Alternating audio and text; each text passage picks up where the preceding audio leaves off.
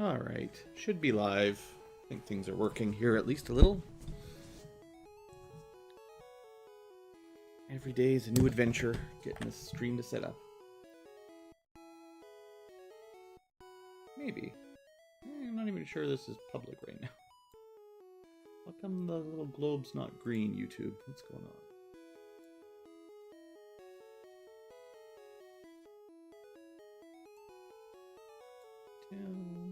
There's public.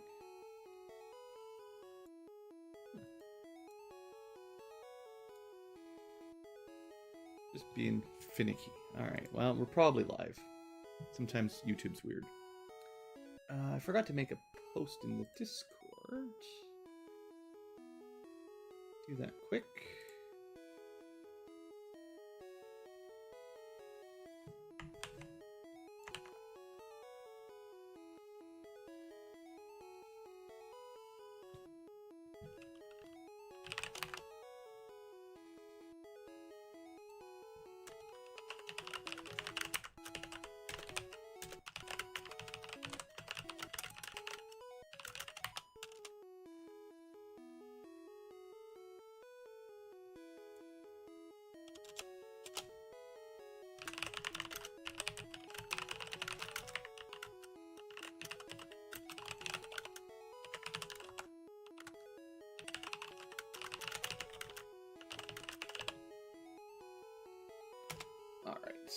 Discord is up.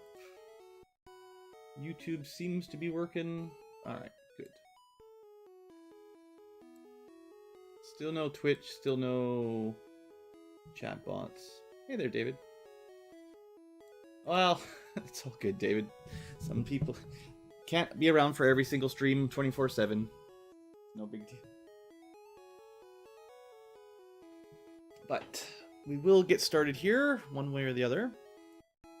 Turn that off. And let's see. As much as I do like the game music, I'm going to turn that off and play something else in the background for now. Just so I can go a little faster. Let's try the Take It Easy Relaxing remixes. That sounds like the kind of thing I need. Maybe take it easy with the volume. Alright. So, Pokemon PureRed, stream number 4. Well, we're pretty far into it now. 5 badges, but pretty close to 6 and 7, and then 8. Not too much to go with that. We also have a pretty well filled up Pokedex, so that's pretty good. Almost got them all. And one of the main things for today is to start putting together our final team, which is going to be tricky because lots of changes in PureRed, both smarter enemy trainer movesets and some buffs to the enemy trainer stats, and some new Pokemons and moves to work through. And I've also banned a lot of the classics. So in terms of catching, there's really not much left. Nothing we can currently access, and I have evolved all the basic ones just off camera. It's really nothing super exciting when you're just leveling things up. They do evolve a little bit lower level in PureRed, so that's convenient. But yeah, we need a Lapras, which we can't get yet. I think there's someone that will give one to us, maybe in the next dungeon, actually. Someone you can talk to, so turn this down just a little bit.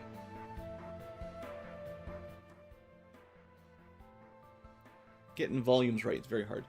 So yeah, we don't have a Lapras, we don't have a Ditto, which we could buy from the Game Corner for a lot of money, but whatever, we can get one for free soon. Actually, we could go there right now. There's nothing. We have Surf. We can go there if we want. Similarly, Porygon, we don't have to buy. We can get one for free. This will be Kabutop line, and we've got the Amber for this already. Technically, we could go find those, actually. These are the 3 legendary birds, which we do have access to, technically, as well. Double Technic. And then, of course, 150, 151. So basically, everything's ready to go. The other thing that's not ready to go is my group. And I have been doing a little bit of grinding, obviously, but nothing beyond sort of our level 50-ish, which was what we got last stream. Although I did level up some new guys, like my Water Dragon. That's pretty cool. Not actually sure he's very good. Moveset, I mean, Hydro Pump's cool, but doesn't really get anything automatically. We need TMs to make him better. We're gonna try to start the stream off by I want to try out a couple more. So I want to try Scyther, who's, you know, a classically cool one, but I don't know if he learns anything useful in this hack now that bugs are stronger. I want to try out this guy because I've never used him before, and I got no idea what he's good at. And also this guy who's electric fighting. And I think those are the last 3, and I'll go over these a little bit more later on, maybe once I get to recording an episode. We're not going to start with that immediately. But my box 12 is my kind of... Everyone in here is around level 50 just from some quick grinds. And theoretically, maybe a viable endgame build. Maybe. I'm not a huge fan of actually a Gengar, but it's interesting. I've been a little bit let down with our Executors. He's so slow. That the stats are good other than slow, speed, but that's not great. The ball's been actually pretty good, except it doesn't learn any fire moves, which is rough. Slappy, cool, except the ice does provide some critical weaknesses, and stats are not crazy good. Does have really strong water, ice. The Amnesia build up to get high special, and Static Snag for some coverage into electric. It's pretty strong. I just don't like the ice typing as defensive, as a defensive type. And the stab is not that important, I don't think. We've got the Ride Truck still hanging around, also way too slow. Pretty good moveset, I think. I mean, at least good rock and earth ground, but I'm sure he can learn some other stuff if we want. We've been using the Bug a bit. Pinsir, reasonably quick, really good attack. He did pick up, like, Earthquake and Submission naturally at some point, and Twin Needles. Like, he's got some pretty cool stuff. This guy's pretty good. Submission also buffs your attack power, and that makes all of his moves even stronger. So that's pretty strong set. I like him. Not a huge fan of Pinchy with the low special. He does get some cool moves, but probably not super viable. The Firefox, I leveled up to 50 as well, because Fire Ghost is new. The Amnesia build up here is also strong. Ninetales does get Flamethrower fairly early. Psychic is Psychic, Barrage is Ghost. So this is a pretty interesting Fire Ghost combo. Like, it's very simple, like it's just mostly Stab plus Amnesia, and then Barrage to cover enemy Psychic. But yeah, I don't know. That's an interesting stat, and there's like mainly very fast with reasonably good special. So that's like maybe we use that one. I did level up the one that wiped us at Erica's. It's probably too slow to really use, but Petal Dance is really strong. Growth is also really good. Self-heal plus special up. So Petal Dance, Ghost Attack, Psychic Attack, like that works pretty well.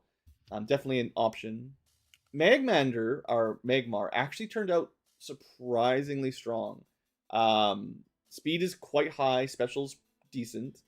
And this was all learned naturally. I didn't give them any TMs. Flamethrower, you know, probably the best generic flame attack, fire attack. Earthquake, probably the best earth, ground. Psychic, really strong. Barrage, really strong. You know, doesn't have Amnesia or Calm Mind or anything, but other than that, like, super, super good. Great coverage. Good old Multibird, maybe not as good as it used to be in the early to mid game, but still pretty strong moveset. And this one I want to try to find a room in. I might actually build a party around this one, because this is a unique special Romhack twist. So the Onyx is buffed up a bit with more attack, more HP, and some amount of resistance to grass, water, and ice. I don't know how much, but something. And his stats are interesting. He's got a rock attack, a ground attack for stab, Amnesia to give him special attack and defense, which doesn't need the attack, but does give him special defense, and withdrawal, which is self-heal plus physical defense up. So he is kind of like a stalling wall. It's kind of interesting. I haven't done the Mew yet. That's today's. Once I finish my leveling, we're gonna go clear out the map basically, and yeah, we'll get Mew. Don't worry. And then finally, the Nice Plant, I did level him up. Grass Dragon, I'm not really sold on it, but at least it's quick. Like 100 speed is definitely better than, where was that other plant? Well, for one, this guy,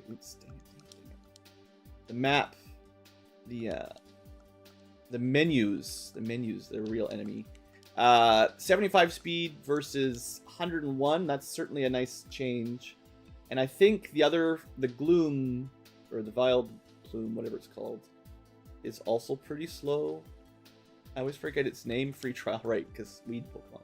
Yeah, this guy's even slower. So, as much as this guy is very strong, the slowness just is very frustrating. So, you know, we've got a pretty good variety pack.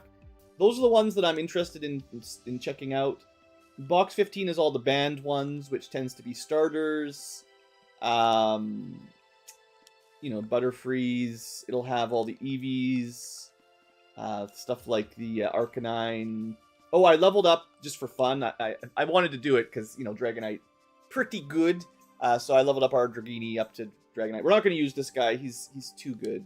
His moveset sucks, actually. You have to give him TMs to get him good stuff. But, like, I did the HM for Flash and Surf. But, you know, Hyper Beam and Dragon Rage are okay. And if you give him Flamethrower, Earthquake, Ice Beam, whatever, like, you know, you can make him into whatever you want. But we're not going to use him. I tried to check out Alakazam because, you know, we get to do the trade evolutions. His stats are busted, as you'd expect. But again, moveset, very basic. It's just Psychic. So you need TMs, even for the self-buff. Like, he needs Calm Mind or something. Maybe a Ghost attack. Maybe a Thunder Fire attack. Something like that to combo with Psychic. Right now, he doesn't really have anything. So I'm not going to use him anyway, but there you go. I did decide that, like, Charizard's not amazing. I didn't level him up to 50 or anything, but Heat Rush is, like, mid-tier, not quite Flamethrower. I'm sure he'll get Flamethrower later. Probably get Earthquake eventually, but nothing really setting him aside as interesting, and I don't know if Fire Flying is specifically useful. I will say Blastoise surprised me a little bit more, actually, than Charizard. Drain Punch is really good. That's fighting and half damage heals himself. So you just throw on Surf for Stab Water. Skull Bash is Rock, I think. Withdraw is heal plus defense. Drain is fight plus heal. This is a very sturdy, like, self-healing kind of build right now. It's actually one of the better of the starters that I've leveled up. We have a, you know, Flying Fish that we're not going to use. I did get a trade evolution, you know, sneakily. Nothing too crazy on his moveset, just the usual Rock, Ground, Self-Explode. It's all pretty standard. We didn't level up the dog. It's fine. We didn't level up the mouse. We didn't level up the evolutions. We didn't level up the Nidos. We didn't really level up our actual starter. I wasn't very impressed with this one. I'm sure he gets Solar Beam eventually. But Static Snag was kind of the only interesting move he learned, because it's electric type. So Grass Electric was something. But he hasn't learned any other type attacks, which means you have to use TMs or something. Hey there, Duffy. So those are all basically those guys are banned. And then I do have some more, like, maybes. I will say, wasn't impressed with Magneton. Didn't learn anything interesting. Leveled up. This guy I've never used either. I have no idea. Rock Water is weird, but he's very slow. I actually thought his moveset was pretty good, because he's got, like, Mega Drain, which is interesting for Water Rock. And then you can just throw Surf and get a good rock attack. Like, he's got good coverage, but really slow. This guy, I was hoping Machamp would be cooler. This was one of my favorites. Actually, the card game specifically. I really liked the artwork on Machamp line. I didn't really play the collectible card game, but, you know, I had a few cards, as you do. So I thought he'd be better. I didn't realize Machamp was super slow, actually. He is definitely below average speed, which is not good. He has Comet Punch, which is priority, which is cool. And he learned Mega Punch, which is fighting now. But it's almost all fighting only. And Submission is great, but he's got almost no coverage. He's slow. He doesn't have a lot he can do, really. So I wasn't actually very impressed with him. I didn't use this guy. This is one I was thinking, because it's got the new Ghost type. But look at that speed stat. Oh, this is definitely one of the slowest ones we've seen. I mean, he's level 28, but speed stat is real bad. You do get the unique bone weapons and some fighting moves and stuff, but that one I don't think is viable. This guy's even slower, so I think he's non-viable. I didn't think the monkey was really worth it either. He might be faster than Machamp, but it's kind of forgettable. And other than that, there wasn't too much else in here that I was even really considering. There was a time when I tried to get Beedrill to work, but Poison is not a good type in my opinion, so I'm probably more likely to bring Pinsir or Scyther if I want a bug, because, you know, they're the classic good bugs. But I haven't used really anybody else on this list. Most of them are just normals and poisons and stuff that we're never going to use. I have a second box of Evolved. I think Comet and Drain Punch are changed, yeah. There's a lot of different ones. Yeah, slow, you've got to be able to survive, and you probably need a way to go special up or some kind of resistance. Otherwise, you're just dead. And unfortunately, like, it would work against, like, certain gym leaders, like, if you're making a counter build. But against random encounters, going last means they're just going to wrap you, sleep you, paralyze you. Everything has glare now, which is 100% paralyze. It's super annoying. Like, usually that's a pretty rare move, and I think in early gens, glare was like 70% to hit, but they've taken the modern, now it never misses, which is really... I'm not a fan of 100% status afflictions, because sure, it's fun when you've got it, but against 500 enemy trainers, it's kind of terrible. We're not going to be using Hypnos. The Rapid Dash, it doesn't even learn a fire attack yet. Like, it's level 32, doesn't even have a single... Well, Firewall burns an enemy, but it doesn't have any actual damage fire. So it's not a fan. We've got all these weird gas poison things we don't really care about. I thought Tentacruel actually might have a chance. He's got really good speed and special, like 100 speed and 120 special growth or something like that.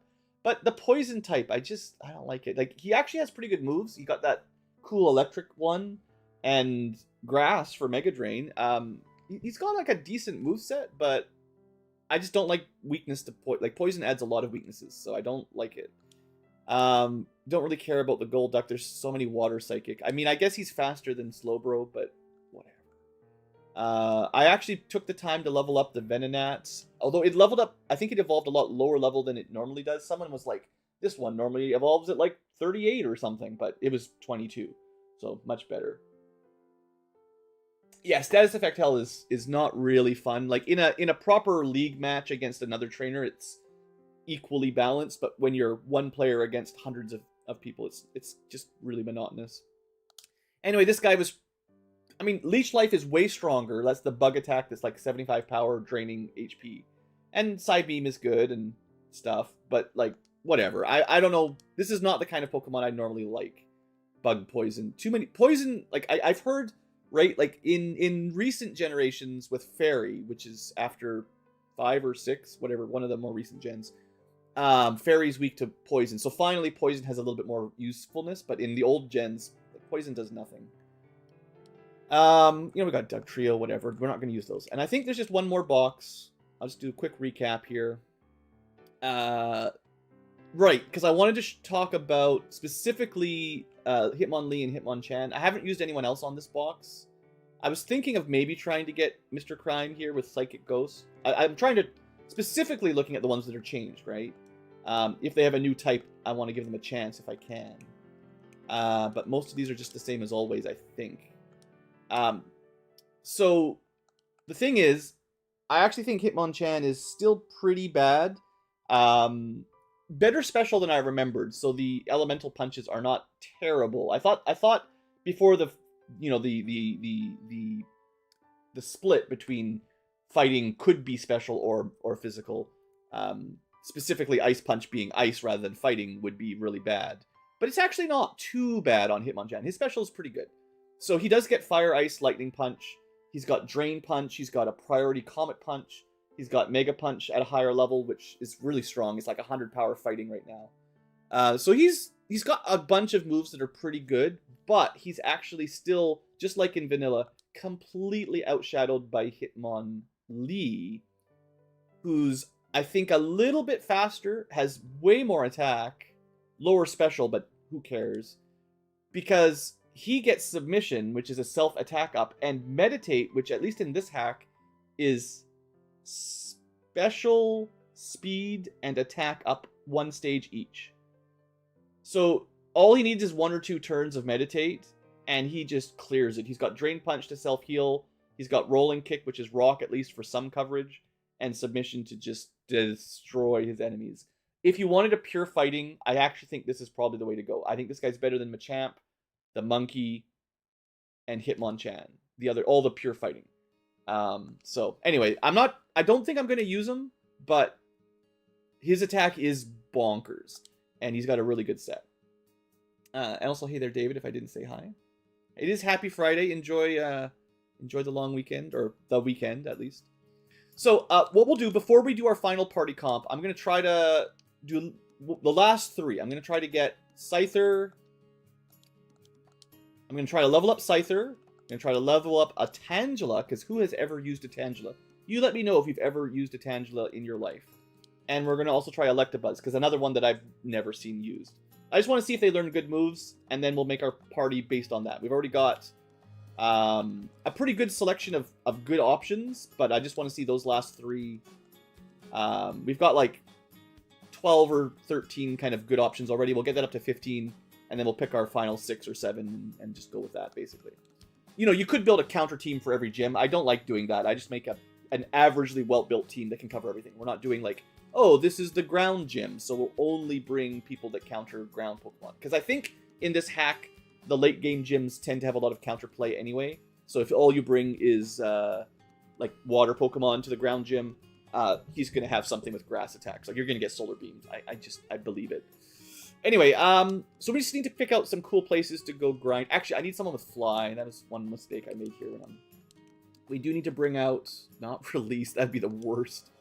I need to bring out one of my birds so that we can fly around, basically. So, let's go. Let's start with our level 15, which is not very strong. I don't like switch training in Gen 1. It's a pain. It is, you know, you can get boosted XP and stuff. It's good, but it's because we're playing on super speed, it's better to have less menuing. So we just need something that he can kill. Bug, flying. All he has is quick attack. So we just need to go to like a lower level, get a couple levels on him. Lower level area. So the way I've been doing it, is if he's level 16 with only quick attack, then we're going to fly maybe like Cerulean, give or take. Yeah, that's fair, right? Just like, if the games are really tough, then maybe you can make a counter build. But I think it's not, like, most Pokemon games aren't super hard, right? I'm going to just check these grass tiles to see what level we're at. 13, I mean, we should be okay. Some of these random Pokemon have, like, surprisingly powerful moves, but, like, this is probably a good area to get a couple levels. Technically, we're bug flying, which does counter grass. There should be a bunch of grass Pokemon here. Although it seems like all we ever find is this bird. We did get the kill. We might be able to get one more. Oh, Chansey. I have no idea. Yeah, double slap, hey. Okay, well, if we had been a little bit luckier on the double slap, we might have got it. But we can use one of our backups, maybe finish it off. I'm certainly not really worried about them getting knocked out or anything. It's just faster to just blitz through like this on like 8 times speed, I think. Oh, this is a pretty bad combo. Hey, Bind is rock now, by the way. Actually, not as bad as you'd think. So this seems to be a pretty good area for teens, assuming we get a little bit lucky on our fights. This is the kind of thing I really wanted the flying attacks for. We don't have... Okay, there's no way we're winning against Oddish here. Right. Yeah, let's just get out of here. It's just... If we can think of a better place to find a grind spot, I'll certainly move. But sometimes you just gotta settle in. I really don't think this is gonna take too long. Like, maybe half an hour, and these 3 will be leveled up into the mid-30s or 40s without too much stress. So this is the kind of thing I want to fight. Bulbasaurs are worth probably good XP, right? Well, not really. It's kind of a downside. I am pretty low on gold, too, actually. Oh, one thing I forgot about. Okay, my bad. Well, wing attack, that'll cover it. I needed an attack move here. But one thing that you can definitely do in this relatively late game before EXP share is you should just double check your HMs. You never know who can learn what. I could have just given him fly from the beginning, right?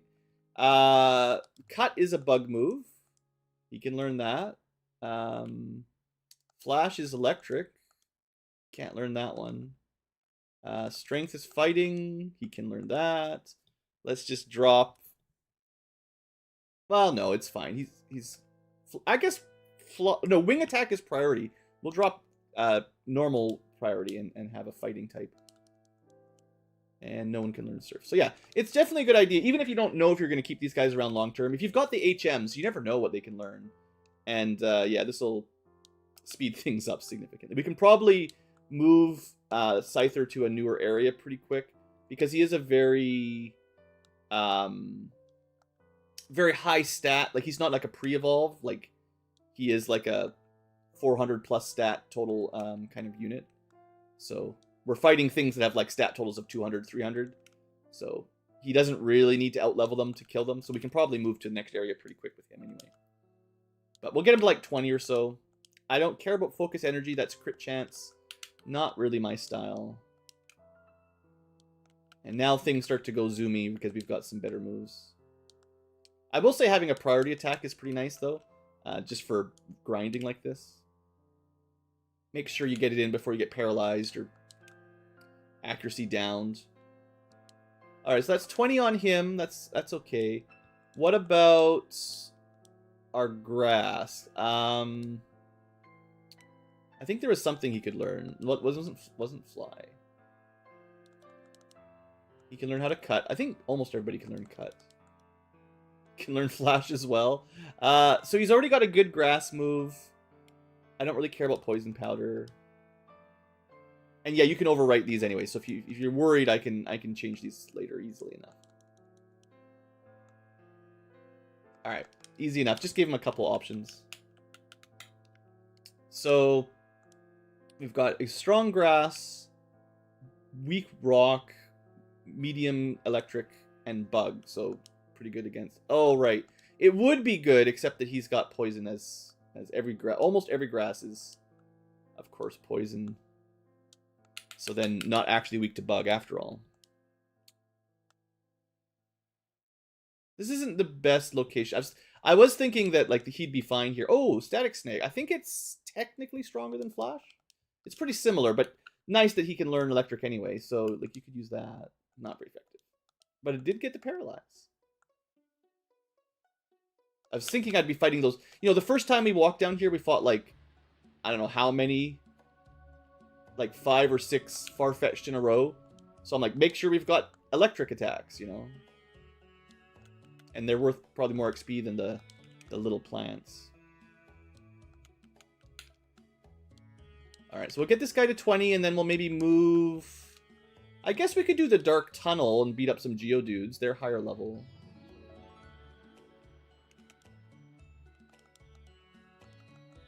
Probably level 20 would be enough to get through that pretty quick.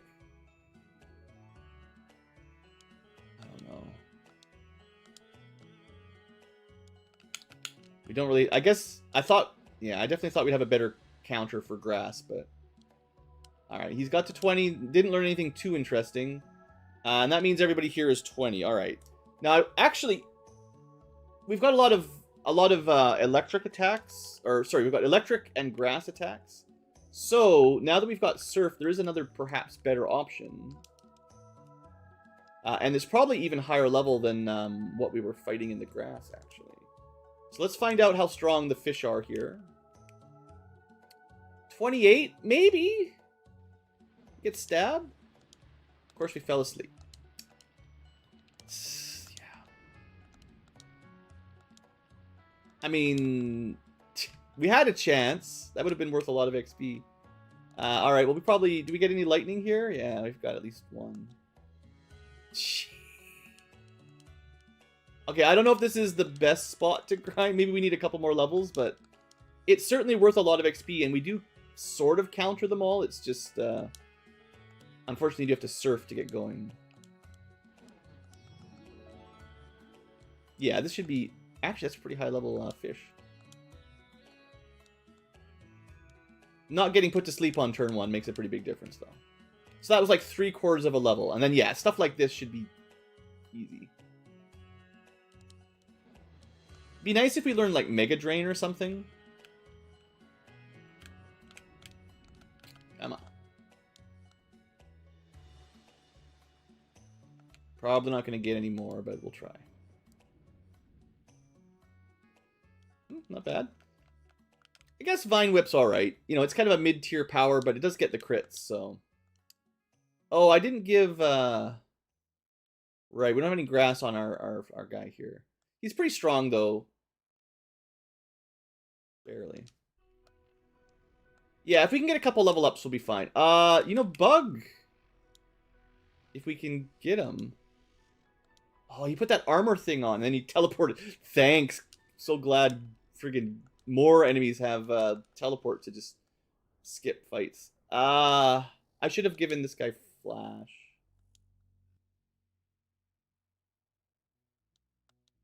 If we hadn't been confused, we would have been okay, I think, but... it's technically normal water, oddly enough, so...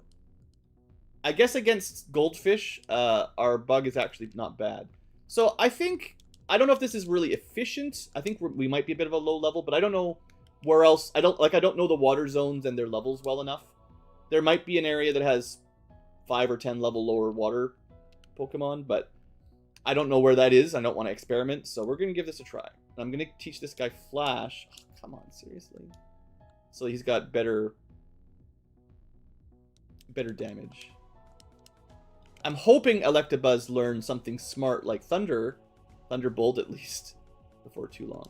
But Flash is stronger than Thundershock, so we'll give him that. And he probably learned Strength too, right? He's fighting, yeah. So that gives him a mid-tier fighting and electric move. And I'm just gonna burn a potion. I know it's a waste of money. We'll make a lot of money once we get going, because there's a lot of routes. We got to do the whole Silphco in Saffron. So, like, that'll get us lots of gold. There we go. This is looking a little better. Just having Flash. I love Confusion. So much fun. Great. Status effects. They're great. I know you can switch out and stuff, but... Really?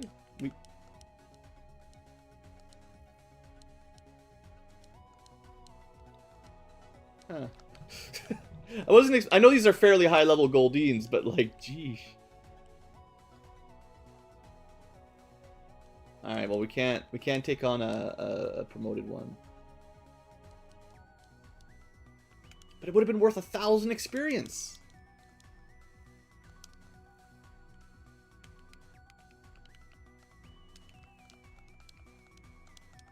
Alright, I'm trusting you, Burr. You gotta be able to take out some baby fish. Good. 700 XP. I don't know if they're like lower level up here away from Mewtwo's cave. Doesn't seem that way. This is probably a little bit too much. Yeah, maybe just run away. We can't fight the evolved forms yet, I guess.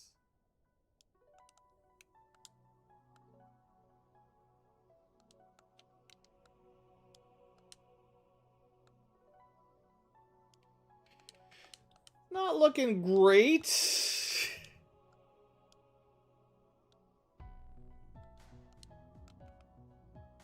Yeah, the Sea King, I guess, right? Okay. Well, where else could we go? Maybe I should. I thought we could just power through here, but it's not looking great. I'm gonna try one more round, and if we basically kill nothing and get swept, then I'll have to change it up.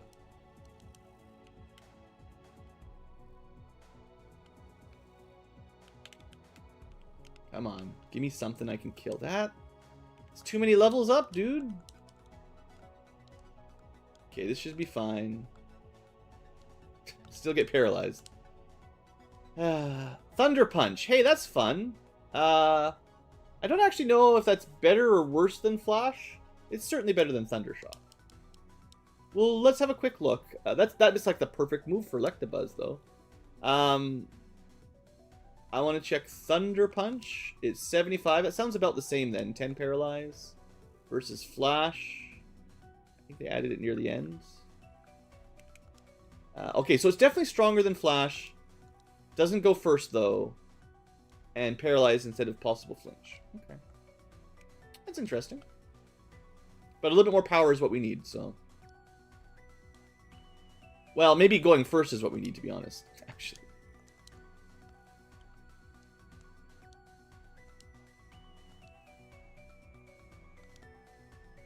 That's pretty good. Killing a Poliwhirl.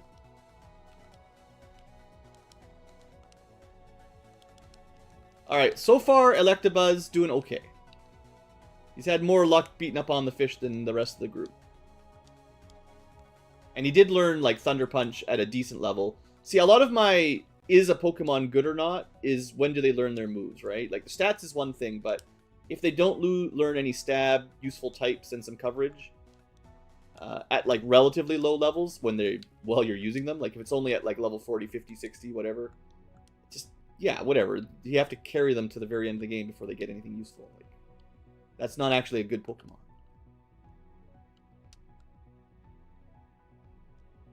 Alright, well, he's starting to one-shot stuff. I like it. See, just power through. No problem. Can't one-shot the Sea Titan here. Oh, I can't even two-shot him. He is weak to fighting, if we could hit him. So they get a bunch of flying attacks, because for whatever reason, Goldeen's get Peck, which is flying, and now they get Fury Attack, which is also flying. So, of course, he's really good against bugs. And also grass. Stun Spore, pretty bad. Not interested. Electabuzz, yeah, I'll check. I don't know normally what he's... Electabuzz is certainly not a typical thing I'm familiar with, but we can easily check.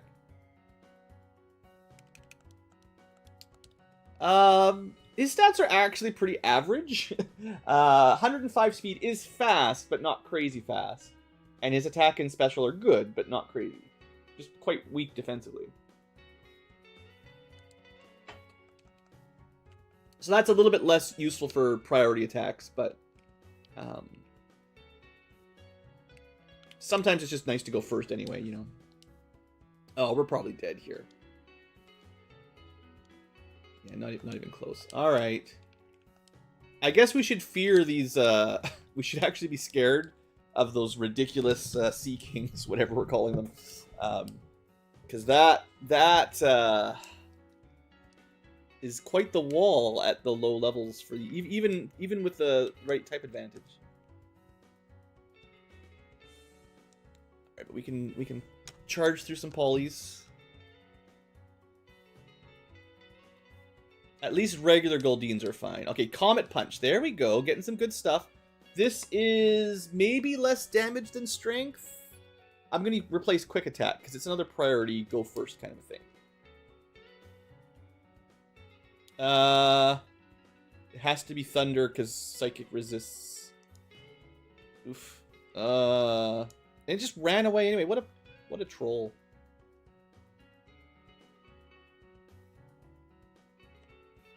So we're still not very good against Golducks or evolved Goldeens.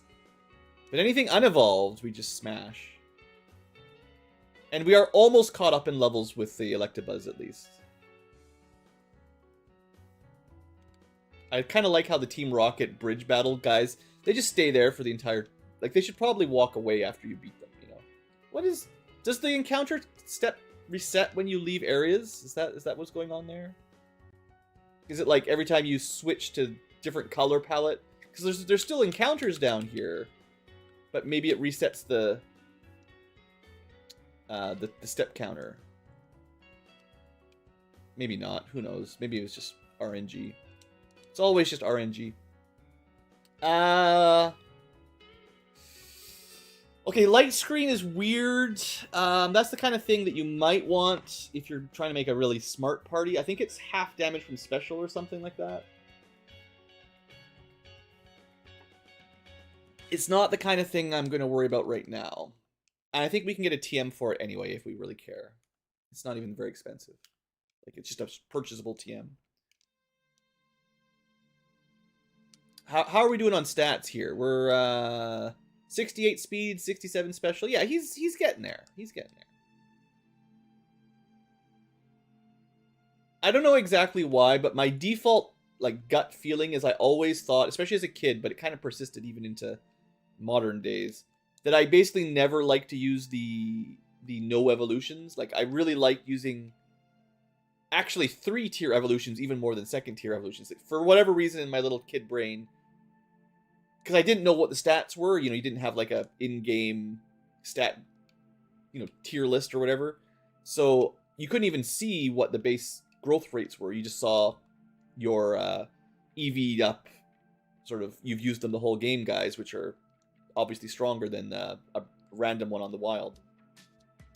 So I almost always thought never use something like Electabuzz because it doesn't evolve. It's already as good as it ever is going to get. But sometimes these guys learn all the right moves at level 30. So yeah, Thunderbolt at level 30 is, I mean, we're beyond that point in the game right now, but still, that's real good. That's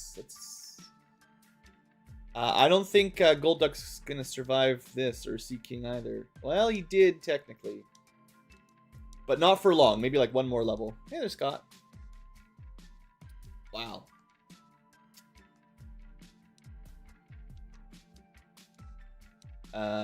Let's sort these a little bit. Thunder, thunder, fight, fight. Sure. Would be nice to have some other types. Yeah, I haven't been... well, I've been streaming this week a lot, but it has been quite a while in between. Alright, that's fine. We got into 31. That's pretty awesome. Let's see if we can bug this guy. Nope. Let's see if we can whip him. Flinched. Flinched. It's like a 10% flinch or something. Maybe 30, but like... We should have got that kill. Okay, that wasn't my fault. That was just RNG deciding, no, it's time to go back to town. Alright, well, I'm pretty happy with Electabuzz so far. Not so much the other two, but we'll see. This isn't the best place to grind something like a Scyther, so I might move him around. But this does seem really ideal for Electabuzz, so we'll keep him here for a while for sure, because he's having a great time. Use priority there because I boosted his agility. Yeah, Butterfree, right? Like, getting to a tier 3 evolution really early on, getting a psychic attack early on when it's completely counters rocks. I mean, they're not weak to psychic, but you're used to your rats and pigeons hitting it for like 1 damage. And then you can just take out your Butterfly that does, well, probably one-shots it with confusion, honestly. Yeah, Butterfree's pretty good early game in the vanilla blue and red for sure. I have no idea how it holds up in later gens. I think there's probably some stat creep over time, or moveset creep. Like, I think power creep, I guess, would be the word. But yeah, I think Butterfree's actual stats aren't that great overall. Now that we can look at them up, I know they're different in modern gens because there's the special attack defense split. But 357 is actually quite low for Final Evolution. Now, a lot of that's just no physical attack, but still, 90 speed, 95, 92 is good, but nothing crazy.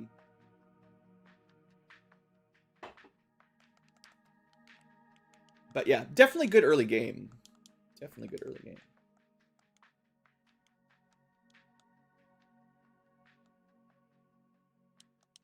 Drain Punch? Heck yeah. Goodbye, strength. Alright, now I'm starting to like this dude. Drain Punch is real good. These guys are actually weak to fighting, so I can do Thunderbolt, or I can just heal myself. I guess Thunderbolt's a little bit stronger, technically, but it's also now special or physical. We have a choice of really good moves. That's great. And we've got some priority attacks. Yeah, Electabuzz moveset, it's very focused on electric and fighting. But that's okay. What's his, just once more time, I want to double check what his stat spread is.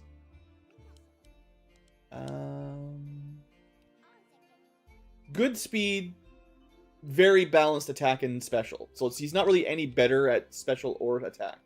Just equal physical and special. Yeah, Gyarados was also pretty classic. I definitely did that as well. Once you knew that you could evolve the fish, that was certainly a good idea, yeah. I don't know what that tiny little talking is in the background, but I don't consider that relaxing playlist. So honestly, we might be pretty close to the point where we can take Electabuzz somewhere better. But we're going to stay here maybe till 40 because it's not going to take very long. This has gone pretty well, I think. It started a little rough. We were like 10 levels below the fish, and we still mostly powered through with this guy. And if we could just get the encounters up a bit, we'd be done. I guess Golduck probably has more special than defense. Should probably heal up too. Man, I really like Drain Punch. I don't know.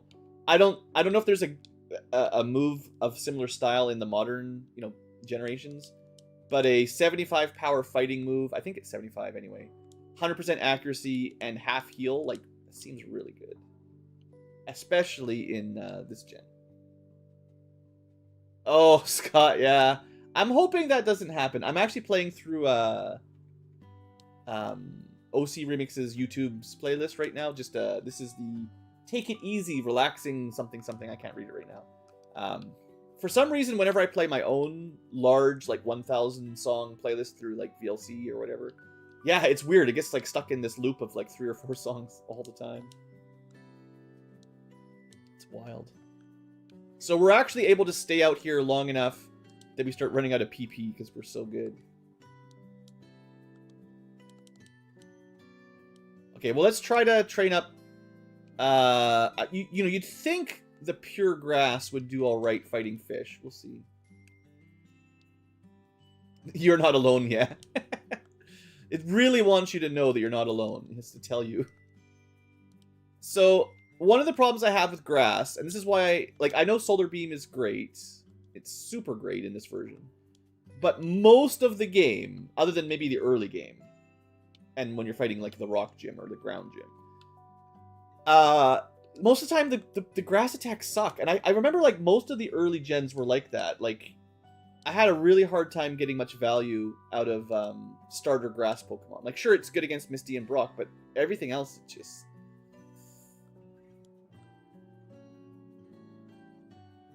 Come on, Sea King, you can't just hard counter everything. It's fine. We'll get there. Electabuzz took a moment to get through. We'll let these other guys have a chance to shine too. Maybe Tangela turns out to be the hidden MVP mono grass of the team. I can't imagine it turns out good, but I've been surprised before. Hey there, Robert too. Yeah, if I didn't say that. We're getting a lot of After Darks tonight. Or not this week. This week. That's the word. We're not actually bug type or anything. So these are all non-stab. I love Hypnosis. It's like 60% chance or something. Except for when the enemy uses it, it's 100%. That's the rule. And when you use it, it's actually like 1%. I gotta say, for a super effective attack, stab bonus super effective, we did like less than a quarter. That's, well, maybe around a quarter. I think we still could have killed it with a crit. That's why I went for it, but... Yeah, these Sea Kings are, kind of messing us up. Sure. Pin missiles... Actually, I think Pin missile's worse than cut. So I'm going to skip it, and then I'm going to double check. But this is for science. So cut is now bug, right? And they put it somewhere near the end, maybe? It's actually one of the easier ones to find because it's such a short word. It sort of stands out. 70 power, 100 accuracy, nothing else. Pin missile, or whatever that stupid one, is usually the only bug attack that's any good at all in Gen 1. But I don't think it's 75 pin missile. So 18, most likely 2 to 3 times is, what, 36, 54? That's not good enough. Rarely 4 or 5 times. 4 would be 72. So even 4 pin missiles would be weaker than 1 cut. Only if you got the 12% 5 hits would it actually beat cut. So yeah, no, I made the right choice there. Cut is much stronger. Yeah, I mean, Leech Seed... Well, Leech Seed's not even effective, right? Like, you could just use it on anyone that's not immune to it. I don't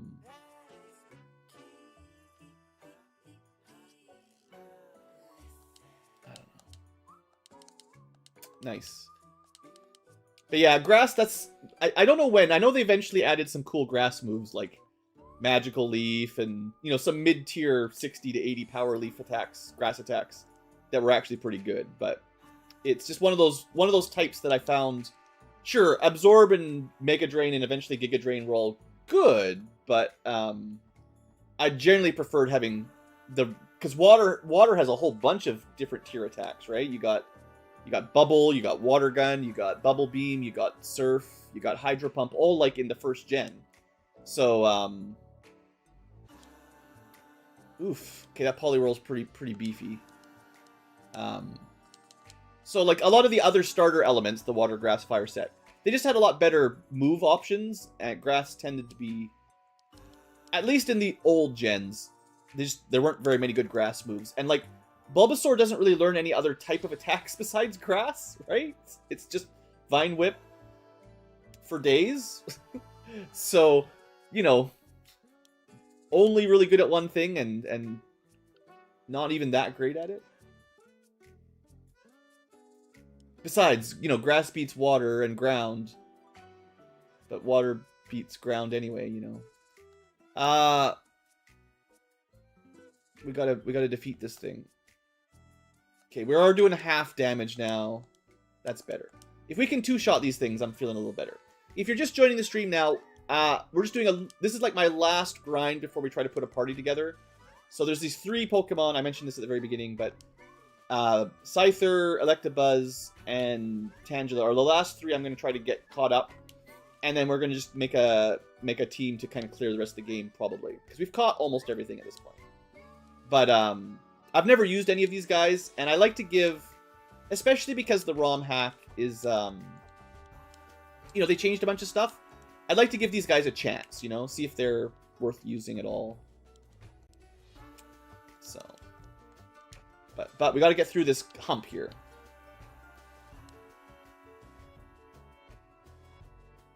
The man with machine gun, yeah.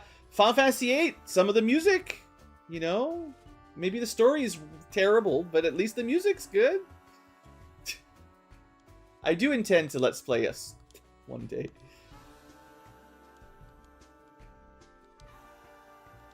So close, we almost got it. Alright, don't worry, the Dark Knight's got our back. He's gonna attack from the shadows. One random fish pecks him and almost kills him. Little did you know Batman's actually weak to fish.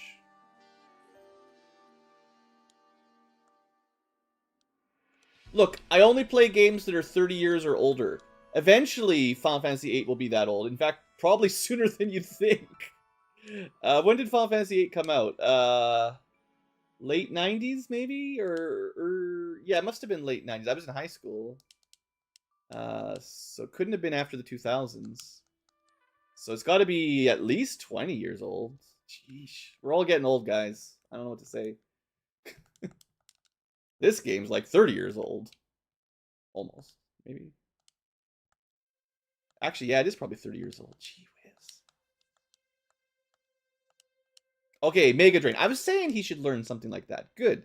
So Mega Drain is like 60 power. It might be 1999. Yeah, late 90s. I thought it was almost 2000. Good job, Blue. Almost remembered. I'm gonna drop Bind. It's pretty low power. Rock, whatever. I'm gonna compare Mega Drain to Vine Whip though, because I like comparing things, guys. It's like math. The real reason we play video games is for the math. So we dropped the Bind, which is the low. It has the accuracy problem, right? So bad accuracy. Get out of here. Vine Whip, Mega Drain. Vine Whip is 40, so not that good. Definitely low tier. And I think Mega Drain is definitely stronger. Might be lower PP, but you got to start with a small PP. That's how the world works. One day it'll get bigger. It's gonna get older. Oh, where's Mega Drain? Mega Drain. 60, so 50% stronger, and it gives a heal, even with a small PP. Yeah, Duffy, I think most of us are like that.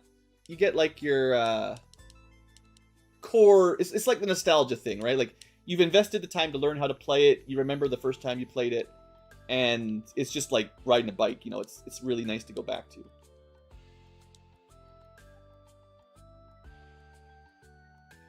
Not that anyone rides bikes anymore. Probably all have like shoddy knees and bad backs and butts start to hurt. Let's not turn this into an old man stream, but some days. I mean, I am playing Pokemon Red. How are we doing here? Our Discombob did get Mega Drain, which is okay. Our Dark Knight is getting there. We're slowing down a little bit here. Custer's Revenge? I don't know about that one. Oh, jeesh. Let's just wing attack it. How did he put me to sleep? I guess hypnosis, right? This is drill. Heat Rush. Wait. That's a interesting one. Let's drop one of his 2 specials. We don't need Double Thunder at this point. Heat Rush is... I gotta check. I think that's the... This hack adds a mid-tier, not Flamethrower, but almost, I think. Because there's like a Flame Spin that's like a multi-turn with Mischance. And then there's Heat Rush, 75 base power with Burn. So it's like a baby Flamethrower. It's almost a Flamethrower, but not quite. That's not bad. Oh, man. Yeah, the Final Fantasy... I need to replay Final Fantasy X. I think I've told the story probably a couple times by now. But when Final Fantasy X came out, I didn't have a PS2 at the time, so I played it at a friend's house, like back in the college times. And, or actually, it wasn't when it came out. It was probably a few years after, to be fair. But I didn't actually play it consistently, so I just played it like every couple weekends between exams and stuff, mostly.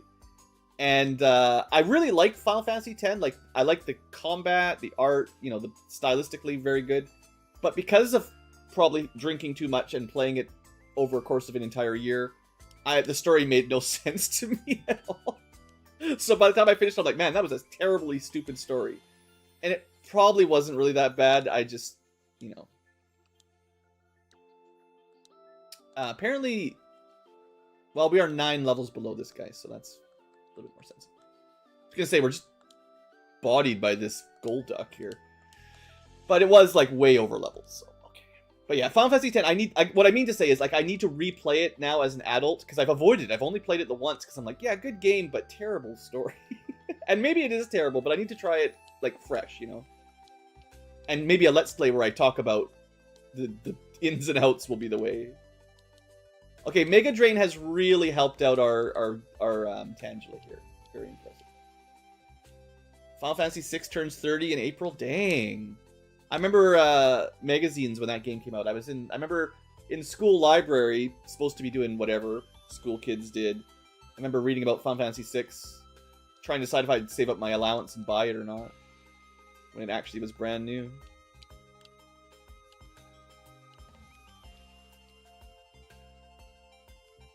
Come on, fish. Get in the boat.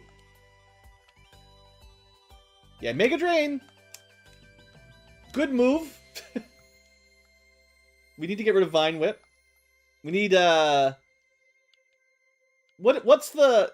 Is there a modern... For those of you live that know Pokemon more than I do, is there, or what is, the modern grass equivalent to the Thunderbolt, Flamethrower, Ice Beam tiers? You know, the 100% accuracy, 90 or so power.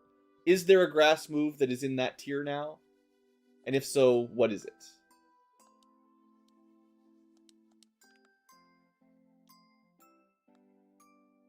Okay, got that one. Oh, I thought I was going to die on that one.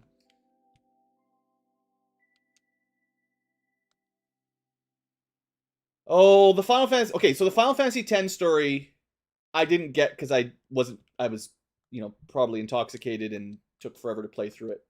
And I was playing with a buddy who already had played through it, and we were making lots of jokes about it.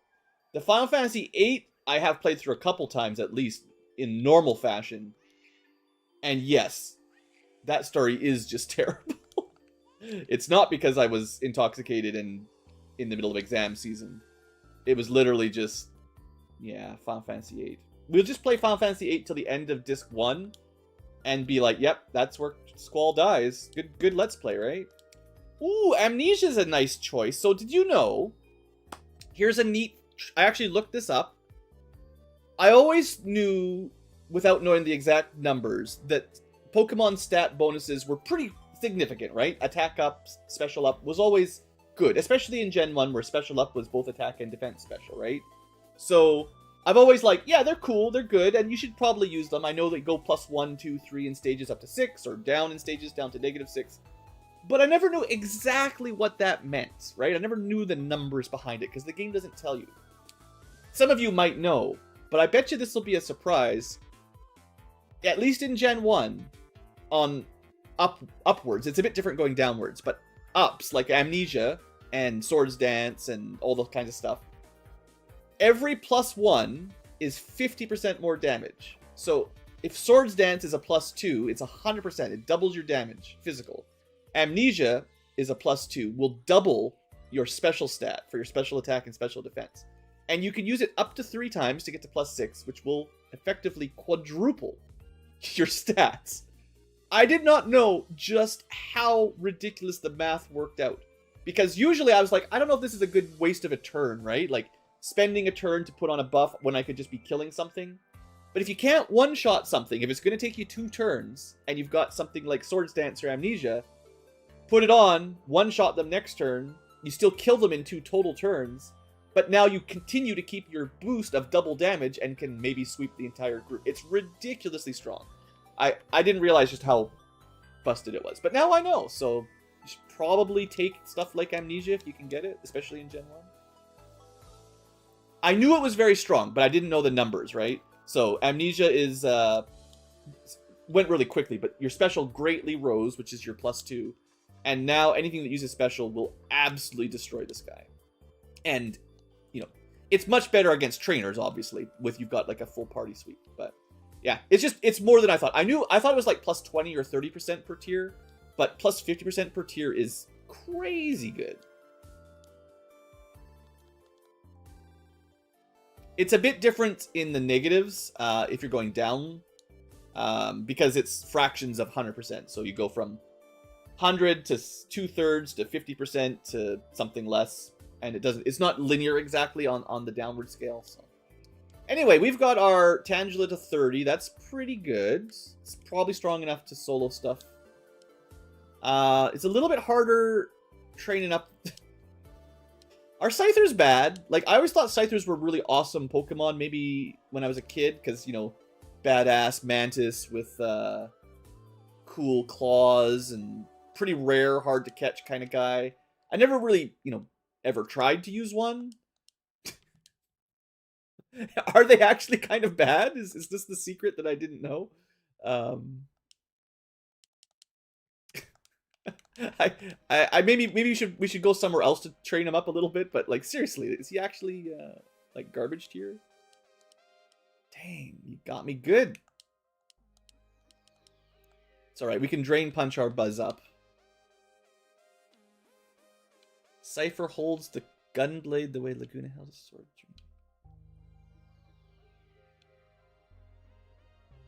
That's a minutia detail that I'm not familiar with for sure, yeah. And for stuff like that, who knows if it's even intentional. Maybe the developers of FF8 were just reusing animations. Maybe it wasn't intentional. It was just, we're not gonna, because okay, early 3D games, right? If you've looked into them much, 3D modeling was hard. It still is hard, but it was really hard in the PlayStation days, and very limited resources, and it was a new field mostly. So it is very possible that a lot of animations are just copied because it takes so long to make them from scratch. But maybe they meant to. I don't know.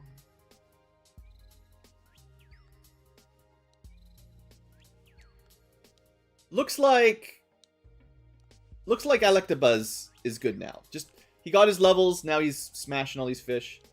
I think at 40 we'll say he's leveled up enough for the moment, but we got to figure out what to do with the other two. I think we can get into 40 on this run easily enough here. Anybody that gets Thunderbolt is pretty much okay. I guess that is one of my benchmarks, right? Like, if you learn Flamethrower, Ice Beam, something good for water, grass. Like, that's, as long as you get one of those 80, 90 power moves at, like, level 30, you're good. That's what I want to see, you know?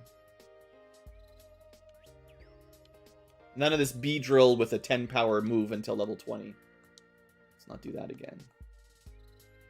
Alright, so, if you're wondering as well, the reason we're getting the boosted XP, like, as if everyone had been traded, is there was an item we got last stream for collecting a whole bunch of Pokemon that we actually, weirdly enough, slotted into our Poke Belt, whatever it's called, our Batarang.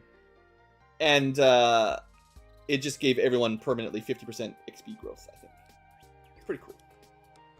No EXP share.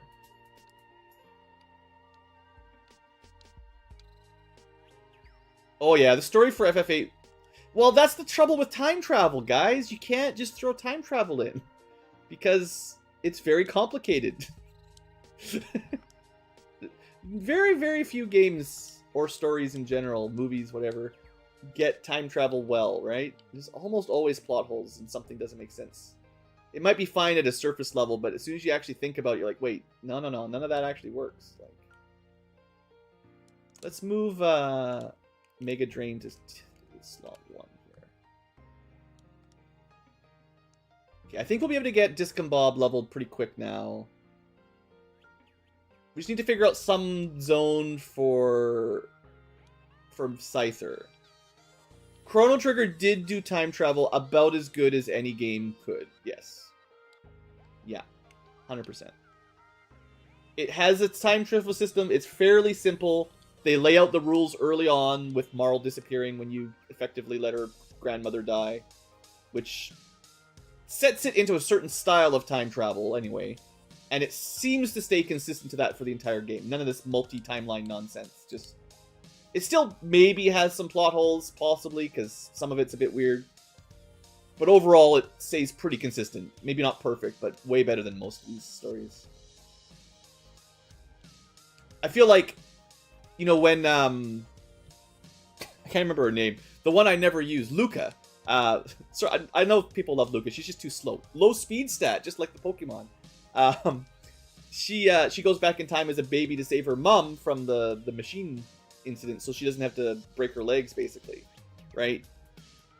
But by saving her, that would change her entire childhood.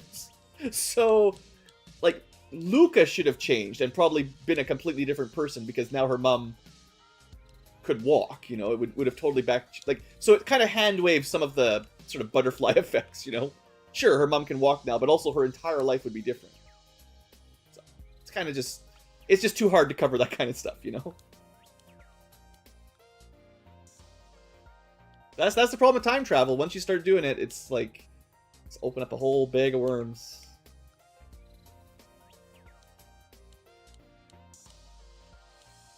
Razor Leaf? Ah, this guy gets all the good ones. Well, that's definitely better than Vine Whip. Hey, Razor Leaf. Is that the move I was looking for?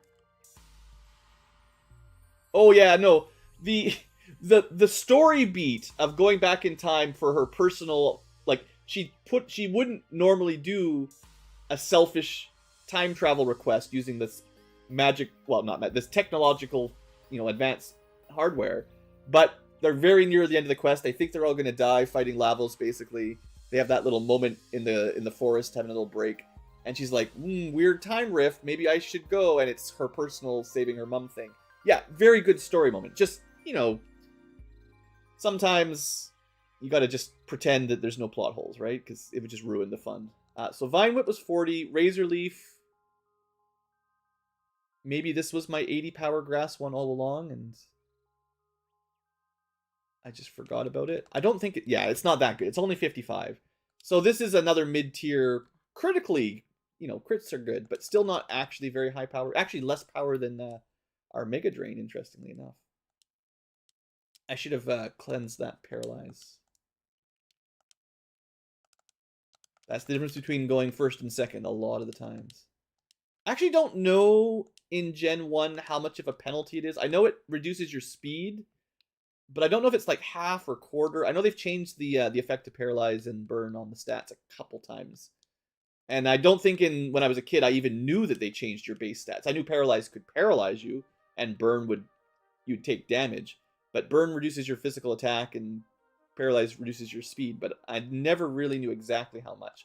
I felt like it was around half, but it also sort of just means you always go last. So there's that too.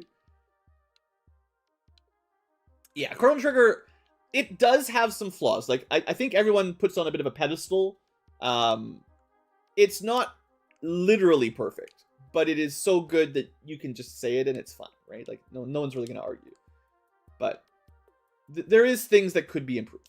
It's just, for the time, it stood leagues above most of the other hundreds of Super Nintendo and Sega Genesis RPGs coming out at that time. It was pretty special. Okay, 36. Yeah, this guy's catching up to Electabuzz now. Yeah, I wouldn't be surprised if Robo manipulated some of those. I wonder that. Well, no, because there's this. Okay, that's the. What I might consider one of the downsides of Chrono Trigger is that the overall story, the Radical Dreamer stuff into Chrono Cross, is outside of the Chrono Trigger game, and a lot of the actual what's going on in the world background stuff with Shala, the actual stuff with Lavos and all that. It's actually not in Chrono Trigger at all, so you kind of need to read like a visual novel or whatever that weird game was, the actual Radical Dreamer one. Like, a lot of stuff is actually outside of the game, if you want to know all the lore, which is... I was never really a huge fan of Chrono Cross. That's what I'll say. Chrono Trigger was so good that they made Chrono Cross, and I just hated it. So, we're almost done. I know I said this wouldn't take too long, and here we are an hour later. You know, we're just chatting, having a good time. But I am mostly done. I don't know what to do with this guy. How do we grind a Scyther? We need to go fight fighting types with his flying attacks, or... Bug is good against Psychic. Actually, there is a Psychic place. We could go. Yeah. I know where to fight a bunch of Psychic types. Yeah, I think I loved Chrono Trigger so much that Chrono Cross was just wrong, you know? I know a lot of people really like Chrono Cross, and it does have some of the best music in video game history. I will still say Time Scar is literally one of the best, like, orchestrated tracks that exist. But, that aside... The actual gameplay, I didn't like the leveling mix system. Really, that was the one that turned me off the most, was the way they did the leveling system. I hated that so much.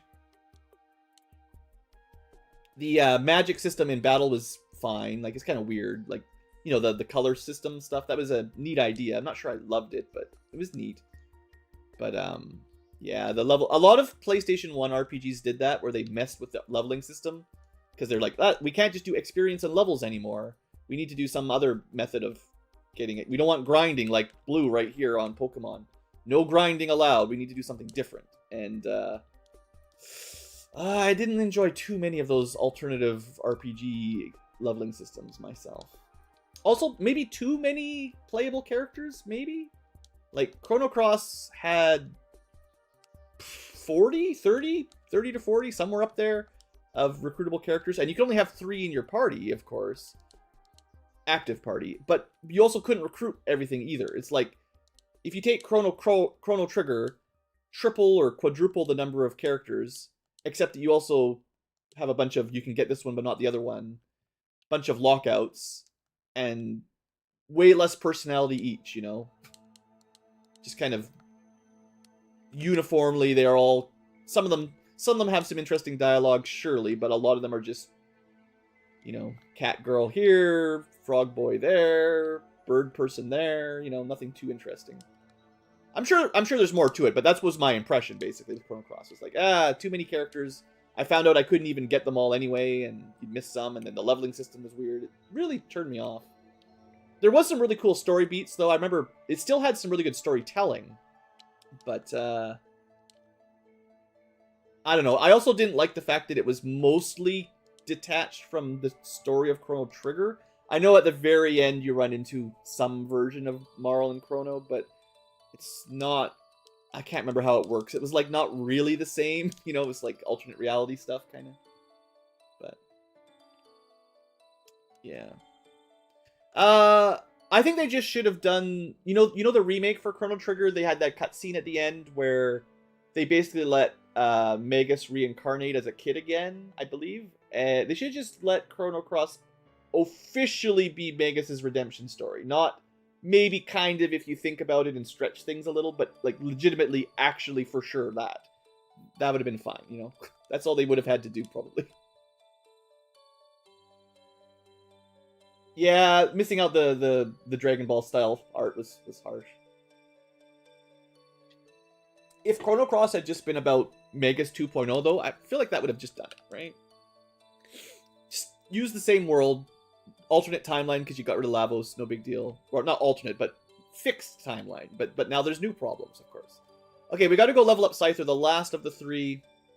I'm gonna go to Psychic Land.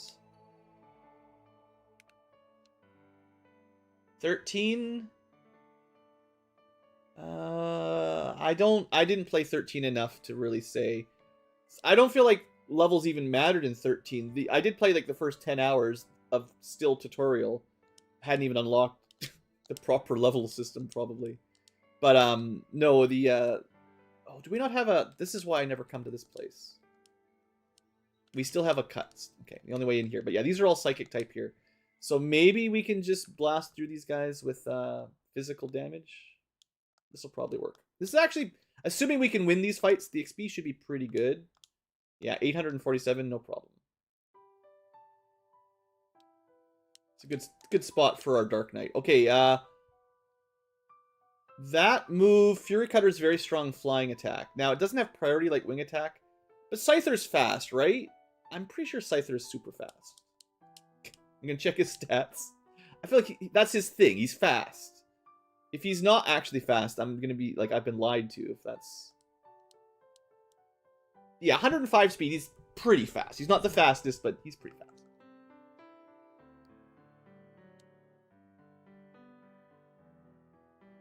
Magus or Glenn, yeah, either one of those would have been good ways to do a sequel to Chrono Trigger, yeah.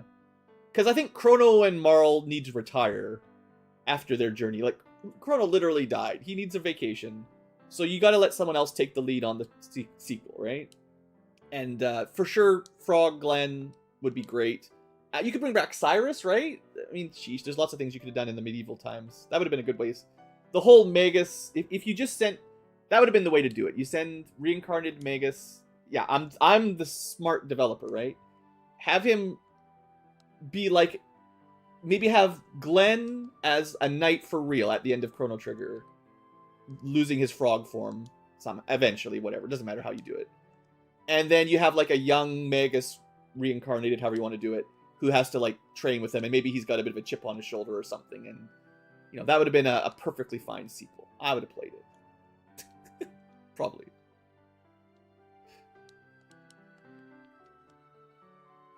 Someone make that game. I'll let's play.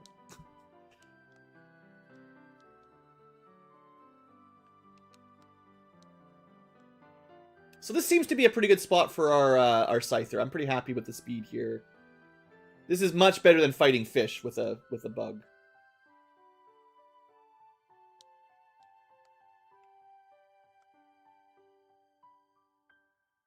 But yeah, any references to Final Fantasy 13 I probably won't get. I'm sure I've talked about it on the channel a couple times, but I did not enjoy that one at all.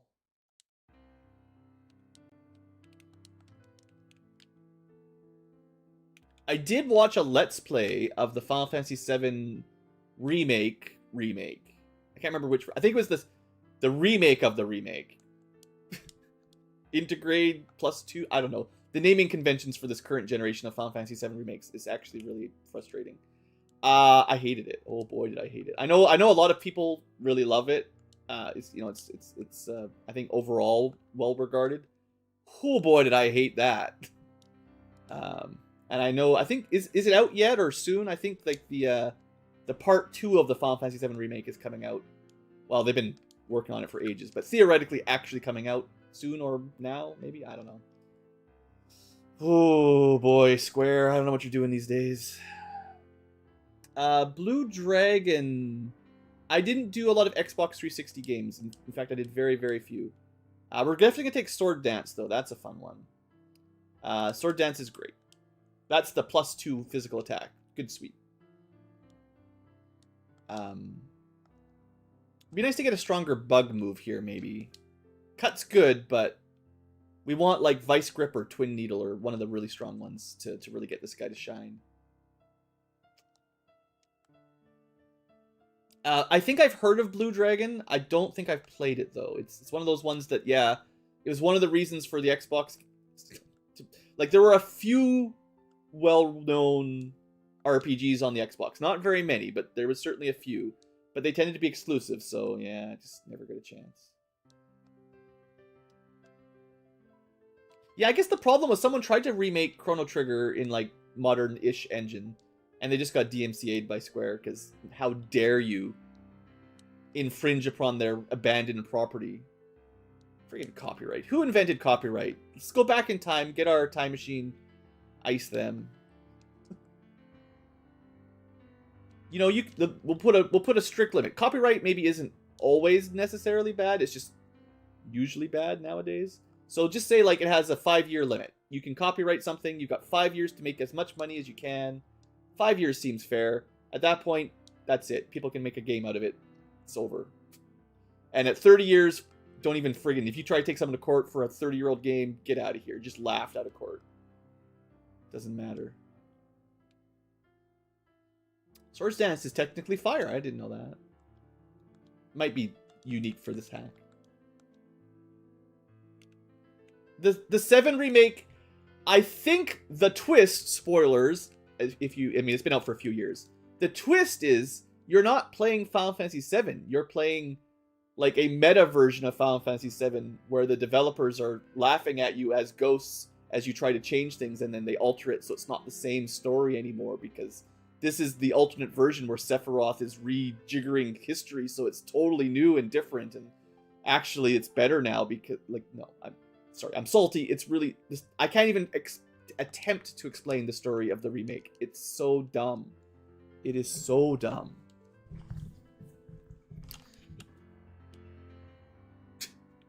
And so much filler. You don't even get out of the city until the end of the first game. That was like the tutorial of the introduction to FF7 was Midgar. Like, the good part starts when you get out of there, and the whole remake doesn't even get out of there. I have a feeling they're going to cut the overworld out entirely. Like, it's just going to be one city, next city, big dungeon, next city. Because Square hates overworlds for Final Fantasy, right? The last Final Fantasy with an actual overworld was, I guess, 9. 10 had a menu to travel, to fast travel.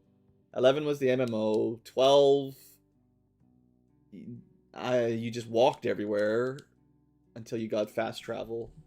13, I don't even know. It was just a series of tubes. No overworld. 14, MMO again. Fast travel mostly. 15, I guess you had a flying car. That was something. I didn't play 16 yet. I don't know if I will. I probably should at some point, but... I hear you get a cool dog in 16. That's what really... The best part of 16 is you get a good dog that fights with you. I'm pretty out of touch with the new up-to-date RPGs, to be fair. Hey, Twin Needle! Yeah, that'll be better than Cut. That's, I think, 250 power attacks, so 100 power base, which is super good.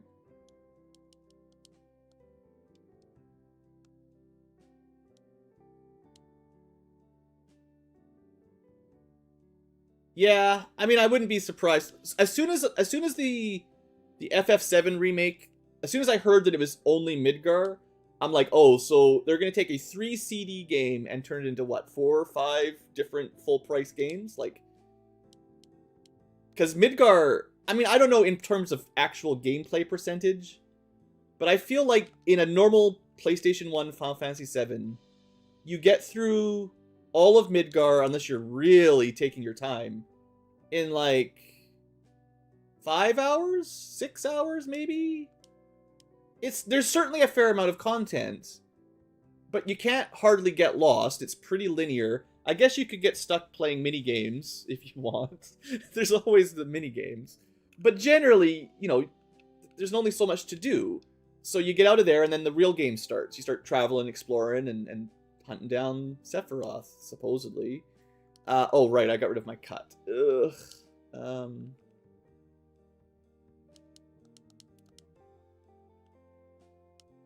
Could we... It's like I don't want to ruin anyone's moveset now. We'll have to find somewhere... Okay, he's level 38. I've spent a lot of time grinding. Do we like his current build? Good bug attack, good flying attack, reasonable fighting attack, nothing special, no stab. Sword dance is pretty good. 4 to 8 hours? That's kind of what I was thinking. Sure, if you try to get Aerith her... yeah, if you know how specifically to unlock limits, you might stick around a bit longer in Midgar. But there's no reason to. You don't need your friggin' Tier 3 Part 2 limits by the end of Midgar. Like, absolutely pointless. Same thing with mastering all the materia. I don't think you're intended to be there for more than like 5 or 6 hours, right? Like, you could be a bit longer. All I was trying to say is the whole game is at least 40 hours. Maybe 50, 60 if you're not speedrunning, I guess. Like, if you actually explore and, you know, try to do the optional battles and chocobo breeding, probably more like 80 to 100 hours. But let's just say 10 hours in Midgar for a 100-hour game, right? That's 1/10, maybe, approximately. Well, that's what's their first... That was FF7 Remake Part 1. Part 1 of 10? Like, come on. That's not... They're not going to do that. So they're just going to cut everything out. Like... Okay, so... what am I doing? Pokemon. I got a nice rabbit trail on Final Fantasy. Okay, I'll show you what I've been doing. I think these guys might be strong enough now. My awesome grinding spot from the end of the last stream. I do want to show this off because it's pretty cool. And then after this, pretty quickly, we're going to do our party build. I've been promising it for over an hour. There's this neat little thing in the Safari Zone that, if you haven't seen it, is pretty cool. Pay a little bit of money to free roam, which lets you bring your Pokemons and never run out of time. And you can fight trainers that respawn. And we happened to find one that might kill us, but if we can defeat him, we get so much XP.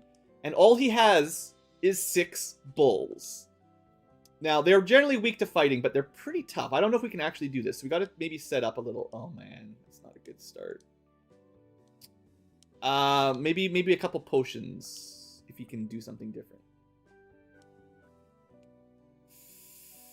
Well, that's unfortunate. I think if we could have gotten... If we could outspeed him, we would have won, I think. But let's see if Electabuzz can handle it. He's got punching, right?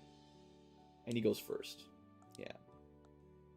Anyway, these bulls are really annoying because they glare you constantly and then body slam. So you just get paralyzed from everything. But they're all basically identical. Freaking glare. Such a stupid ability. In addition... I thought we would be okay here, but no, I forgot how ridiculous these stupid things were. Crits constantly, paralyzes constantly. I mean, all it is 6 bulls. They're all exactly the same as far as I can tell. But they are pretty rough. I mean, you can try to fight through the paralyzed, but... Anyway, you get a ton of experience, so this is what I was thinking for... finishing off our grind, but I was hoping we would be a little bit stronger, so we're not actually quite ready for it. That's unfortunate. I mean, we could try again. I did think I'm cheating here a bit, because I don't want to lose... I don't want to have to retry, but... I feel like... Yeah, sometimes he's really stupid, and he just swaps them. And as soon as we get a bit of sword dance going, I think we can probably just sweep him? We're still not fast enough, though. I lost all my priority. That's not good. Maybe with 1 level up, we can outspeed them. That's so close! We are really close to being able to just sweep with our bug. Just not quite strong enough.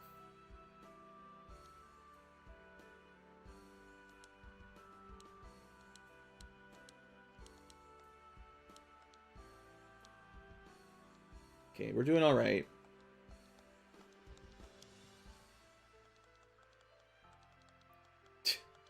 Freaking Tauros, man. Some of these, I will say, the trainers in the Safari Zone in this hack are brutal. Like, they just, like, sometimes the AI is still dumb, which is nice, but man, they just,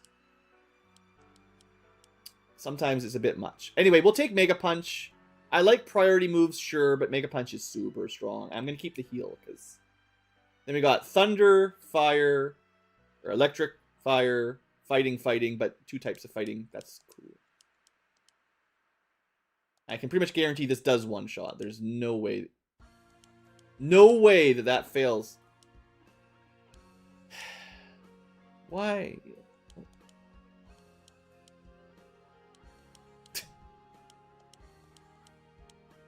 We win, barely. Anyway, the idea is he resets. If you can beat him once, then it's easier, right? Because every time you get a couple levels. And we will, as much as maybe the first 1 or 2 tries will be a bit slow, I'm pretty confident this will get us to 50 in less time than wherever else we were going to go. Because he just respawns. He's really... I haven't even checked out all the trainers in here yet. That's something I'm going to do later. But, this is where I've been grinding everyone to 50. Here, guys. I remember that one as well. I don't think I actually played it, but I have definitely heard of it as well. God, stupid bull. This is bull.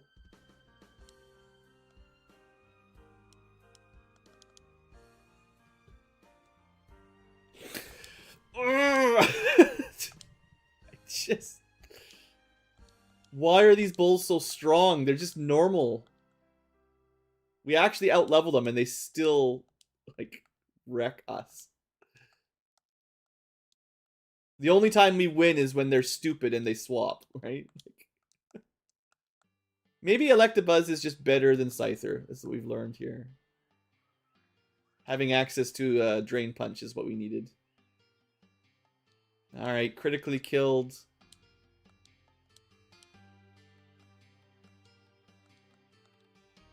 Joke's on you, you're already faster than the grass. Gee. It's fine. We got some XP on the guys I wanted. It's not perfect. I'm not sure if this is much faster than normal, but if we can just get out of the bodied by bull, it should work. And it technically makes us a little bit of money, but that's not really what I'm doing this for.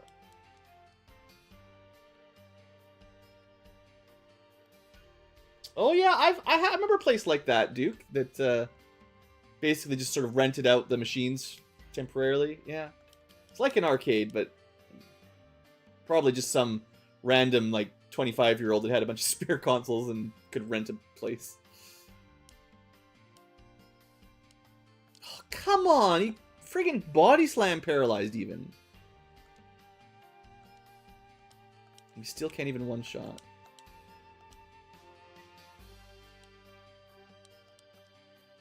I hate this bull. Look at this crap. I remember, okay, when I was youngish, there's in Vancouver, there's a annual what do they call it? The Peony Pacific National Exhibition, I think is what it's called. Anyway, it's like your standard roller coaster rides, park, you know, all that kind of stuff, whatever, as you do, summer festival kind of thing. Anyway, I remember as a kid, they had a video game section like that, and it was free because, you know, it was part of the, you already paid to get in already. And yeah, they had like the N64 hooked up back when it was new. And I remember playing Star Fox 64 all the way through while there was a line of other kids. I'm like, I can win it all. And those were good times, yeah.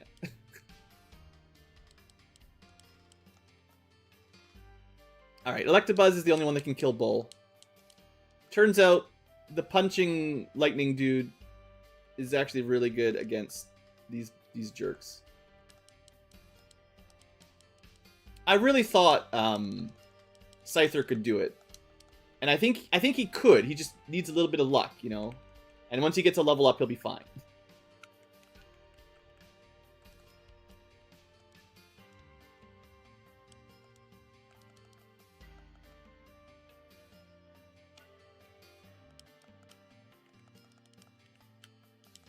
But yeah, pretty quick. It's like 2,700 XP per kill times 6. It's worth like 54. This is like 16,000 experience per go, right? Like, it's pretty good. Oh, perfect. He wasted his turn. Wasted 2 turns. I still didn't get a kill. Okay. I wonder if Twin Needle will kill them because it's so much stronger. Still not enough. But this time around, they haven't even attacked us, so AI would be dumb, right? Okay, now we got him. 1 Swords Dance will be enough to sweep now. Oh, Slash! That's interesting. Is there any reason to take Slash? High crit, normal, strong attack. Would we rather... We got Stab with Bug, Stab with Flight. Fighting is probably better than normal, generally, even though it's pretty similar to your power. We need to kill the bulls. I don't think Slash is going to help us kill the bulls. Because we need strength to one-shot them with double damage, basically. But yeah, now that we're set up, this is what I was expecting, right? It just took us a little bit of time to get there. So, prepare to see the levels on this guy go up, well, fast. So, much better. I figured around level 40 would work, so pretty close.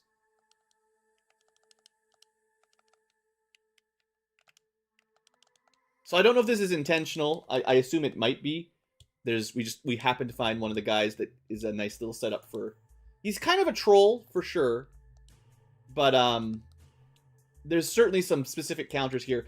It works real good if you're a ghost or a rock type. There's a couple specific Pokemon types that really just pretty much are immune to this trainer, and therefore can level up real easy. Of course, if you can outspeed them and one-shot them, then it doesn't really matter.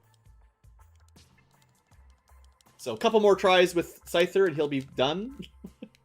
This is what I thought was going to happen for today's stream, and then we got stuck in the fish zone.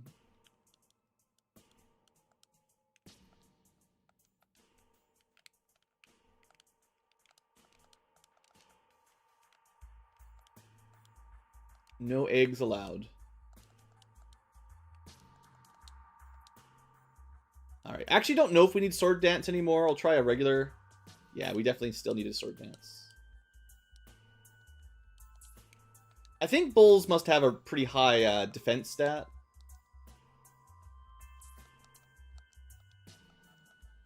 So I have had Pokemon while I was training here that didn't need to set up with something like Sword Dance, but now that we know how good stuff like Sword Dance is, I figured might as well show it off. And this is a pretty good example, you know?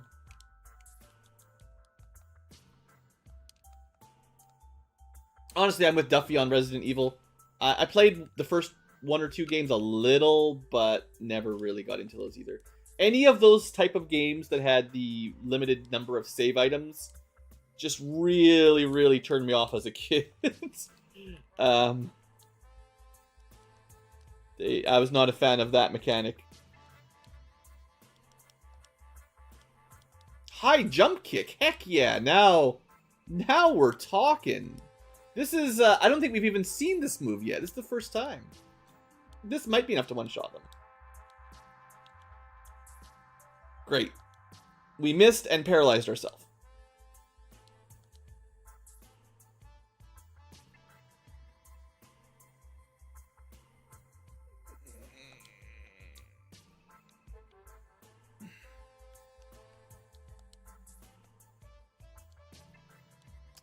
I'm so glad I learned that new move.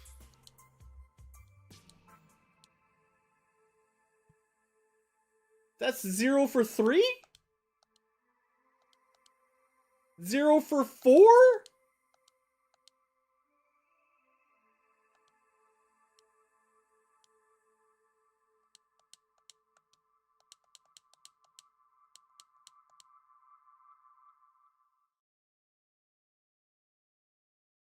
We're going to check the accuracy on high jump kick. And if it's higher than 10%, there are hacks. This is actually a hard choice, guys. Thunder is much stronger than Thunderbolt, but it can miss. So is this a hard choice? No. It's really good, except that it misses. And we just learned a move that was really good, but misses. Seriously, you can't finish this guy? Yeah, almost. It's one of those range things.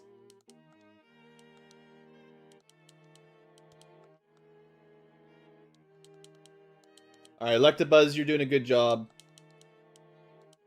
Let's see what this stupid high jump kick is. Stupid high jump kick. How dare you miss 4 times in a row? So normal jump kick is 95. I don't even know where high jump kick is.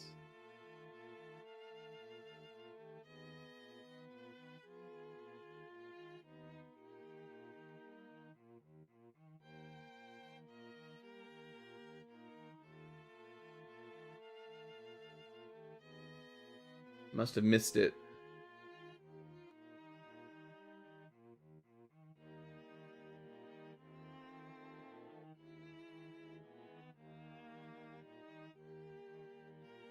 Okay. Excuse me, game? High jump kick. H-I jump. Why can I not see it?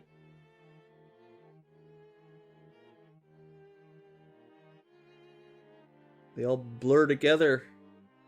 Need glasses. Maybe I should be looking for kick. Kick. No.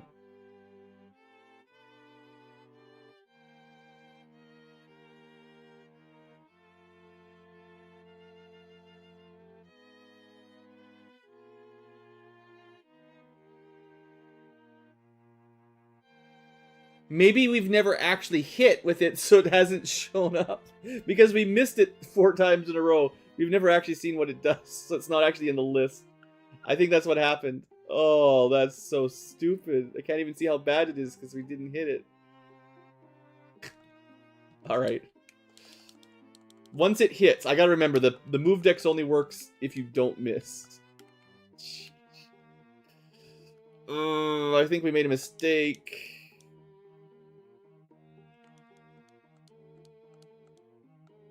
His probably ultimate move, basically. Alright, please, Scyther. Please. Super effective. We got him. Alright. That's like 1 for 5. 2 for 5. Or 2 for 6. That's how you do that. 3. Okay, we're getting there now. Now that the odds are turning around. Maybe it's like if you're paralyzed, it auto misses or something. I don't know. Well, that takes us straight to level 50, which is what we wanted. Okay, well, that's a bit of a risky move, seeing as the first try was complete garbage. Where is it? I thought it would be near the end, but... There we go. Near the end. Okay, so it's a 90%... I don't like it, but it is super strong. 130 power... That's real good. And of course, you take damage when you miss, so that's great. 1/4. So you basically take a self... What would that be? 130 divided by 25 approximately power hit. Wow, it's based on the damage dealt, not the... I don't know if that's really good. It's certainly a lot... It's almost... It's nearly double the power of strength, but... You know, 10% miss could be basically a lot lower than 10%, or a lot higher than 10% miss. Could be like you think you've got a 90% hit rate, but it's actually a 10% hit rate. I know that's not how math works, but it's how it feels.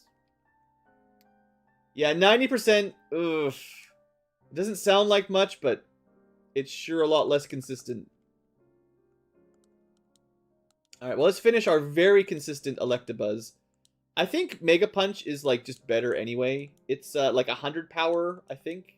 We'll double-check that one, too, I guess.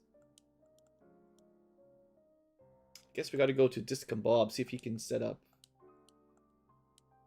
Maybe 2 Amnesias? Actually, paralyze. No, I'm gonna get rid of the paralyze. I'm so glad I got rid of the paralyze. But we're at triple damage special. Apparently, 100% chance to be paralyzed, though. What? Are you... What? The friggin...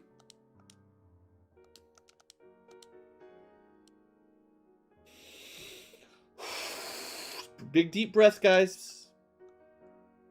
We can defeat these bulls.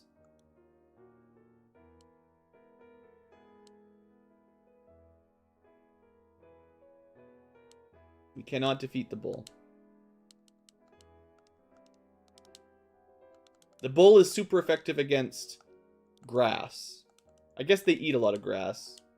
Stomp around a lot. Alright.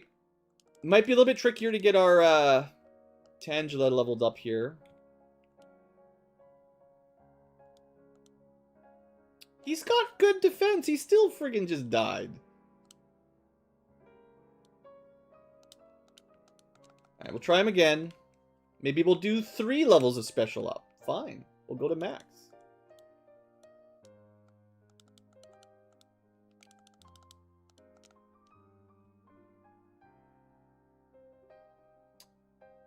It is true, if you go by XCOM rules or Fire Emblem 4 rules, 95% is basically nothing. It is true. Okay, we're going to put an actual save state down, because I'm sure we can win this, it's just RNG.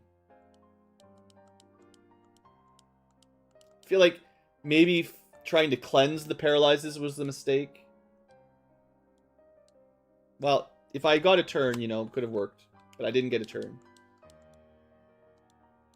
1, 2, 3. Okay, we're fully stacked. Go. And instantly paralyzed. But we can one-shot them.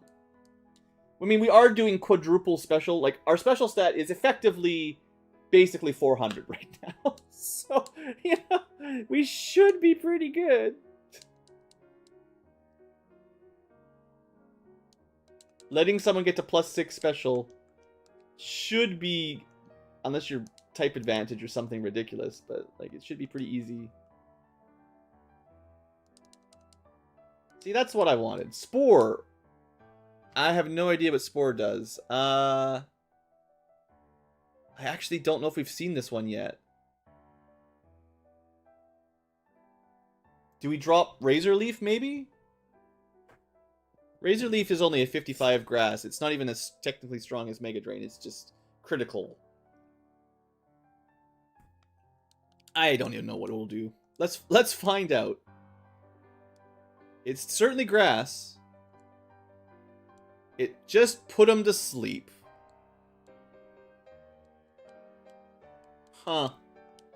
So, a level 44 Tangela, or whatever level it was, learned a sleep move?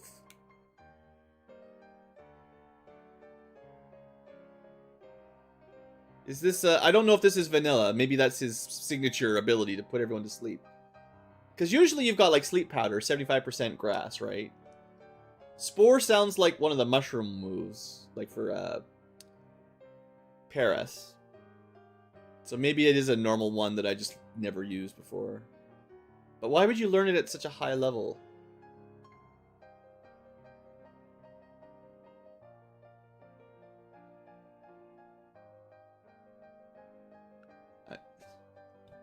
I did use it once.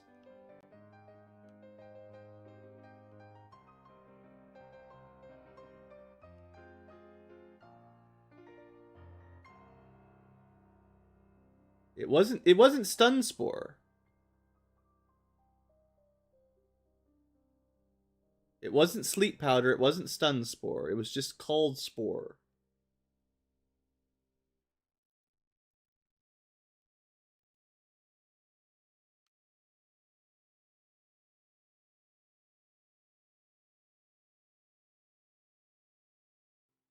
Oops. No, I don't think I skipped it. There, at the very bottom. Okay, I see it. Well, okay. It is, in fact, like Glare. So the bull had the 100% paralyze. We get the 100% sleep. I mean, I kind of don't like it. But I guess it's actually quite strong. Is that what it usually is? I'm going to look it up, because this is not a move of... I generally don't use status moves very much, especially the rare ones, because if anything, I use them in the early game, Thunder Wave and Poison Powder and stuff, just to get you through the early ones. Let's see if Gen 1 Spore was like this just always, because it maybe was. Spore, non-damaging grass, Gen 1, signature move of Paris in Gen 3. Yeah, that's kind of what I thought. Puts target to sleep. Doesn't work on certain things. It is 100%. Yeah, this is just a vanilla Spore. Huh.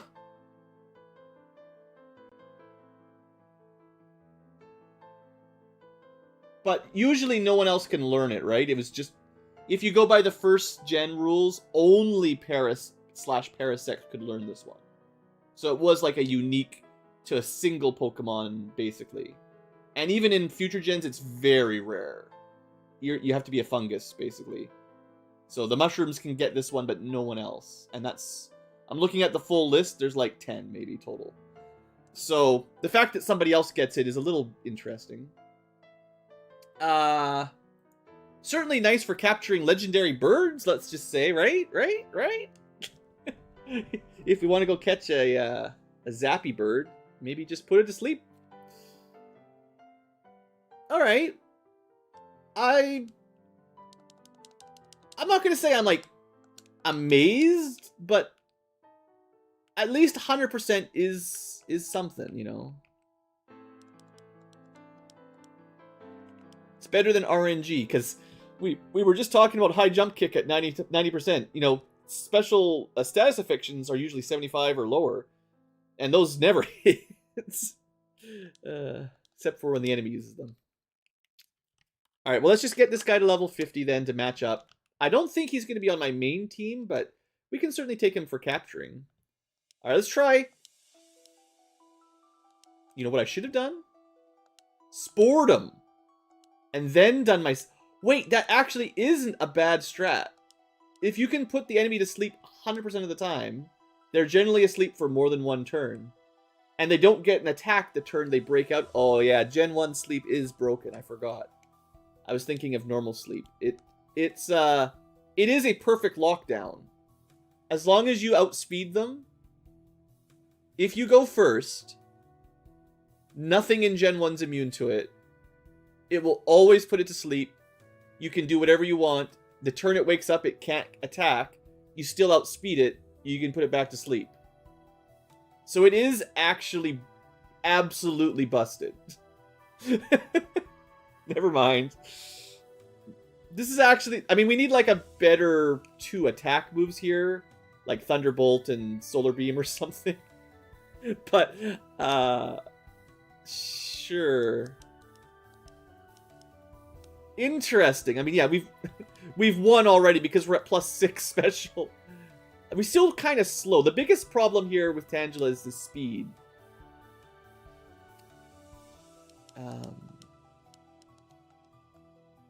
Because, yeah, Spore on a high... I guess that's probably how it's balanced in the base game, right? The Pokemon that would learn Spore are only slow, right? Paris is not fast. At least I don't believe he is. So, although he can 100% sleep people, which is kind of crazy. Let me just double check what the standard speed is on that dude.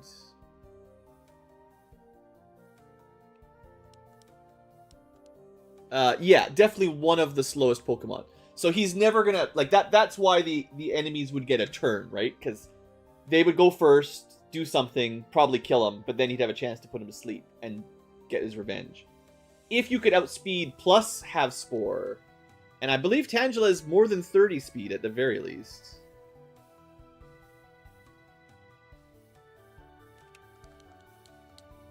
I mean, he's double the speed of a mushroom. He's still slow. He's slow by my standards. Interesting. That's certainly... I almost don't want to use it, right? Like, that's a... I guess he needs, like, a... You could cheat. Well, cheat. But you could use, like, an X agility item to increase his speed stat by 50% every time. That would technically get him faster. But it would take a couple turns to do it. And that would probably get him killed, so... Interesting, though. But we'll get him to level 50, and that's the end of my grind, I promise. Unless you like the grind. I know Robert really likes the grinds. Nighty-night. 1, 2, 3. Right, he woke up, put me to sleep. I don't want to be paralyzed. I hate that.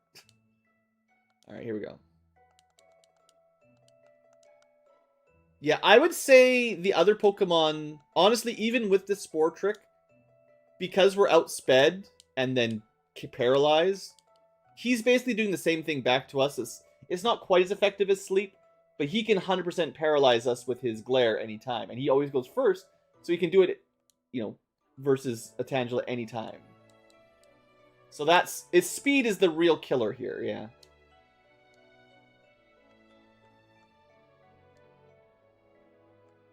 Because if the AI was actually playing smart, they would always start with a Glare, right? Oh. Oh. Well.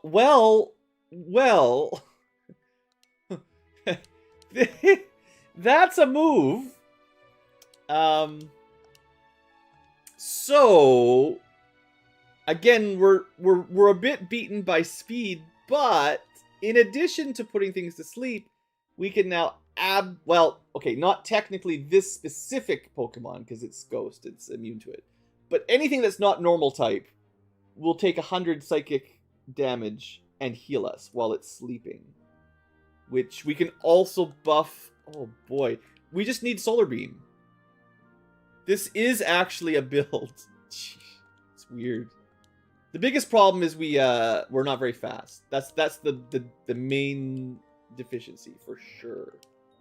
But that's interesting.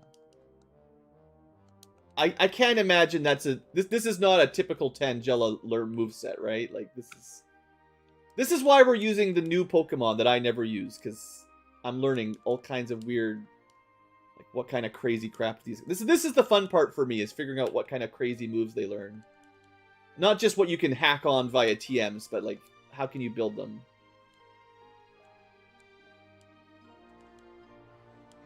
The speed, though. We're basically destroyed by things faster than us. Yeah, because he's going to get all those free hits and the free paralyze.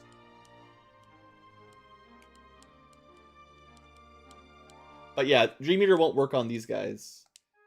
I don't know why specifically normal things are immune to having their dreams eaten. It seems like that should probably still work, but... I know they're immune to Ghost, but...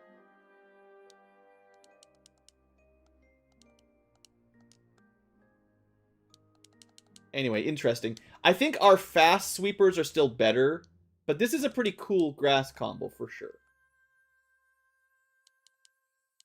Especially if you could give it Solar Beam. Because it needs a really high damage grass move. My Gengar had Dream Eater. Might even still have Dream Eater.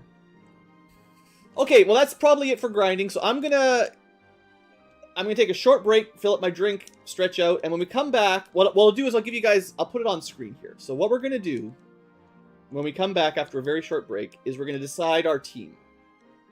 So I will do, let's see, how am I gonna do this? This is going to be tricky to work out. It might take a while.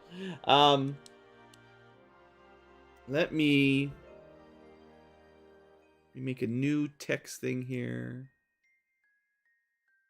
Oh, OBS, why does everything take so long to add words to the stream? Like, that should be one of the easiest things to add. Yes. Notes. All right, so we're going to say Oh, that's really big. Okay, hold on. See, this is why it's so hard to do things. You can't even select font. That's a little bit too big. Let's go a little bit smaller. That's probably about right. We'll move it somewhere. Probably need a different color technically, so it'll show up. Colors. How do you change colors?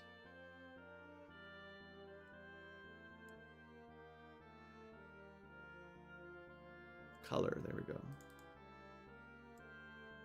I'm really good at streaming, guys. It's my specialty. We're going to make it blue like me. And then we're going to move it somewhere that we can read it a bit better. I don't know. Something like that. So, I'm just going to put them in here. And then we're going to figure out how to make a team of 6 out of these. I'm not going to make a spreadsheet. That takes too long. Actually, you know what? This is silly. Guys, I'm doing this the wrong way. I recognize my mistake. This is the perfect opportunity, not for weird overlays with text. This is the correct time for another advertisement. It's been a while since we had an advertisement. Do I have a link here already? Oh, man, I lost all my good setup. I've had to reinstall a bunch of stuff over the last couple years. So a lot of my very useful, you know, ready to show on screen stuff is all missing. That's one of the reasons this is taking so long. But no, the classic advertisement from the old days, if you remember, was the advertisement for Notepad plus 2 pluses, because it's really good. And we could just use this. This is much easier. Okay, so Pokemon selection time. And we can zoom in a little bit so you guys can hopefully see it. There we go. And we get 6 total. We don't know what they're gonna be. I'm gonna just put their names and maybe the basic type here so we can think about it. It'll probably help me as much as you. Alright, so we've got Gengar, Ghost, Poison, and we might add in some of their specialty moves if we get there, but for now just the main ones. We've got Electrode Guy.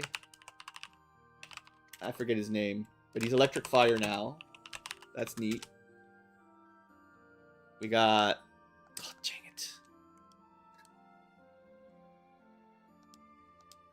This is taking way longer because I'm trying to navigate this stupid menu system in the background here.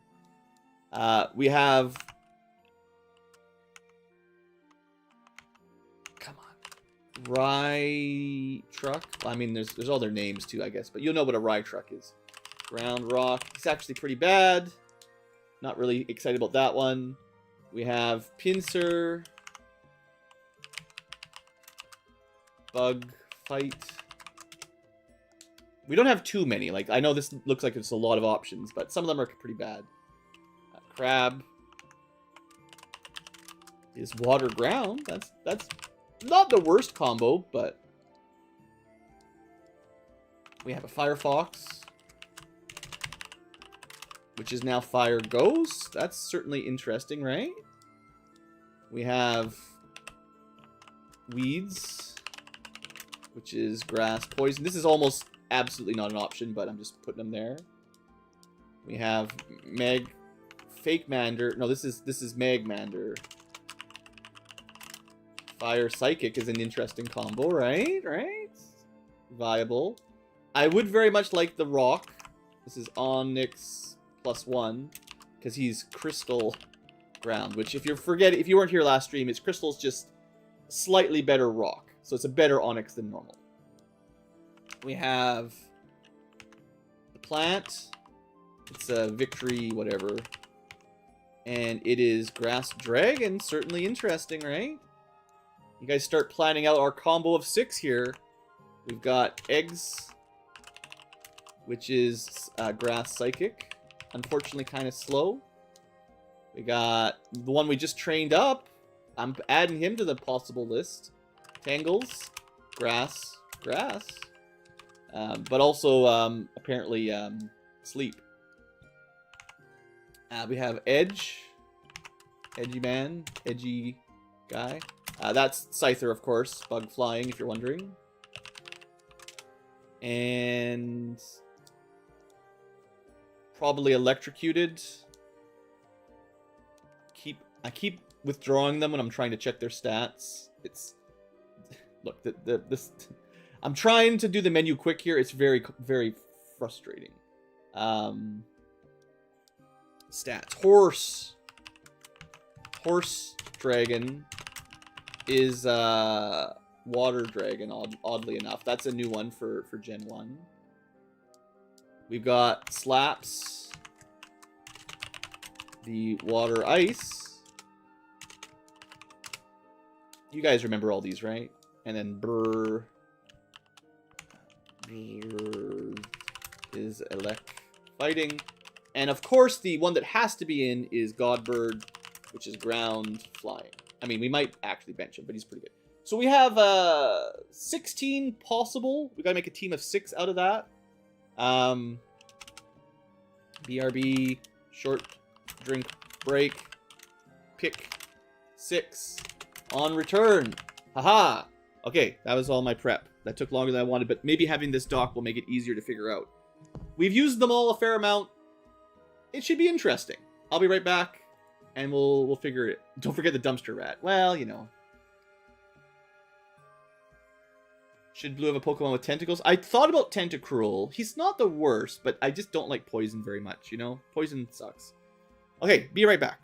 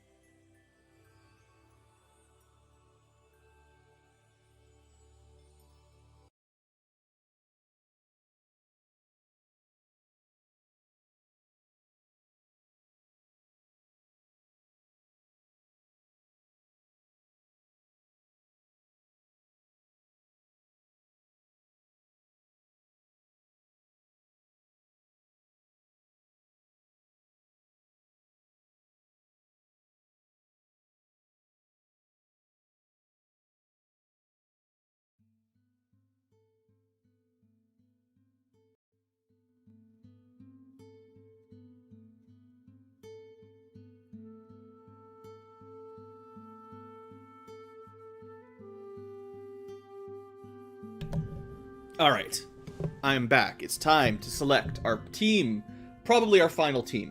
We can certainly have, like, a couple backups or swaps. I think if you do tournaments, right, isn't that a standard format where you have a 6, but you've got 1 or 2 reserves that you can swap in if you don't like your matchup or something like that?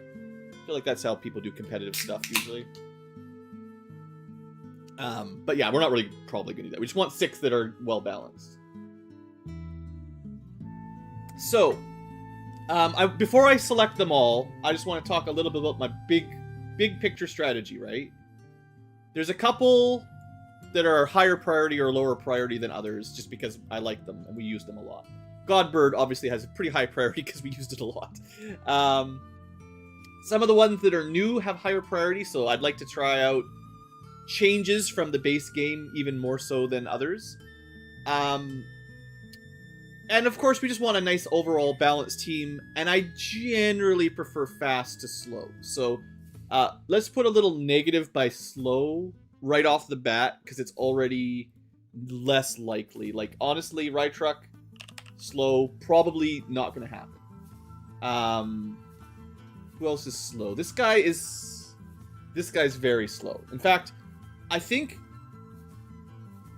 right off the bat, we're just going to put us 2 slow, and I can just move a bunch into that section. We're going to cut them out like that to start, because I've tried to get value out of these guys, but they're not fast enough to really be useful. Is there anybody else that's really slow? I really wanted to use eggs, but because we had them from very early on, one of our early ones, borderline slow, like pretty close. I think the Tangles has the same problem where we had a good fun run with him recently, but he's single type and kind of slow / niche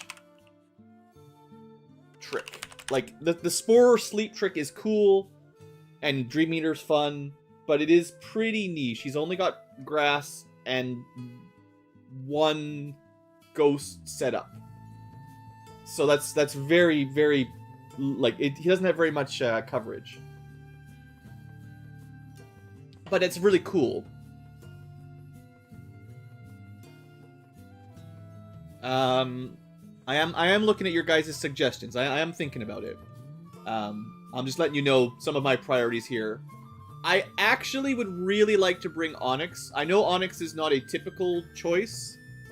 Let me shrink this window a little bit more so you can see what's going on. We don't need too much space, yeah. Something like that should be fine. So if we look at... I'm going to pull out Onyx for a second because I'm sure a bunch of people missed it with all these big, long midnight streams. What do we call them? Rocks or something? Danger Rock, yeah.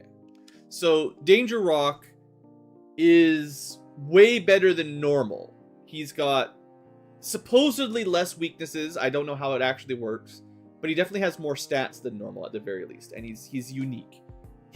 What he brings to the table is our biggest wall, in that he can boost up his own special defense, his physical defense, and then throw out rocks and earthquakes. But he doesn't have much coverage, but he could be, if we wanted to have a wall. He's not even that slow. Like, he's a reasonable speed wall compared to a lot of walls that are like super slow. So I'd kind of like to find a spot for him, maybe, but I don't think he's like one of our high tier. Other things that were suggested, I actually would like to try Magmar. I wasn't expecting to, but his stats have turned out pretty good. Fire Psychic, if I don't bring Executor, I'd still like somebody with Psychic, right? So this guy has a great... He doesn't have any setups, but he's got Flamethrower, super strong. Earthquake, super strong.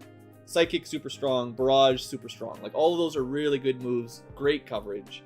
Fire Psychic isn't necessarily the best combo, but it's different, you know. Doesn't have any quad weaknesses, I don't think.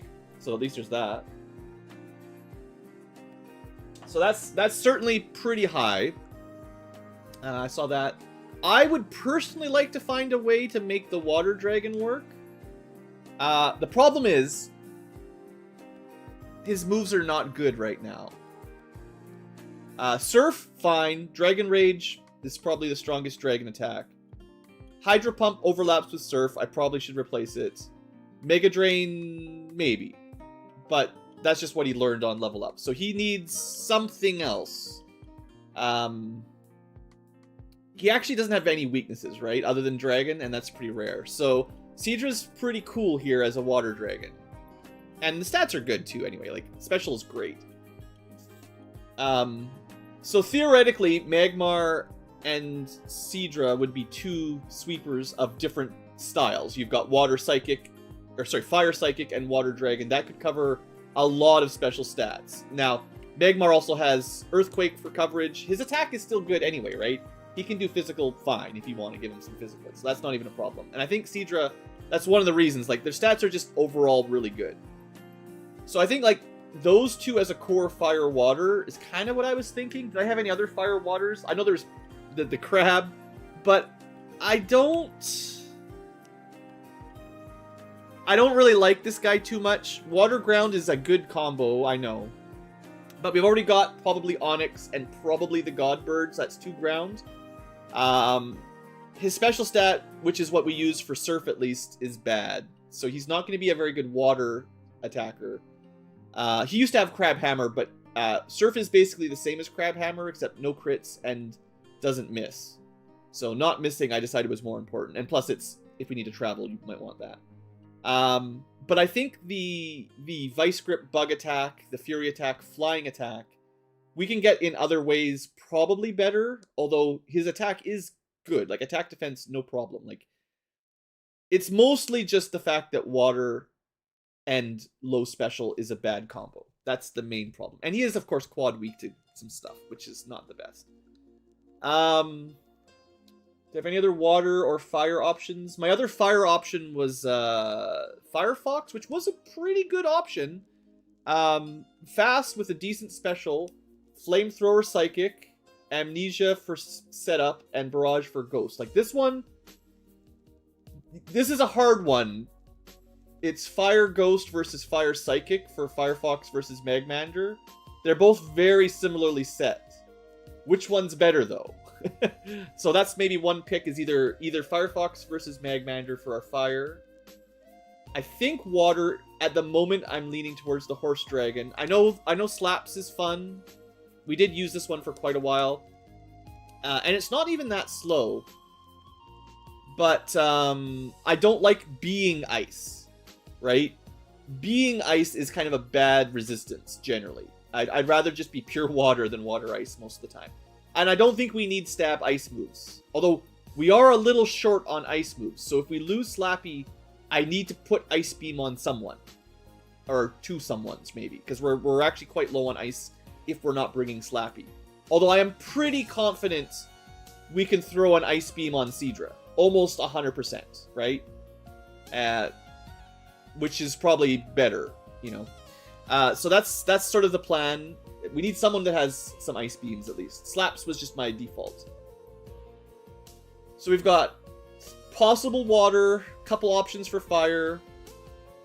I generally like to have grass. Most of my grass types are pretty slow. My leading... I mean, there's Victory Bell. I don't know. Let's look at it briefly. I'm pretty sure Horse Dragon can learn Ice Beam. We'll have to check it out, though. I actually don't even think I have the TM yet, but Seadra, I'm pretty sure can learn a lot of stuff generally anyway. But we'll see. This is my Grass Dragon, if you want more dragons. This is pretty fast for a Grass type, and special, and honestly, really good physical. So my current build on this one is Razor Leaf, which is okay grass. It's no Solar Beam. We would want to upgrade that if we could. Filthy Slam is a poison attack. So physical poison. Not especially useful, but it's nice to have a couple options. Vice Grip is the physical bug. And Egg Bomb is actually dragon. So this guy can kill dragons. And is a dragon. Not the best spread. I might want to switch the bug or the poison attack out with something. But you certainly want like a Solar Beam or something for your top grass. Other than that, for grass, there's not a lot of what I would consider a good option right now. I think I was definitely planning on going with Benedict from the beginning. But his speed is better special, worse speed. He's already got Solar Beam, that's a perk. I'm pretty sure we can teach him Psychic. He's got Barrage for Ghost, and he needs a 4th move, because Sleep Powder is obsolete. I think we were just using that for captures, mostly. I'm sure this guy can learn something else besides Psychic and Grass, though, so maybe. But this would definitely be going slower than the other Grass.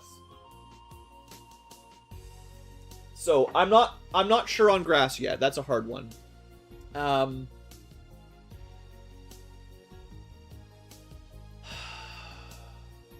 I think I want at least one flying type, right? I think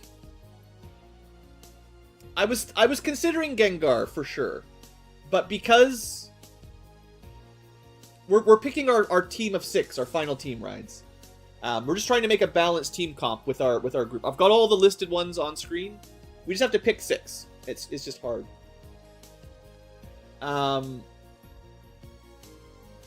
Tangela is kind of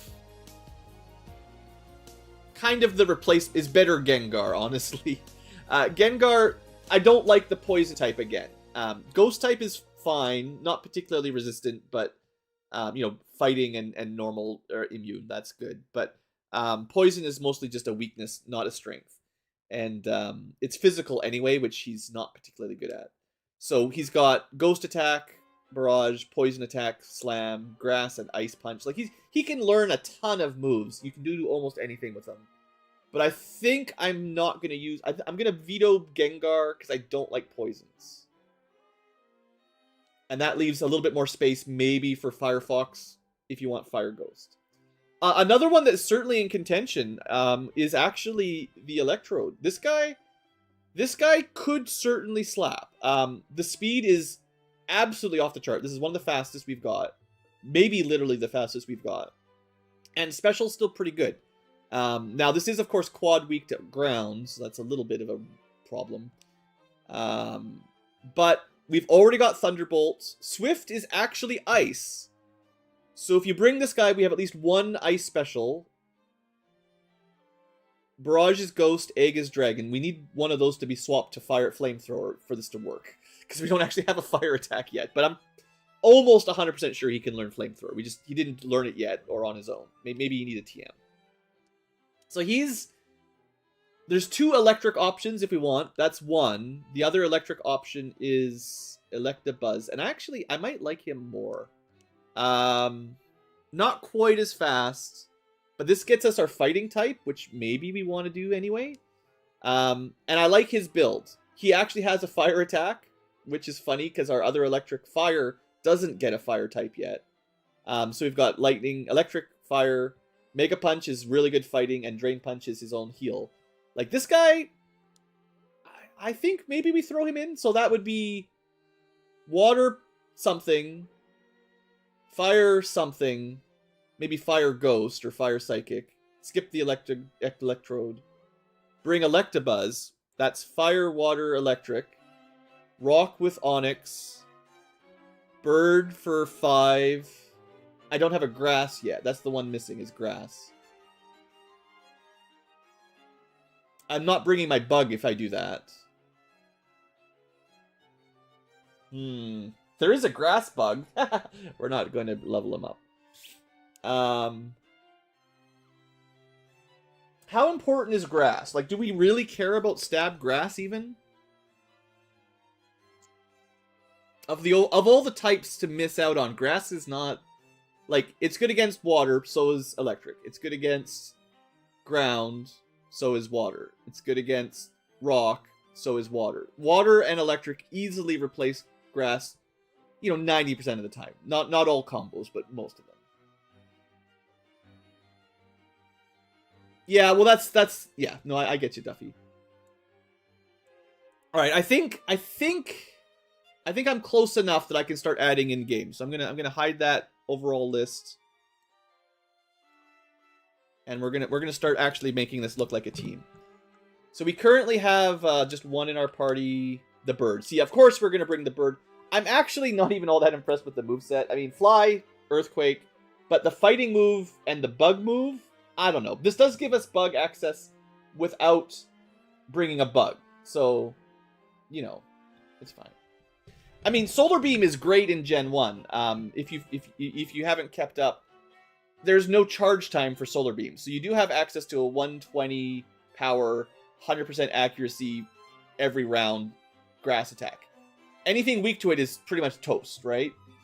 And there are lots of things that are 4 times weak to grass, so it can work. It's just as a defensive type, it's not always the best either, right? It's got a bunch of weaknesses. So, okay, we'll start with the Bird. Even if it's not the best, we're going to bring the Bird. The next one was mostly for sure the rock, just to give it a shot. Yeah, bug, I know. Bug, one of the reasons I wanted to use the bug was mostly because there was improved bug moves. So, actually, that's probably why I'm gonna... I like Magmander. I actually might like him more. Okay, I gotta think. Do I want Fire Ghost or Fire Psychic?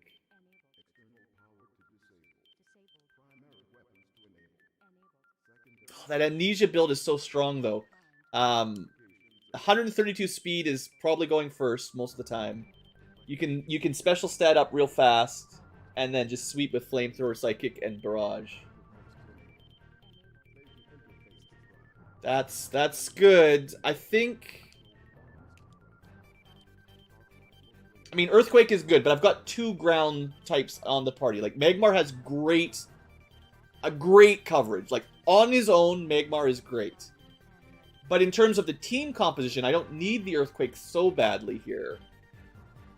And I'd rather probably have this set up on Amnesia. When would we use this? If we have time to set up, this will sweep whatever her name is, the Ice Elite Four. Because there's no way they survive Flamethrower. Even Jinx is toast. So there's probably some room for a cool Firefox setup. We installed the Amnesia extension.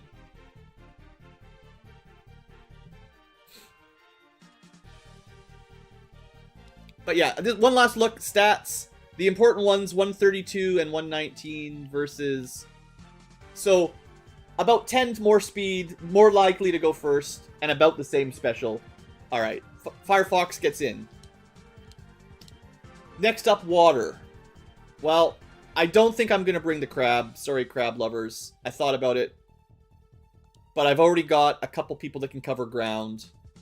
And I don't really think his moveset's not ready. And he doesn't really do great water stab. I don't even know if he can learn Ice Beam. I'm very confident that this guy can learn Ice Beam.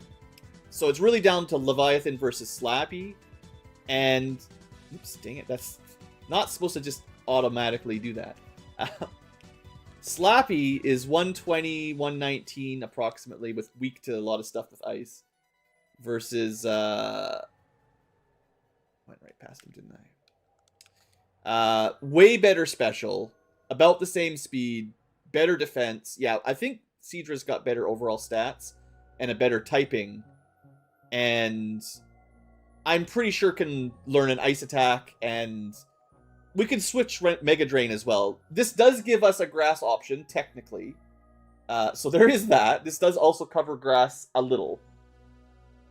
So that's good, right? Water, ice, dragon, grass. That seems to cover a bunch of the things we're missing. I feel like that's sort of just solved itself, right? So now we just need the last 2. We've got flying ground, rock ground, and defense. Fire Ghost. We don't actually have a Psychic type, technically. Water Dragon, which is maybe fair. Because Psychic is so overpowered in Gen 1 that usually that's very much your core team is often a Kadabra, Alakazam, Hypno, whatever. Even Gengar using Psychic and stuff. So maybe we don't have a Psychic type. We go against the trend, because that's too easy, right? There's nothing you really need a Psychic type for in the Elite Four anyway. We have to defeat Sabrina, but that is... Ghost will get a job done. Alright, so we need 2 more. We are down to only a few things left. We don't have our grass. We don't have a bug. This could be electric, right? We were talking about that.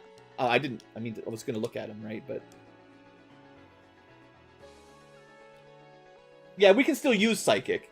Yeah, Psychic with Amnesia. You don't need Stab when you can just Amnesia to Quad. That is probably fair. How about Burr? Do we like this guy enough? We should probably rename him to Brr, yeah, because he's, yeah. We can go, all these 6, we'll go get these guys renamed. Now, the 6 we choose, we'll rename them. But this gives us fighting. He's got pretty good attack. Not crazy, but pretty good. So you can do some physical. Good speed, good special. I don't... He's even got fire if we need it. It's a backup fire. It's our main lightning, main fighting. Drain for some self-heal can definitely help. And we can switch out Drain Punch if we want. That doesn't have to stay there. If we can teach him Flamethrower, we will.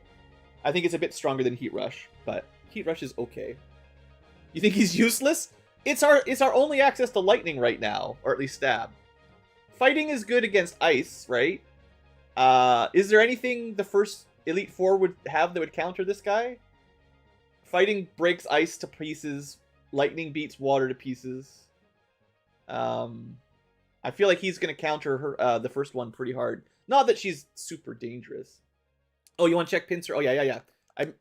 There's a couple fighting types. Let's put him back in for a second.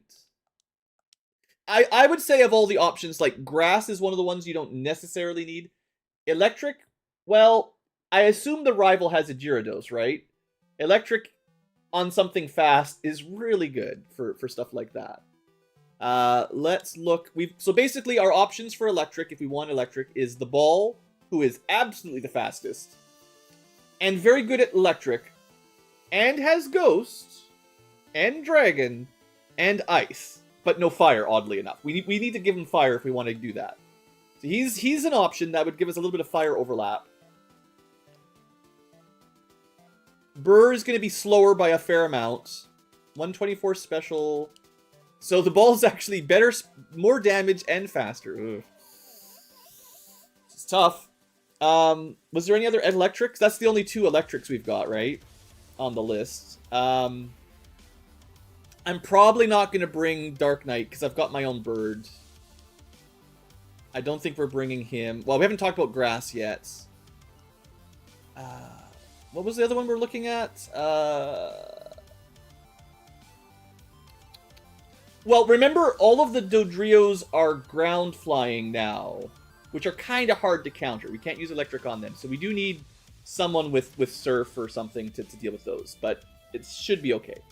That's where our Water Dragon will do a good job against things like Dodrios. Someone wanted to see Pincer. Where is Pincer? He's this guy, yeah. So this guy is, as far as physical goes, one of our best for sure. Free trial? Oh, that's the we're probably not using that one. Dang it, I keep... Free trial's a Vileplume or whatever. I leveled him up because Erica killed us with one, and I wanted to see if it was good. It's very slow. Special's good. Physical's great. You know, it's got good stats other than speed. I don't like the poison too much. Petal Dance is super overpowered, don't get me wrong. If you want to double down on...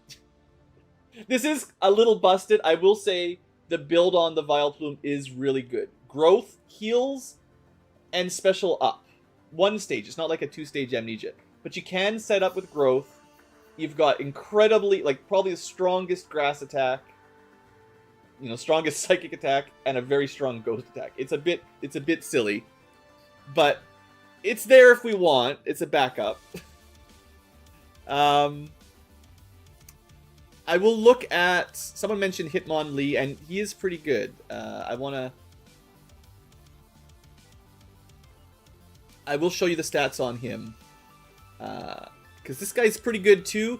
This is a little bit more narrow, because we don't have any other typing. Not that bug type is great, but in theory, this just pure fighting, decent speed, ridiculous attack, and he can set up very strong. He's got Meditate, which is speed, attack, and special up one stage. Submission is a very strong fighting attack with attack up one stage. He can self-heal with Drain Punch and do some rock for some coverage to kill those birds, because he hates the birds. So, you know, Hitmonlee certainly... It's a bit narrower. He doesn't have a lot of coverage, but if you want a physical fighter, that might be the best we've got. Maybe. The other physical fighters are...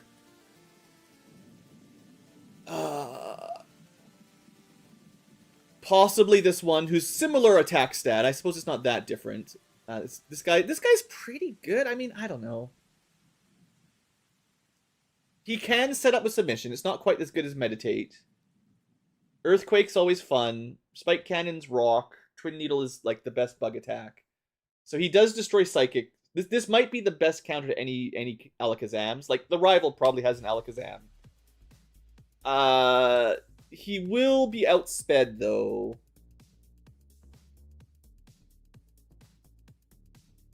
Sorry, Mr. Hands never got leveled up. He's not part of the options here. The plus side for Scyther is he's got Swords Dance. Swords Dance is pretty good. Doubles your attack every time, Frank, basically.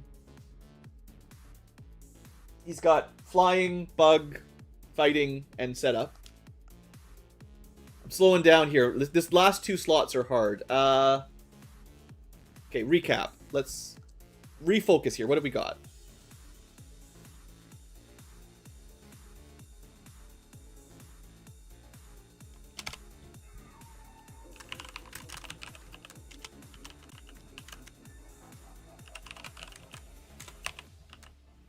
Okay, hold on.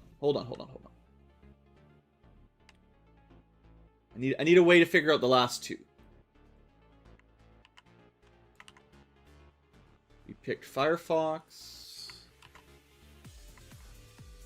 We picked Water Dragon. I felt like that was pretty sensible. And we've got the Godbird. Okay. So we've currently got Rock, Ground, Fire, Ghost, Water Dragon, Ground, Flying.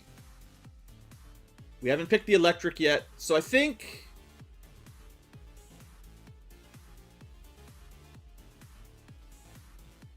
if we go Electabuzz, we don't bring another fighter, because we don't want two physical. But if we want someone who's really good at physical fighting, we bring someone else. Either Scyther, Pinsir, or Hitmonlee. What's more important?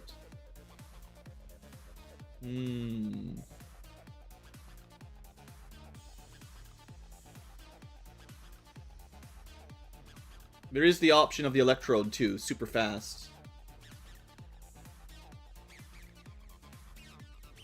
So if we skip Electabuzz, who's pretty cool, we probably bring Electrode and one of the fighting / bug fighting. If we bring Electabuzz, we've got electric fighting done. That leaves room for, like, grass or psychic or something else anyway.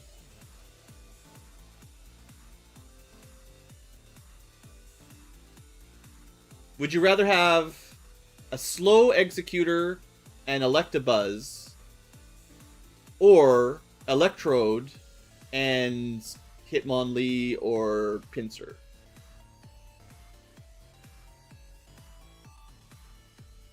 Okay, my final choice here is basically, it feels like it's coming down to would I rather have an Electrode or an Electabuzz. I like Electabuzz, but I think he might just be worse than Electrode. Right? This guy, boy is he fast and good special, and he's got a lot of coverage. That's really hard to not bring in. I really like, this guy seems really cool. Like, I'm pretty happy with that, but his stats aren't quite as crazy. He has to balance. I like his moveset too. Nah, we're gonna go with the Electrode, I think. I really like the speed. Speed is what I want. So that leaves us with no current fighting. So we want to throw in at least one fighting. A big physical wall. Not wall, but a big physical damage dealer. The options are... Pinsir. Super strong. Reasonably fast. Bug fighting. Technically also has ground and rock, which we don't really need so badly, but he does do a lot more damage with them than Onyx will. So it's a bit of overlap with Onyx, sort of. But we can also probably swap them out. With a little bit of setup. He brings Bug in, which counters Psychic real hard with physical. The other option was maybe Scyther. Bit faster, bit less damage. Adds a little bit more flying and setup. Speed is... I mean, you don't need 500 speed, but you do need more speed than your enemies. And as long as you can outspeed them by +1, you're fine. I don't... Okay, we'll say Pinsir's in the running. He does get a bug move as well. It won't be stab, but I think he'll still probably... Actually, against something like an Alakazam, this guy might be better because he might have a chance of outspeeding them. Whereas the Pinsir almost certainly won't. In fact, we might be able to check at least with base stats. It won't cover, like, stat XP, but let me just real quick check. I know Alakazams are stupidly fast. They're usually one of the things you need to be scared of at the when you're preparing for the final champion battle. It's how do you kill that Alakazam in vanilla in Gen 1? Because boy, max basically top tier special and speed. So I don't think we're even going to be able to, like, other than our Voltorb, like, nothing will go faster hardly. And Voltorb's not a good matchup really. So that's kind of a bit of a risk. Yeah, not even close. I don't think there's going to be any fighting time that can get anywhere near that. Where's my Pinsir? I think the Scyther is probably the fastest of my fighting. And it's still not nearly going to be enough, I don't think. 105 is still 15 points lower. Unless we had a pretty big level advantage, that's not going to do it. And he was 105, same thing. And Pinsir was a bit slower.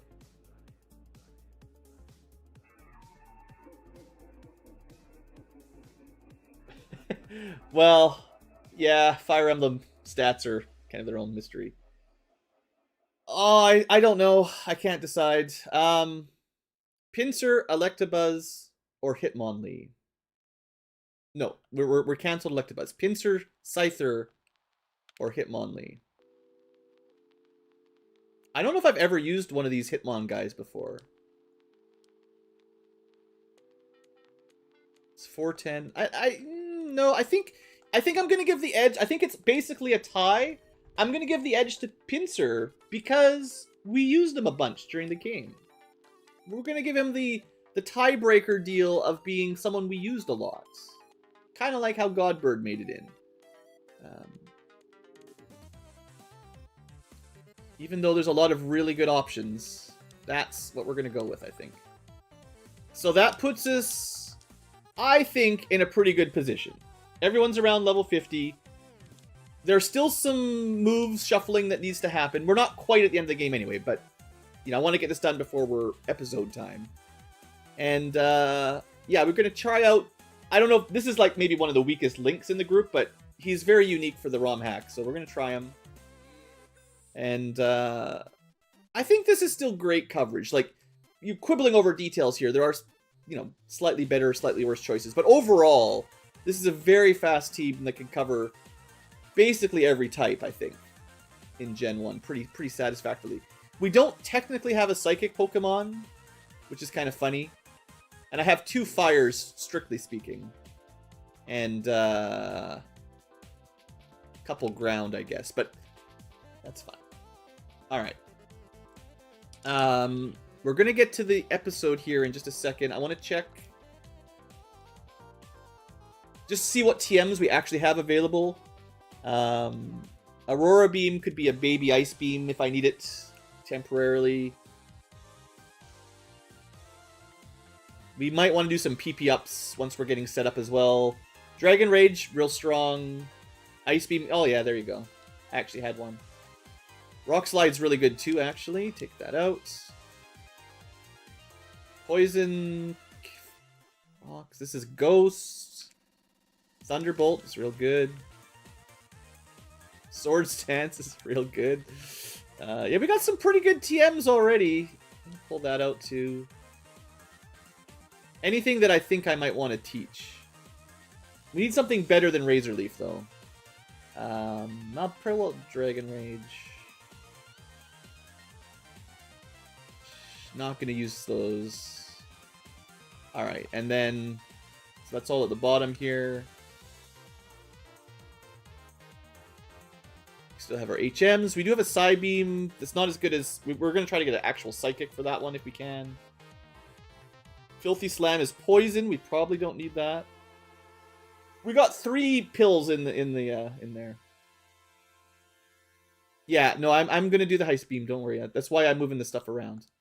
Just cleaning my inventory up a bit. Fire Punch.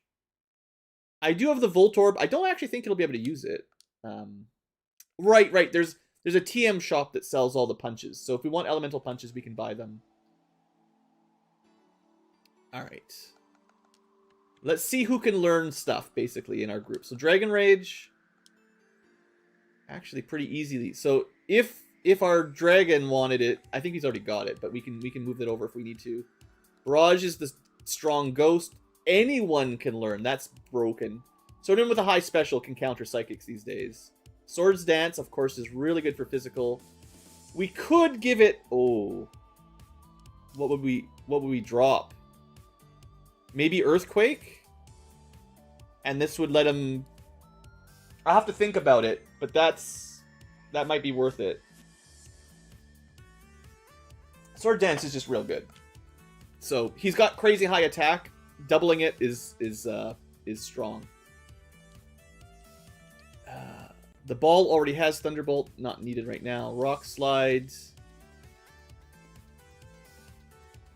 Probably only going to be those two, that's fine. Ice Beam, let's make sure. Hydro Pump is out of here for sure. Yeah, we don't care about that. I might replace Mega Drain as well, but definitely wanted that one out. Don't suppose he can learn Fly. No, just the bird. Actually, that's good. We still have to actually get through like Victory Road and stuff, so we need the right HMs on people still.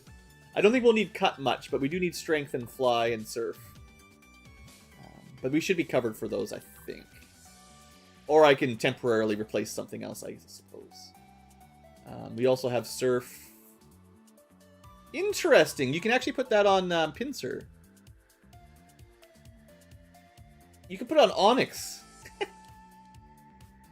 We could have Surf in Onyx. I think we talked about that before. I think that's a good idea, but it's options. Fire Punch, optional for Pinsir if you want that. Thunder Punch. Looks like you could teach all the elemental punches to the Pinsir, which is neat.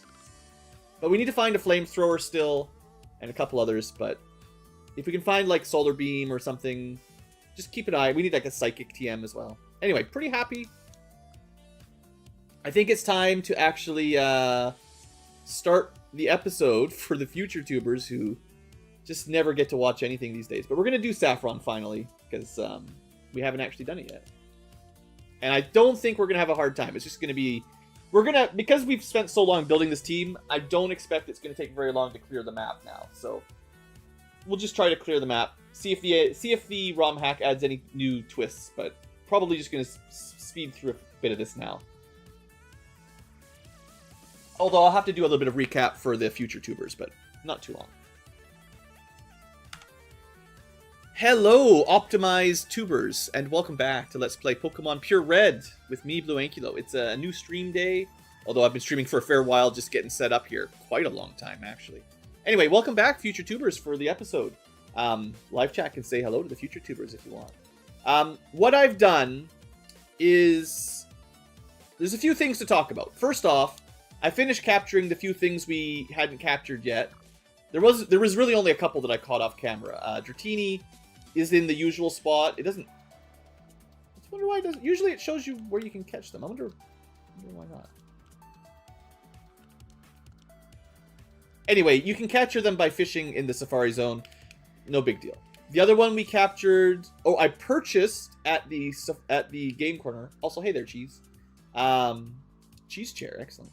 We purchased Electabuzz a little bit early, and we purchased Jinx a little bit early, just at the Game Corner, just for like 8,000 bucks, not too bad.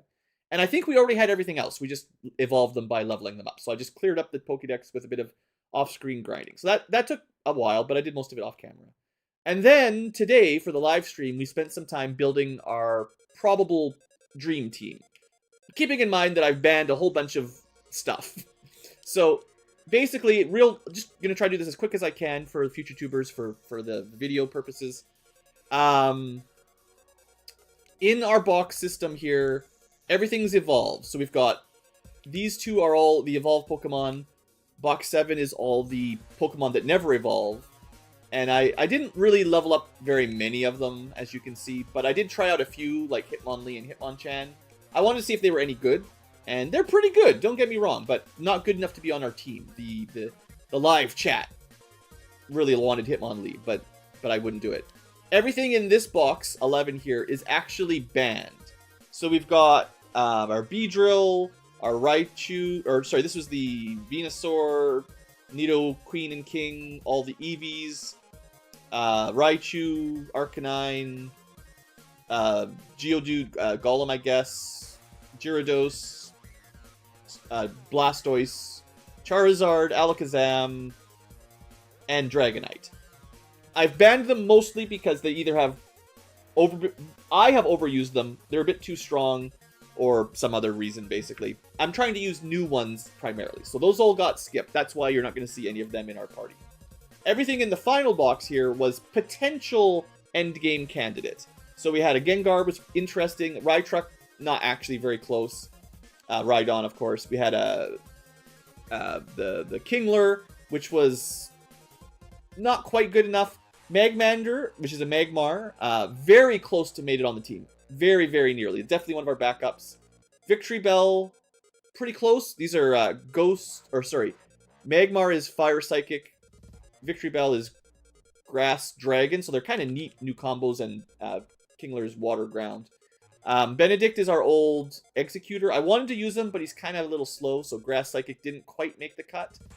In fact, we don't have any Grass, because they're all a little bit too slow.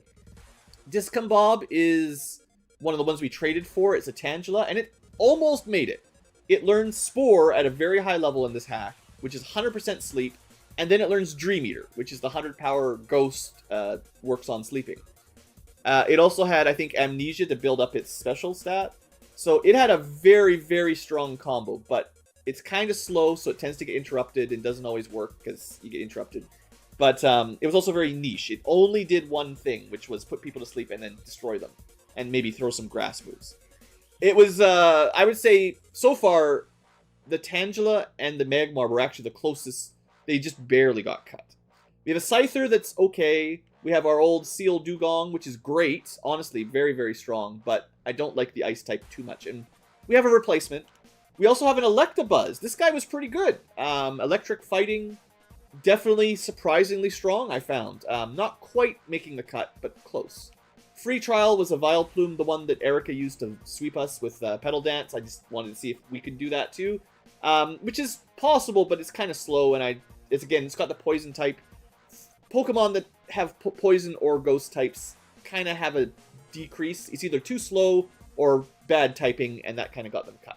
So, without going through all their stat movesets, watch the live stream if you want to see all that stuff. This is what we've got, and we're almost done, other than maybe some final swaps. The difference is, we need to keep some HMs around, so strength for now, but we can probably replace it later. And you do need fly to get around and stuff like that. But this is our God Bird because, we've had it since the very beginning. It's carried us through a lot.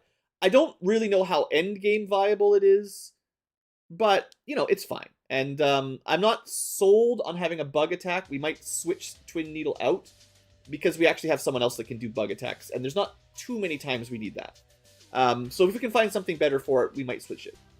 Danger Rock, because it's that unique, I'm pretty sure I did this all on camera, the quest to upgrade your Onix. The crystal style, not so weak to water, grass, ground, with more attack and more HP.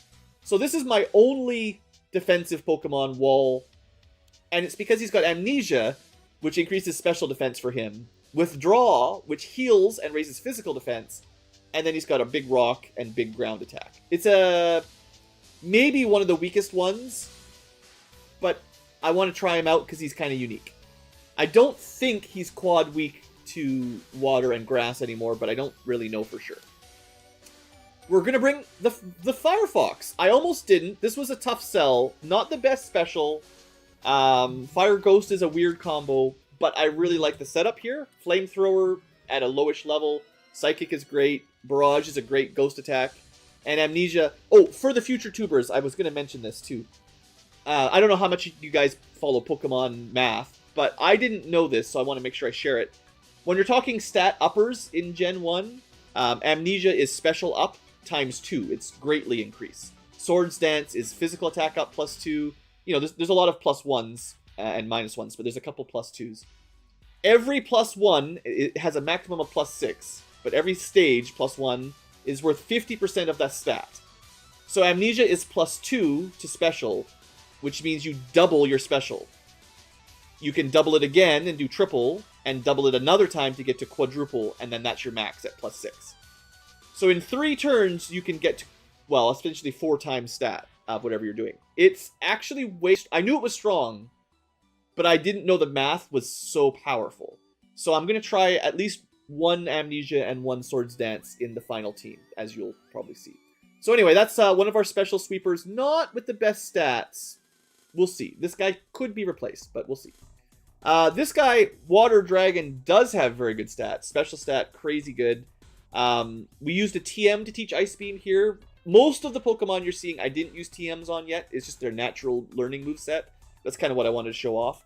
Surf, though, as an HM, I mean, you can toss that anywhere. But this guy learned Mega Drain on his own, and Dragon Rage, which is a dragon attack. So Water, Ice, Dragon, Grass, that's lots. That's great, and really high stats. I also don't have a grass Pokemon, so this is kind of our only grass coverage, but it's probably okay. I believe Water Dragon has no weaknesses other than Dragon in Gen 1. So, you know, that helps. The Ball. The fastest Pokemon we have. I wanted to bring an Electric, even though it's kind of hard, but this is our, you know, the rival fight with the Gyarados. This is what definitely will crush it. It learned Thunderbolt. It has Swift, which is Ice. This is one of our very few Ice attacks. We're a little bit light on Ice and Grass. But Swift is a priority Ice. If we could get another Ice Beam, I might give it to this guy. Just to give us... I would like to have like a little bit more coverage than I currently do. Barrage is Ghost. Egg Bomb is actually Dragon. So this guy can kill dragons even if he doesn't get Ice Beam.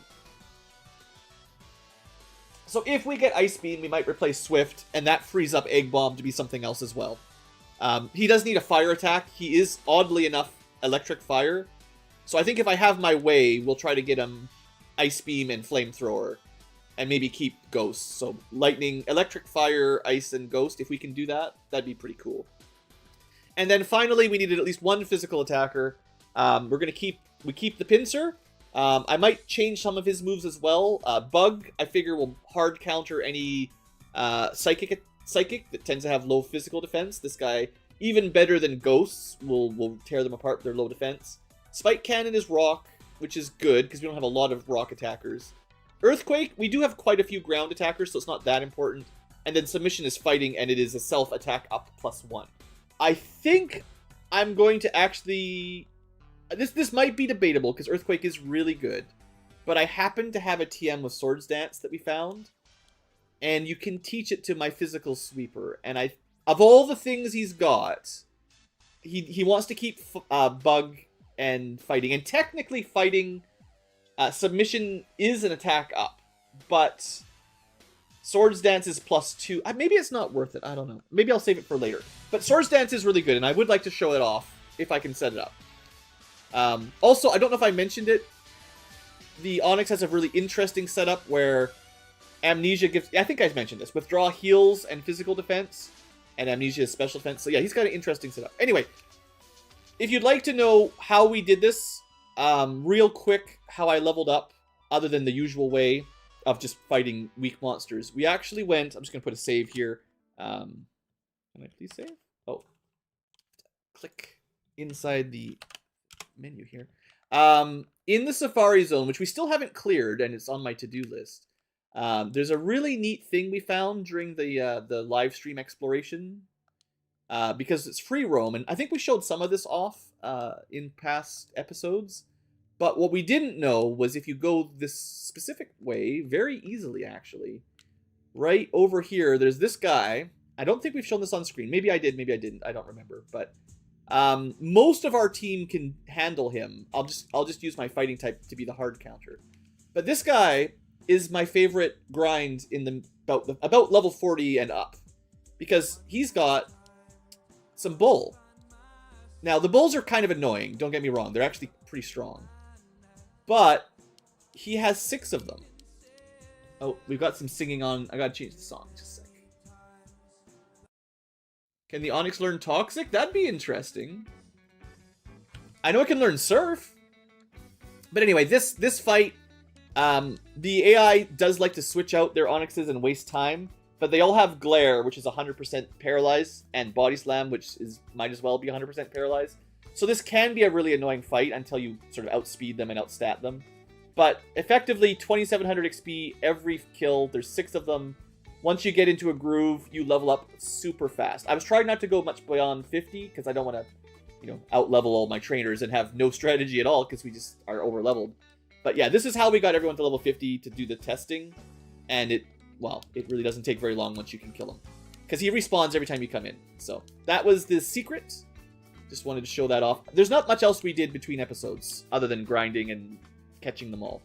So hopefully the future tubers don't feel like you missed much. We are going to go deal with Saffron City next. Because I think I've skipped it a little bit longer than I meant. Then we've got the route on the east side of Fuchsia to clear out. And then we head down to Cinnabar. And there's also, we can do the power plant, the seafoam. There's a bunch of stuff to do, but there's not a lot more setup to do, I don't think. Let's make sure this is our respawn spot. We can't actually do Sabrina's gym yet. I will check. Someone said Toxic. Do we have the Toxic TM? I think I had a Toxic TM, and then I literally sold it. Hey there, tiny Tams. Ah, another of the great Might and Magic 6 viewers. Yes, welcome. If we get another Toxic TM, or if we find one of the TM pirates, the TM pirate, right? They sell a bunch of stuff. This guy's got all the elemental punches and stuff. If we see a Toxic, I'll check it out. I'm not sure what I would drop, though. That's one of the problems. Like, I guess you could drop, like, Spike Cannon or something. Rather than doing damage, just keep defending with Withdraw. More defense, more defense, more defense, while they just die to Toxic. I mean, yeah. There's no spikes or anything, so you can't really cheese the swaps, but I also don't think that's necessary in this game, but you never know. Anyway, we're going to do the Celadon, the Saffron Silphco dungeon, so to speak. And I think there's an item around here. There's still a lot of treasure that... Isn't there? Maybe there's no items. I thought there was an item in this room. Did they add it, like, in the remake or something? I thought for sure there was something in the fountain. Huh. Alright, well, it seems like I was wrong. That's fine. Alright, so this one's going to take a while, so we're just going to leave it on fast forward. I expect most of these trainer battles aren't going to be too difficult. We are pretty well spec'd right now. Although, the AI does surprise us sometimes. And we don't actually necessarily one-shot, right? So, I'm just going to try to mostly keep everybody around the same level. Show off some of my Pokemons. Technically, we also are getting stat XP, like EV training, so to speak. So there's that. Don't forget... Oh, right. Also, one of the things I want to do before we go fight the Elite Four when we get there is I want to do some renaming at the Lavender Renamer dude. Because the final 6 we're using probably should get upgraded nicknames. We'll try to keep it to the same general theme, but maybe we can come up with slightly better nicknames for them round 2. So how do I usually do this? I like to do this place sort of in a structured fashion. I think I just skip all the teleporters. Oh wow, he just learned Sword Dance on his own. That's good. I mean, I don't actually think he needs it. I think I'd rather just have Ground and Rock for now, but I do have the TM for it. Maybe better Pokemon players than I know where to put it, but Sword Dance is lots of fun. Double damage. It's pretty strong. This is a Psychic, technically, so you get to see Twin Needle. Almost double his health. And then we've got Electric, so this is why I like having those Earthquakes sitting around, right? This guy's... Because he's such a great physical attacker, his Earthquakes are bonkers powerful. 100 base power. Even without stab, it's real good. Let's use our Danger Rock a little bit while we're smoking things here. But yeah, I think my general game plan for this place is to just avoid the teleporters. Well, let's test him out. This isn't necessarily the most important, but let's see if he can survive, you know, a surf or whatever this guy has. Waterfall did 26 damage. It's pretty strong. Even less. So, usually he's 4 times weak to water. And then we can heal up. Ice, yeah, see, that's... You could just max out your special and physical defense. And, like, nothing... Well, sure, you can nail us with some cheesy statuses, but... Other than that, yeah, pretty good combo. And then, technically, we could have just killed him probably with rocks anyway, but... We don't have a way of really effectively killing things with this guy. But we can very much wall up, and maybe if we pick up Toxic or something rather than... Like, as long as we leave Pincer with Earthquake and the Rock Attack, Onyx doesn't technically need Stab with those, and can just use... you know, cheaty strats. But yeah, Submission does kind of cover... I know, that's the reason I didn't teach Swords Dance, is Submission kind of covers it. But Swords Dance does literally double your attack in one move, so... If Submission wouldn't kill, using Swords Dance instead and then one-shotting with Submission, and then you're at +3 for the next Pokemon, it's maybe slightly more efficient, but it does take up another slot, so... Yeah. Anyway, so we're already fully stacked... there's very little a Dugtrio can do. That's his Earthquake. Again, usually quad effective, but we've got, you know, +6 special, so it doesn't hurt that bad. And then we can continue healing if we want. So yeah, I really like the Withdraw Amnesia combo on someone super defensive. And then it's just a matter of what kind of offensive moves we give them. And they might not be like the classic offense, but I'm pretty happy we've got the Danger Rock. It's not my usual style. Like, in my... Because I am far from a competitive Pokemon player. I don't even hardly... I know some of the strats that exist, but I don't know how to do any of them. So I generally just build, sweepers, right? Everything's a sweeper, practically. It's interesting building walls like this. Even in Gen 1, where there's not as many options, you know? You can't get, like... Oh, that did a lot of damage. What did he use? Super Fang. What is Super Fang? Is it just normal, but shouldn't we resist it then? Huh. Yeah, he has his own Meditate, which is pretty good. So this is the problem with using Onyx, I think, on normal fights. He's still just going to slow things down too much. Like, it's better just to crush these guys, right? But I want to make sure his moves work the way I think they work. It's still barely enough against a special attacker here. And his physical damage isn't amazing. Like, his actual damage output. He'll be pretty good against a Charizard, though, after he's all buffed up. Yeah, I mean, quad damage with Rock. So, anyway, that's the general Danger Rock. I'm pretty happy with him.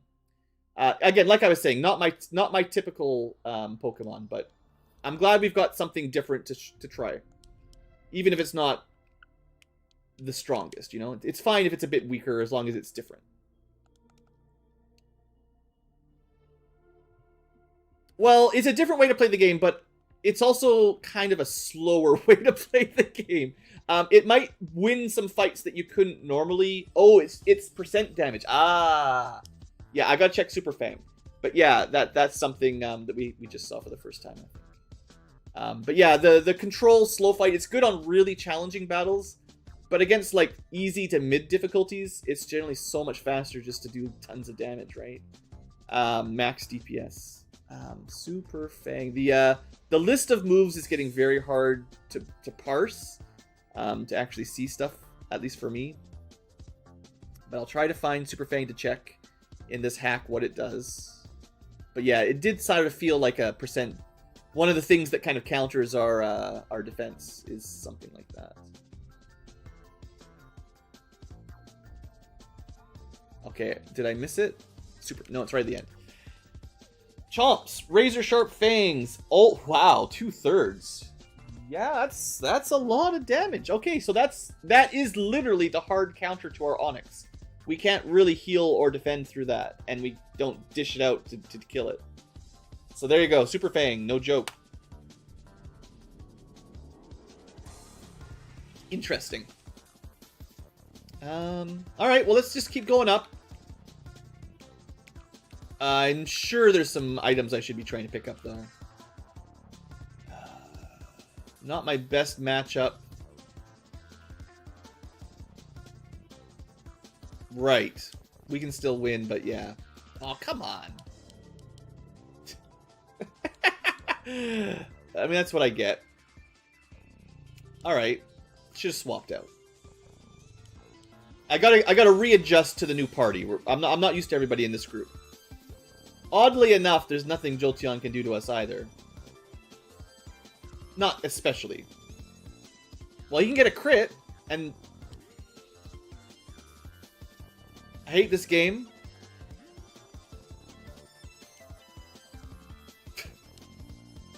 No, we've got Mega Drain, right? At least we can get some free heals. Ah, the heal cycle. All right, this is fine. It's just learning curve.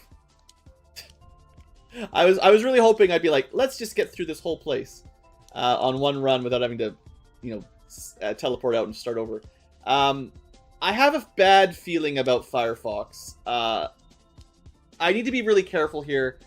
That was my bad for not swapping to a Golem, but this is my experience every time I've used the Vulpix or the Ninetales. It seems good on paper, and then once I throw it into battle, it just doesn't seem to have a niche. Like, it just loses to whatever we run into.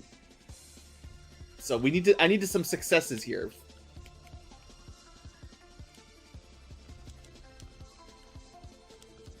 I'm gonna try some item finding every now and then, just for fun. Arcanine probably has Earthquake.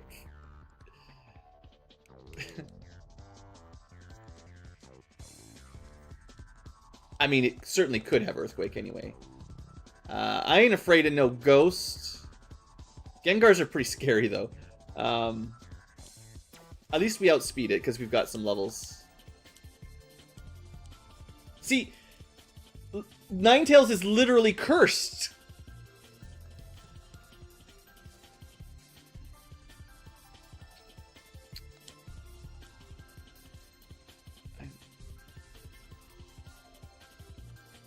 He's poison. He's actually weak to ground. The secret to Gengar is just use Earthquake.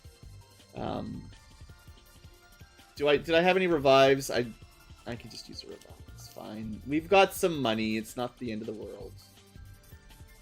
No teleports yet. Just clear out the stuff on the way up. I'm pretty sure I remember where the key card is anyway, so it's no big deal. Another one that sort of hard counters. What is the point of Firefox? What is there a reason we have it?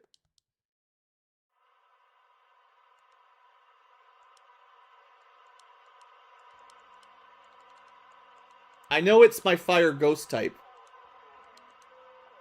But maybe we'll see. We'll see. I'm not going to give up on him yet, but he's not off to a very good start. I'm just saying.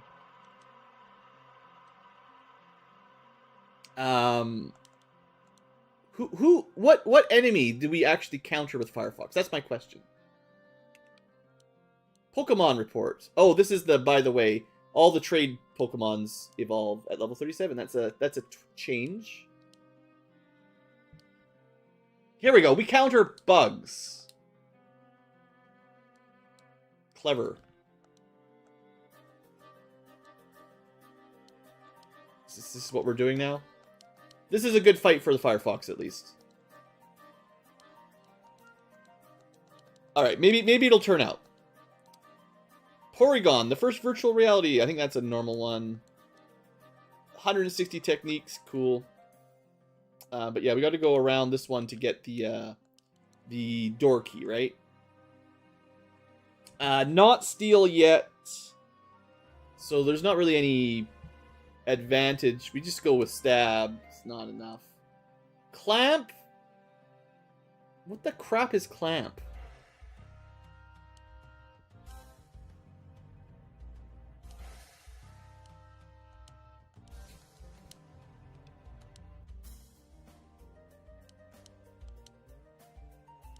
Technically, we won. I do have another fire Pokemon that's ready to replace Firefox in a second. We just need to teach it a fire move, and then we're good to go. It goes fast. Swift should do okay here. I think Barrage is more damage total. Maybe not. I love Sleep Powder. So much fun. You know, when the AI uses it, it literally never misses. Okay,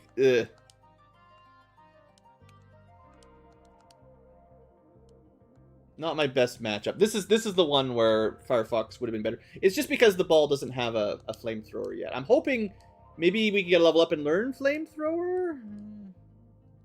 That's what I was hoping anyway. We might. Well, every turn we use Amnesia is a turn for them to kill us with Earthquake if they just randomly have it. You know, that's what I'm worried about. I mean, I'll throw in some Amnesias for sure, but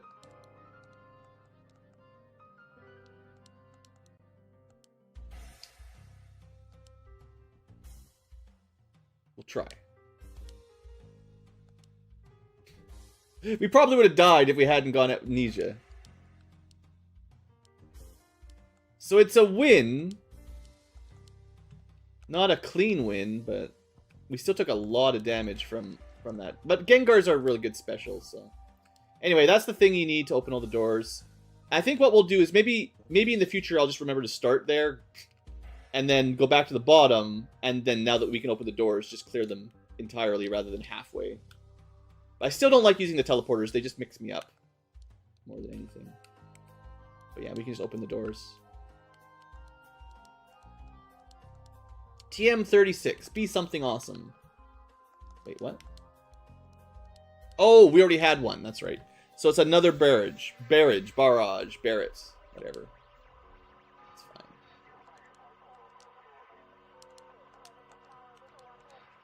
Help! Alright, here we go. There's something we're good with. Burn. Porygon sucks. Every time we fought one, we nearly died. Not today, though.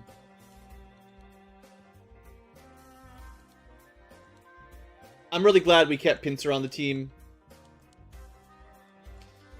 He kind of replaces Onyx. So, I know, in terms of swaps, Firefox, and then teach Flamethrower, and if I decide I don't like my wall, we can just use Savior instead. I haven't decided yet, but that's just options, you know. If we want to bring somebody else. This is a good dungeon map, tower, whatever, for practicing our Pokemon strats. There's nothing you can do.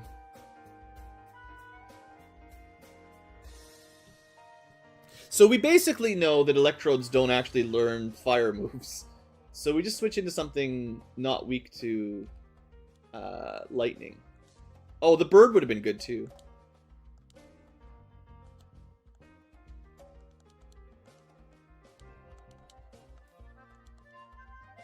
Yeah, Danger Rock can still cover. It's not that bad. Special attack isn't the worst.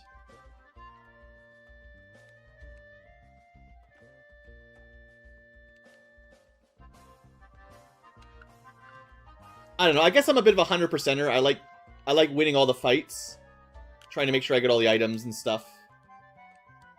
PP. There you go. PP up just for you, Robert. I always thought there should be like more items hidden in here too, but maybe not.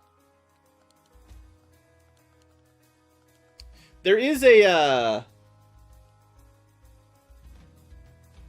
mean, if we Amnesia first, while it transforms into a very, very sexy looking Ninetales, and then just barrage it, right? Because we out leveled it, so we got more speed, and yeah, that's a good way to deal with Dittos. So yeah, Firefox? We had a couple bad matchups, but just a bad matchup doesn't mean it's a bad Pokemon, right? It's just, it can't cover everything. It's an average, you know? The more you're able to cover, the better. Just you can't be good at everything. You're pretty good at this. Because he's actually immune to fighting moves. That's one of the secret advantages here that we don't get to take. Like, the AI will just not use them most of the time. But yeah, all normal and fighting we actually can't take damage from. Right, Victory Bell is not the usual Victory Bell, it's a dragon. So fire actually not as effective. This is probably the kind of thing you would need a stat up a bit. And then go for, like, I guess stab ghost, yeah. It is super weak to ice. So, but I just didn't want to swap out if I could help it.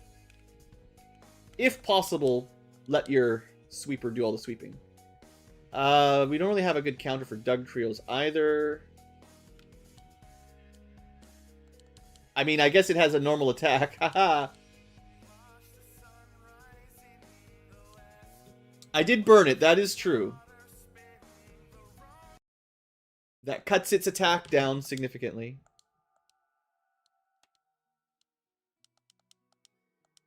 Alright, what I'll say is the goal is to get Pokemon to about level 55, and then we switch them to someone else. Like, we don't want to over-level. Oof. Right, yeah, it'll have bug attacks. Figures. But yeah, once we're about 55, I'm going to say that's high enough for this area. Okay, so these are all the civilians that were locked up. Good enough. I'm not going to go through all the dialogue, because I feel like this Let's Play is already getting pretty long. So we're just going to speed through and just do tactics now, you know. Team comp. Math. Electabuzz. Hey, how you doing? I should have healed up. He's got fighting, which is useless. He's got electric, which is pretty strong. I'm going to try, but I should probably swap out, but I'm going to try 2 levels. Because he's got... This trainer had, I think, like 5 or 6 Pokemon. So if we can get plus 200%, or... I guess it's 3 times special now. We should... This is... I think maybe that's the thing, is anyone with stuff like Amnesia or Swords Dance, or, you know, the stat uppers... What they really shine at isn't 1v1s. It's when they have a little bit of time to get all buffed up, and then they can just sweep an entire party like this. But they need a good spread of attacks and enough survivability to get there. So that was pretty good. Okay, who's next? Well, we can't leave our bird behind. He's got to get some levels.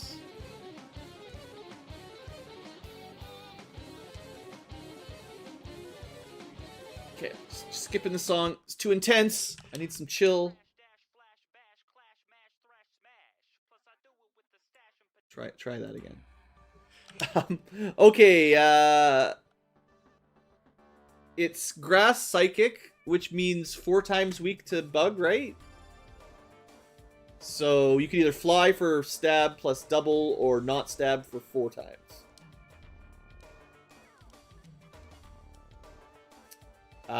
Do we have anything that counters this guy? Water, ground, not really, but we must prove the bird is the best. Yeah, we don't really have anything that's really good here.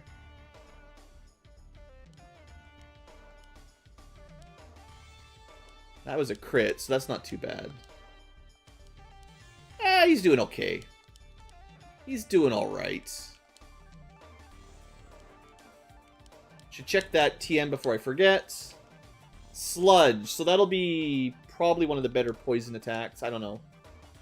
Maybe mid to high tier.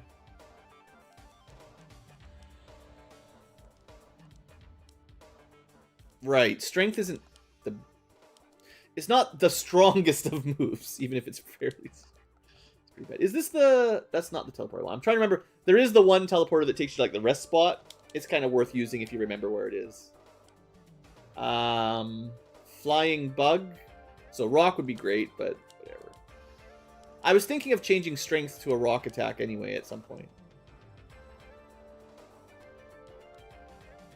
When we start playing quick like this is when you really test out, do you know your type advantages or not. So far, so good. Yeah,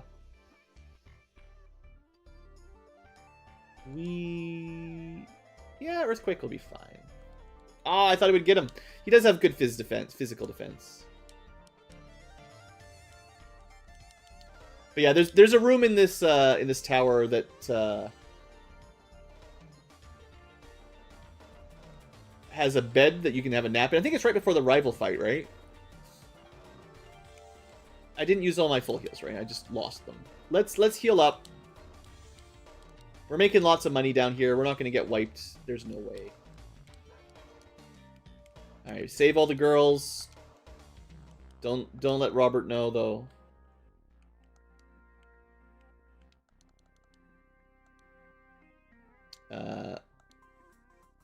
Oh, that's right. Okay. Someone write this down in my brain. Electrodes learn Swift. Anything that learns Swift, we have to switch out with the bird.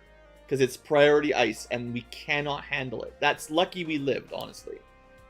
Because we had 8 levels on him. But if we're anything close to the same level, we're dead. I don't know who's going to learn Swift, but we know Electrodes do so far. And probably anything that's ice type, we got to remember that they probably learn Swift, or at least they might. Swift is definitely one of the big counters for our bird.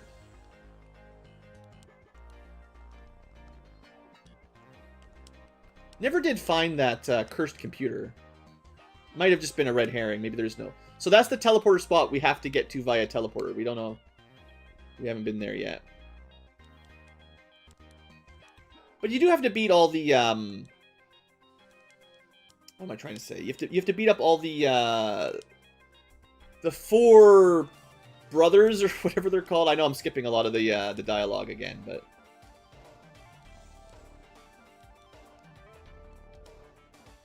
oh, we accidentally went to 56. Well, Multibird, he really did prove that he was awesome, because I was using him and I completely forgot that I had anyone else on the team for the last couple minutes, because once again, he swept pretty well. Let's give the Danger Rock a bit more time. And there, the Rocket Brothers, these guys. This guy's not a great matchup. What's he gonna do? Crits? Oh, crits ignore my defense up. Let's see how much damage we can do. Okay, we can 2-shot him. That's quick enough that he doesn't get set up. And we can stay in. Now we can throw rocks at the bat. That works fine. Got his level 55. Gengar destroys this one as well. Or sorry, Onyx destroys Gengar as well. Yeah, that was pretty good. Good. That was. These guys, I think, are slightly higher level than the other Rocket team, right? The brothers are supposed to be sort of mini bosses. Okay, we'll do Seadra next. Okay, it took a little bit of time, but my team is growing on me. Starting to believe. This is fine.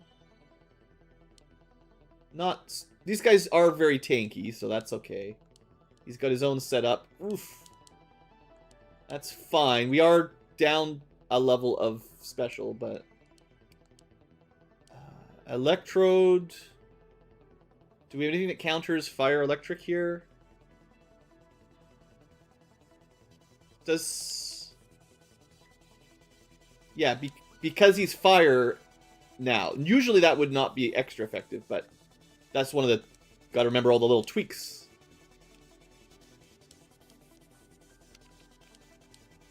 Sylph is finished, because I'm gonna kill them all. One of these rooms with the double teleporters, I feel like, is the way forward, right? But, anyway, I'm trying to avoid the teleporters until I'm done all the normal staircase. The teleporters just mess me up, right? I know we do have to take a teleporter to get to the end anyway, but... Hey, a Dragonair! I have the right Pokemon up front. Jinx. We don't have a counter on here for it. We're kind of a mirror match a little bit. I forget. Does ice resist grass? It must, because water's weak and then ice is. Oh, good. So she's got the lovely kiss, which puts you to sleep in this version, I guess. And then she can amnesia up. I don't like that. That was what we were doing with Tangela earlier. So she's +6 special. And she's just gonna spam. Well, she's just gonna waste. She's gonna keep doing amnesia and sleep. Oh no, there's the side beat. Do we have? I freaking hate Jinx. I always hate Jinx. Do we have anything that can handle that? There's no like roar swap out forcing stuff like that in this version. I could have technically taught someone Mist, which removes stat ups or downs, right? I think. Statuses and stat changes, maybe? I forget.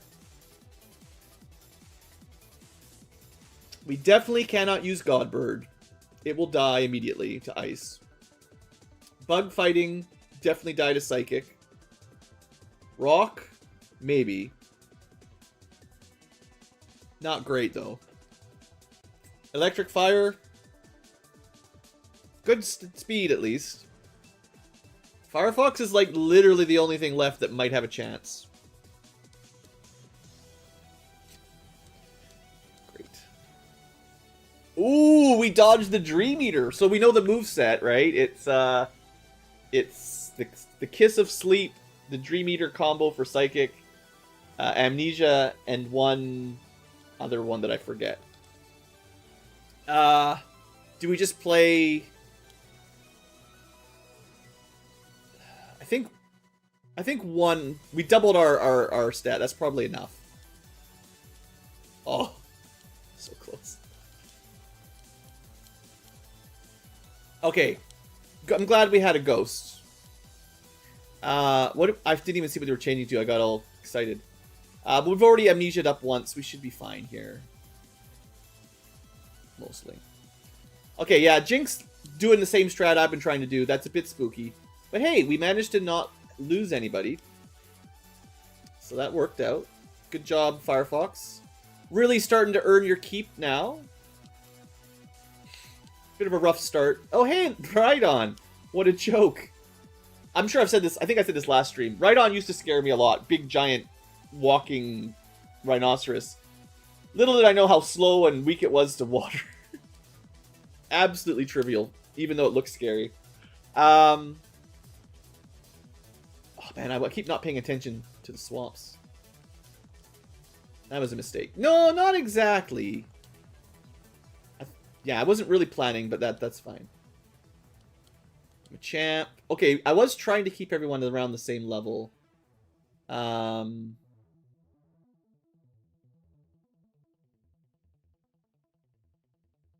too tough.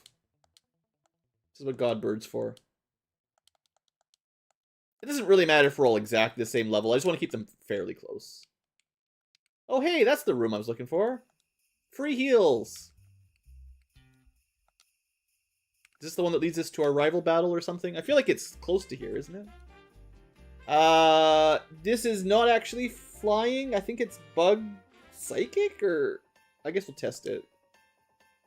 Doesn't really matter, it's frozen.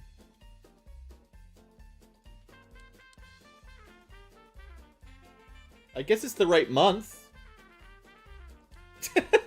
This is not the music I was expecting in my overclocked remix music. This is Super Mario's Sleigh Ride, apparently. Huh.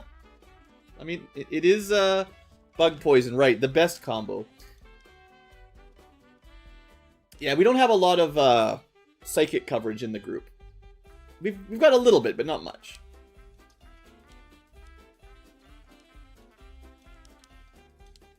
But yeah, Ghost pretty much deals with fighting anyway. That's fine. Ooh. go to that Taylor Swift concert everyone's been hyped up about. Oh, that's... I don't think we can fit it in, though. It's real good! I have to think about it for a second. It's not Ice Beam power. Ice Beam's like 95. This is like 60 or 70. But it is priority. It goes first. And it has 100% accuracy. Or not just 100% accuracy. It has never miss and priority. It does combo pretty well with Amnesia. But we can't drop the Flamethrower. So it would come down to... I don't think we can drop Ghost, because this is... Well...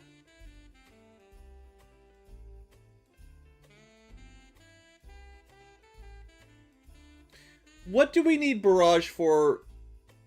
Like, Psychic covers a lot of stuff. And this is our only Psychic user.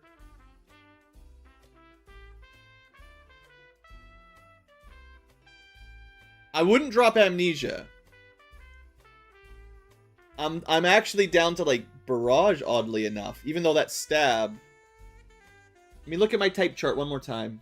Ghost as an attacking type just isn't that important. It's only for enemy Psychic and enemy Ghosts. And we can kill enemy Psychic with our Pincer really easily. I mean, this was our counter. Barrage was our counter for Jinx, which was really good. Flamethrower would have worked just as well, though, actually. Because she's Ice Psychic, so Fire would have been fine. You don't need Ghost for Jinx. For Alakazams and Hypnos, I think Pincer will destroy them. Well, maybe. Not fast enough, but...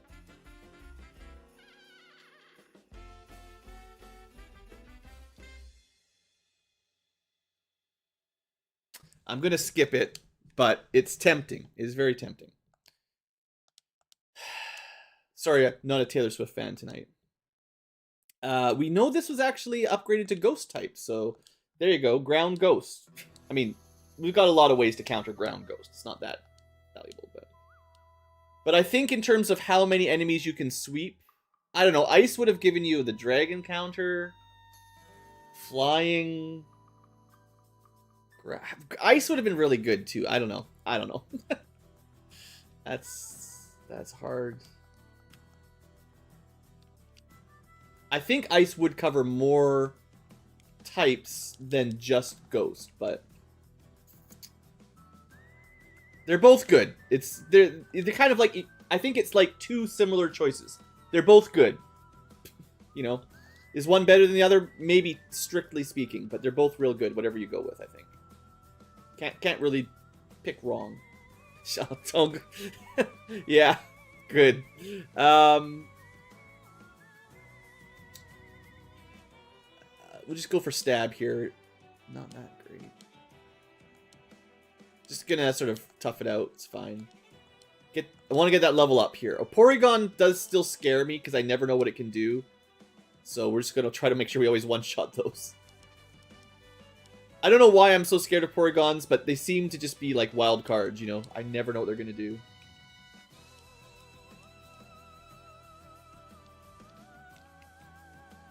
And these are all just backtracking. We've done almost the top of the tower now.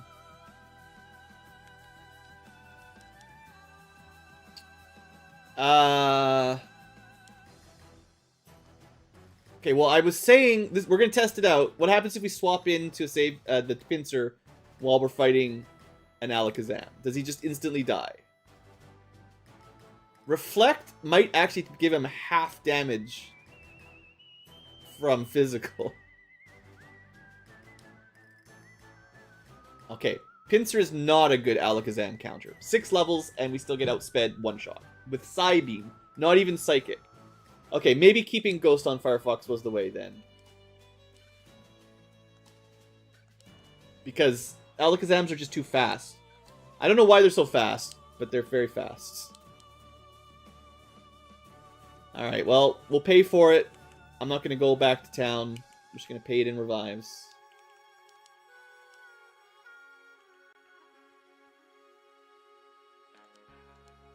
How's my money looking anyway? We've made like 50,000 bucks here, so.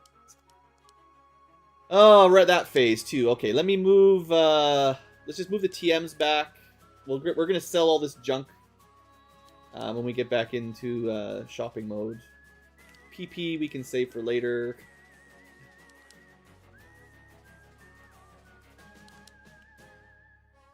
If I had learned Swift, if I had gone to the Taylor Swift concert, we could have still replaced it with Barrage if we didn't like it after all anyway, so. Anyway, a little bit of space. Carbos, great. Rare candy, sure. I don't even care. Well, if I save one, we can item duplicate. I don't think I have it in me.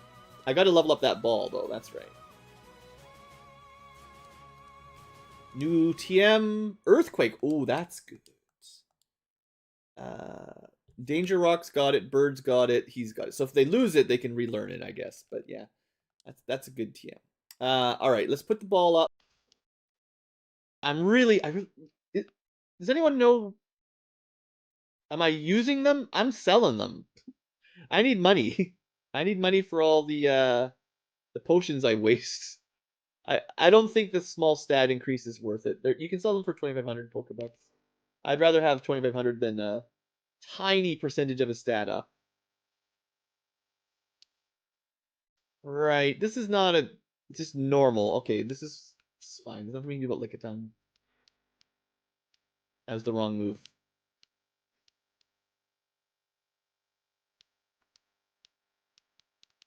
A little bit dangerous going attack up while confused, but it's all good. Charizard. Well, we have got 2 attack ups and have Rock. Golem. Well, we've had 2 attack ups and we have Earthquake. We have double damage. Might as well use it, right? Submission is really good. Definitely harder to learn in Gen 1, I'm pretty sure. This is the guy we have the ball for, though. We're going to test it out. No problem. Well, crit, sure. Just check for dead ends. You never know. Haven't found any items hidden here yet. But okay, I think I've cleared everything that doesn't require a teleporter. I just need to find the teleporter that takes me to the separate area, and I always forget where it is, so we're just going to do it randomly. It's the best way. I know we'll get there eventually. Just gotta believe. I've never bothered to memorize it. No. I thought it was one of those rooms that looked something like this with multiple all close together, but no, we're just there. No teleporters up there. All right.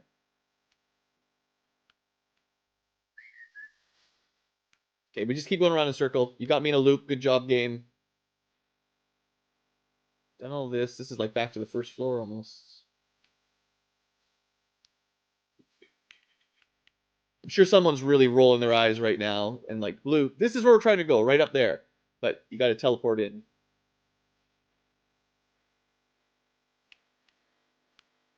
Let's play some cool jazzy Mario music. All the way back to the beginning yet? I'm sure we're just going around in circles. Everyone loves that. I'm sure we might be going around in circles. Sorry, I can't help myself. It's just fun. Yeah, I thought it was the one with 3 tables too, right? With lots, like, it's just old brain, right? It also has to be one that you need a card to get to, because you've got to get the card to open the door to get to the teleporter you need. I don't know. I'm just flailing now. I don't want to look up a walkthrough.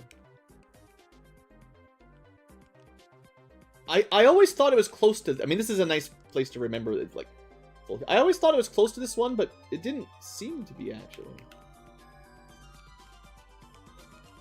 Maybe it is close to it. No, this is backwards.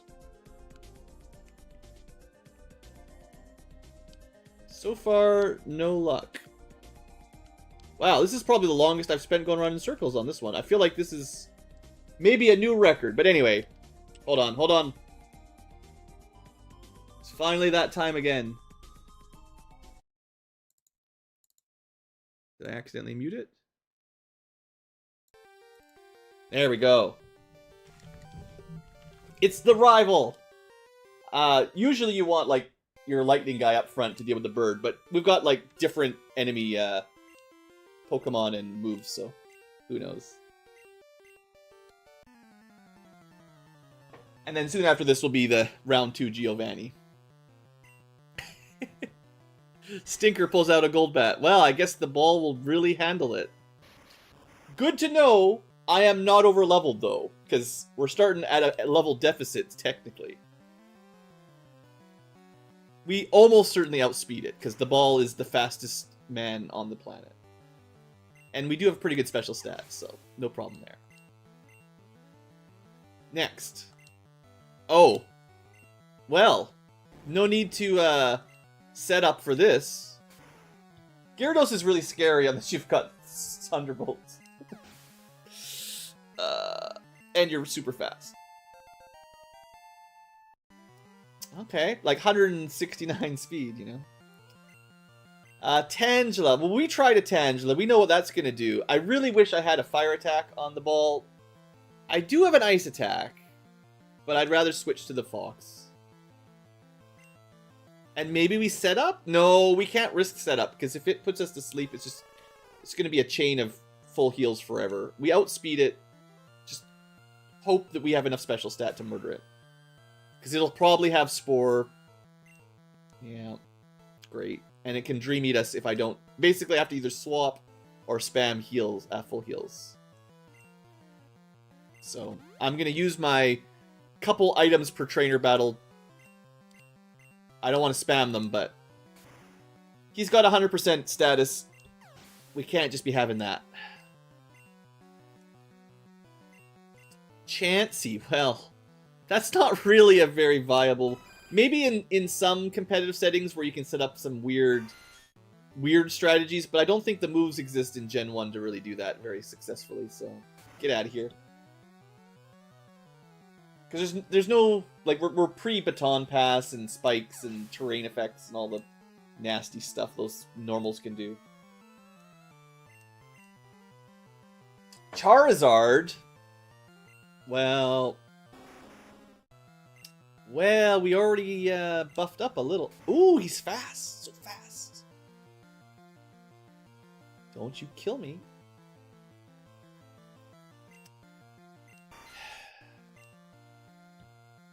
Sad Ankylo. He was supposed to be our savior, and he got murdered. Okay, we'll try. We're just going to delay this fight a little bit more than normal. Because this is kind of a hard counter for... Well, if he's got Earthquake, we'll find out.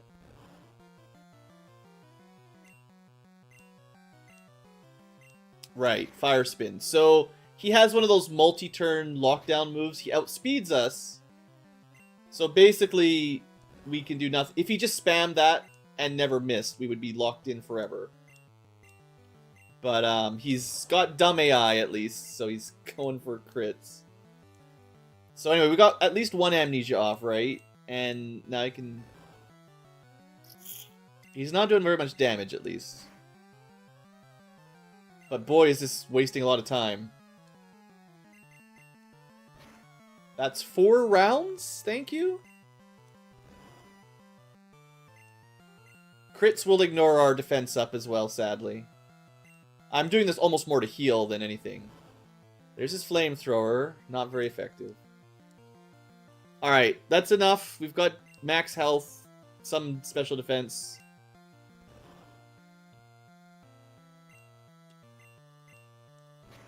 This Charizard's really annoying. It's not even super dangerous, it's just really annoying. I mean, we could have just two-shot him from...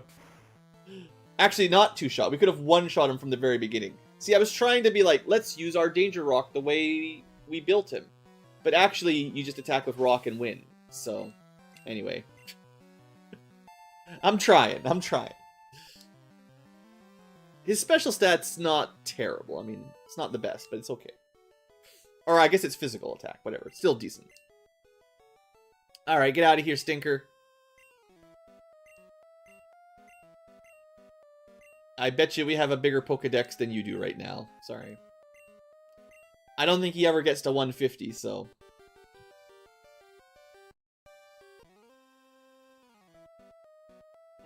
Okay.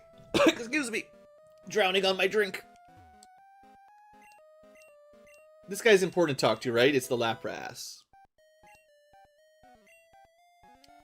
I know everyone likes to use this. This is probably in the banned list, because basically every competitive team I've seen... Well, not every, but a lot of competitive teams I've seen use this guy. He's definitely very well loved.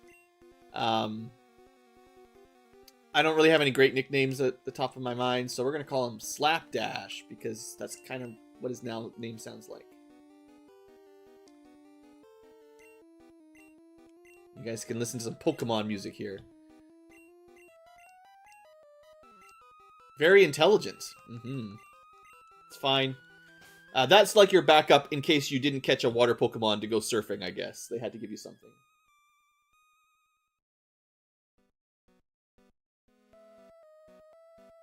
Yeah, Onix did a good job. He did a good job. It would have been dangerous if Charizard had like a full move set, because he probably should have had Earthquake, or I don't know what else he can learn. Definitely Earthquake anyway, and that would have been pretty spooky.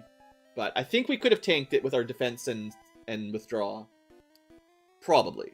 I want to look at the Lapras stats real quick here, just for interest's sake. Hunted to extinction, yeah. Water, ice. It's not that good. It's just bulky. It's a bit slow with average otherwise stats.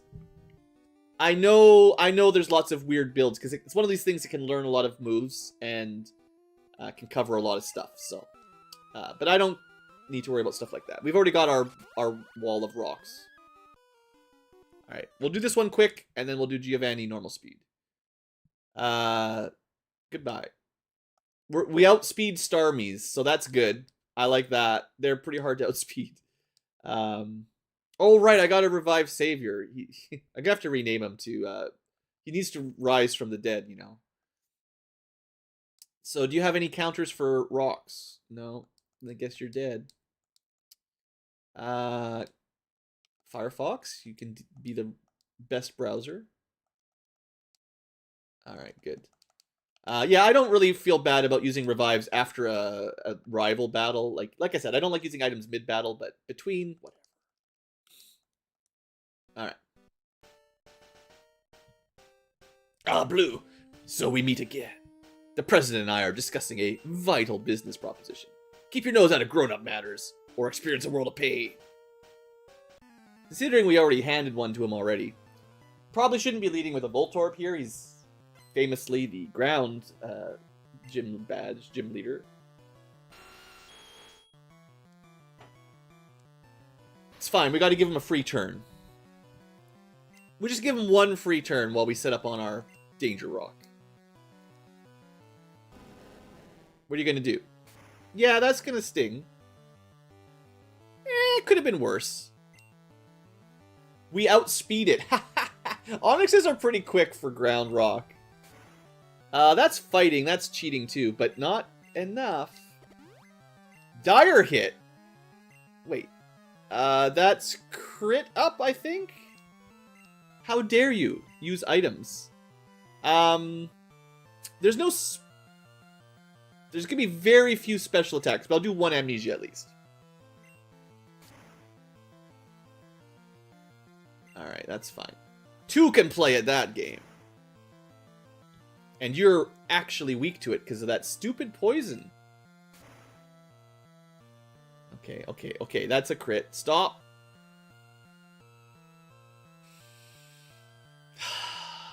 Crits, man. Well, Danger Rock. Unfortunately, crits ignore stat ups. Bad luck for you. Well, that's it. Bird needs to cover us.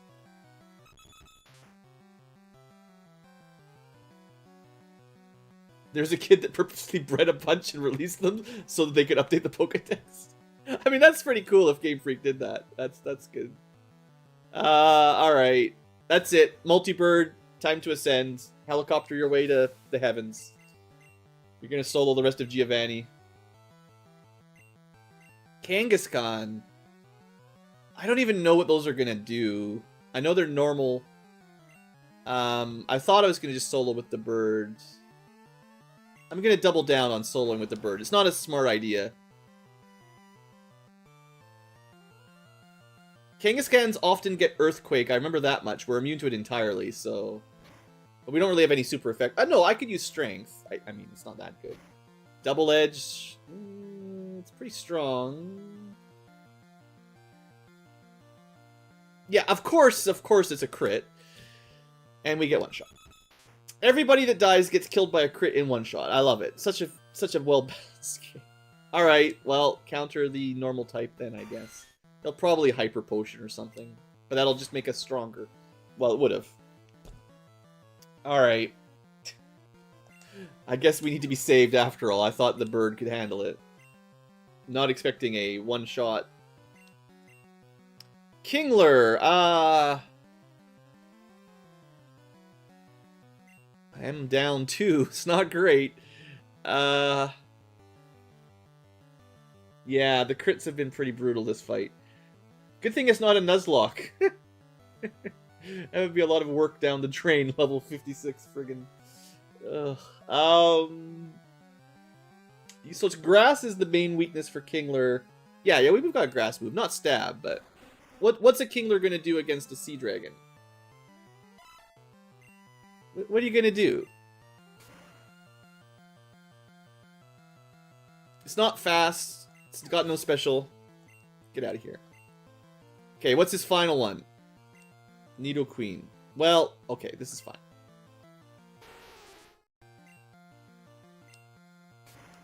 Unless they get crits, they can't win. And this, ooh, you get a chance. What's you gonna do? I didn't even see what it did. Well, I guess you don't get a chance. I missed it. There must have been something it did, but... Okay, well, Giovanni, thanks for cheating with those crits, but, you're out. Team Rocket will never fall! Unless you beat me one more time, and then it will finally fall. Is this a cursed computer? No. Just a regular computer. Ooh, this might be the... Is that the cursed computer, guys? Because it has a Porygon. It might literally be the one. I wonder if we have to go back and talk to the girl again. What's her called? There was a person in Celadon that wanted us to look for a cursed computer.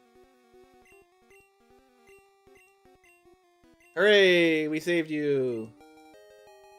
All right. Well, that was a full 1 hour episode. I didn't expect it to take that long, but we got lost. She just throw that Master Ball away. Alright, well, I think that's a good point to break the episode, at least. On the plus side, we won. On the downside, you know, it wasn't clean. But I'm pretty happy with the build. Danger Rock, I'm very interested in making this work. I feel like I still need, like, one swap of a move. I don't know which one, ground or rock. Probably the ground one, because we got a lot of earthquakes. And... keeping someone that's stab on rock was probably worth it. But, yeah, I just need to find a fire move. This guy's pretty good. Keep pressing the wrong button. This guy's pretty good, although Twin Needle, I think we want to replace that with something.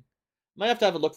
I won't do it yet. I'll wait till we finish all the gyms, but I want to keep the Dodrio competitive, so... Maybe a better fighting move or not a bug move. Probably a good idea. I'll have to look at what would be good for ground flying for coverage. Danger Rock, like I said, interesting. Pretty happy with Seadra so far. Having at least some grass access has been valuable. And honestly, Firefox, not effective against everything, but not bad, not bad. So we've got at least 1 or 2 setups. And yeah, good stuff. All right. For the future tubers, thanks for watching. Hope you guys have enjoyed. I'll see you next time for, I guess we better take on Sabrina. That probably won't take too long. Although it's another teleporter maze, so don't get your hopes up. Thanks for watching, folks. Hope you've enjoyed, and I'll see you next time. All right, I need a very short bathroom break, but I'll be back in probably less than a minute. Having a good time, though. Enjoying the cool team build. It's nice to have it set up and then just start plowing through stuff. But I do need a flamethrower TM somewhere. Gotta find one of those.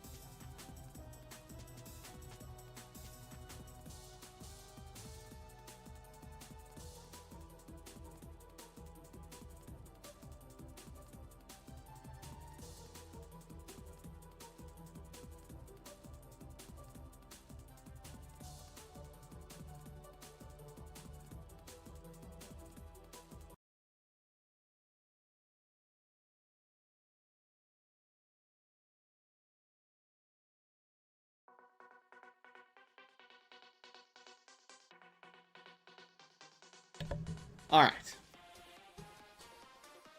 We're listening to some Snake Man music. Doesn't really have much to do with Sabrina, but maybe she's got a snake. She might have. Someone might have an Arbok in there.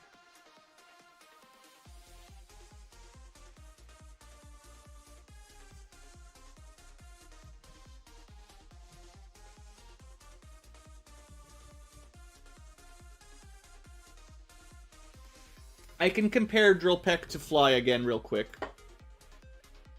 I think Drill Peck's a little better, but they're pretty close. While I'm thinking about stuff here. Yeah, some of the cool bug moves, I think Twin Needle just has the win for bugs. It is nice to have a couple good bug moves, but they're the ones that are upgraded the most. Whirlwind's different too, right? Yeah. Somebody used that. I don't remember who. Theoretically, the birds could learn that if we can find it, or somebody will learn it. It's super strong, but I would never use it. 85% might as well be 1% or 8%. But it's pretty strong. Fly, 90 power. I think that's been upgraded a little.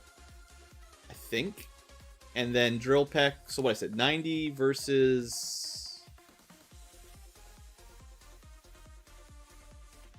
There's the 50 times 2. That's the 100 power bug move.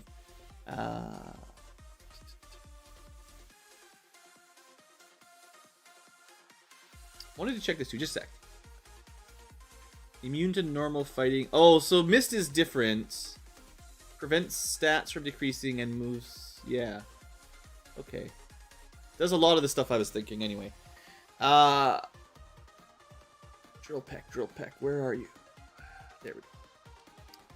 You know what? Fly's slightly better, except you don't get the flinch.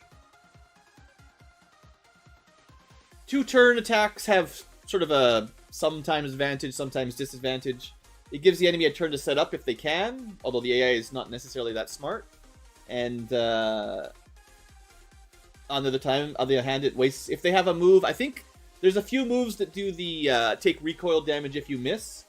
And if you're flying, they definitely miss, so it's a real good counter against that kind of stuff if they try it.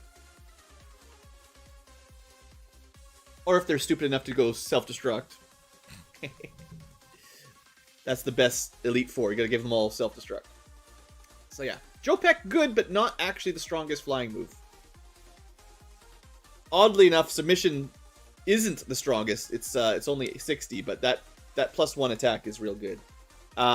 If I didn't show it before, Mega Punch is the other one that is kind of bonkers now.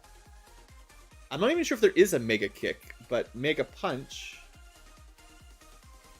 High Jump Kick let us down to 90%. So strong, but 90% is nothing. Might as well be 9. There's your Taylor Swift, 60 power. First plus never miss. Real good. Waterfall snuck in, 80 power. Also Flinch, pretty good. Not quite a Surf, but pretty good. I assume this is Boomerang or whatever. Egg Self-Destruct is very different. Fire, and you take half damage rather than dead. Egg Bomb is Dragon. Super strong, actually. 100 power. Gotta remember that. 100 power is big. Let's see.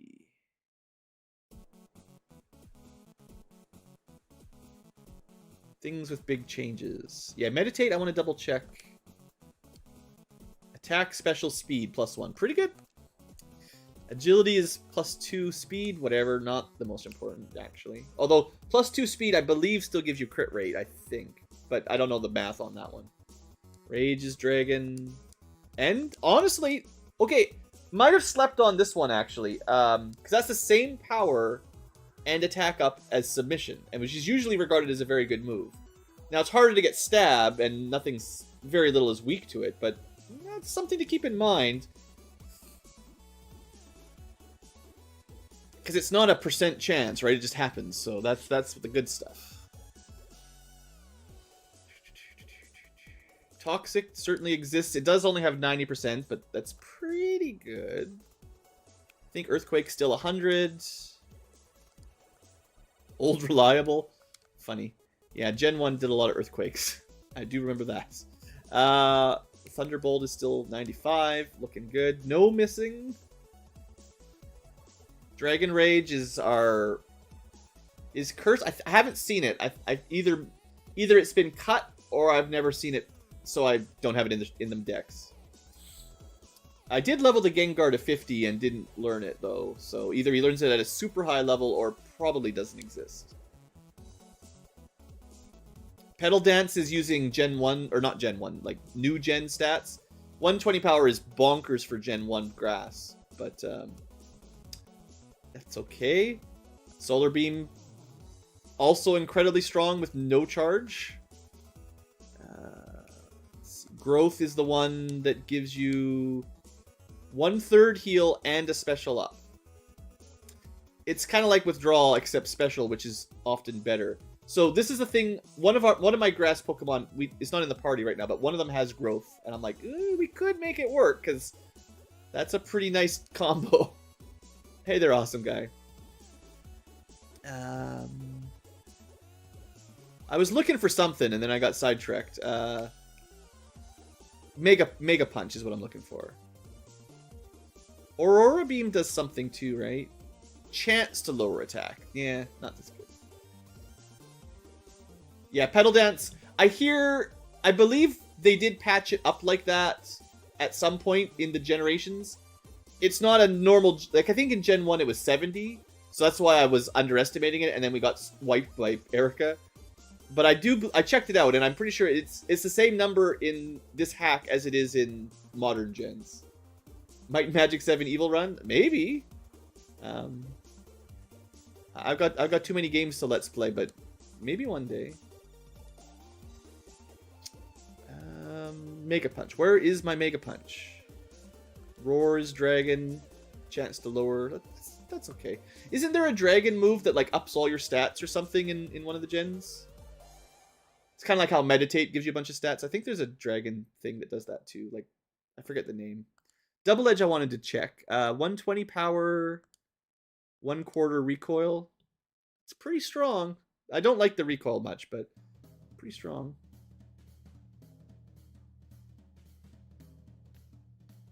Still some holes in our list, you know. Filthy Slam is the new, like, flamethrower but poison kind of thing, approximately. So that's neat. Dragon Dance. Yeah, that sounds like something dragons would do. Yeah, I don't think that was in Gen 1, though. That was, like, maybe 2 or 3. I think I saw it in Ruby Sapphire or something, right? I feel like Oh, there, literally on the first page, of course.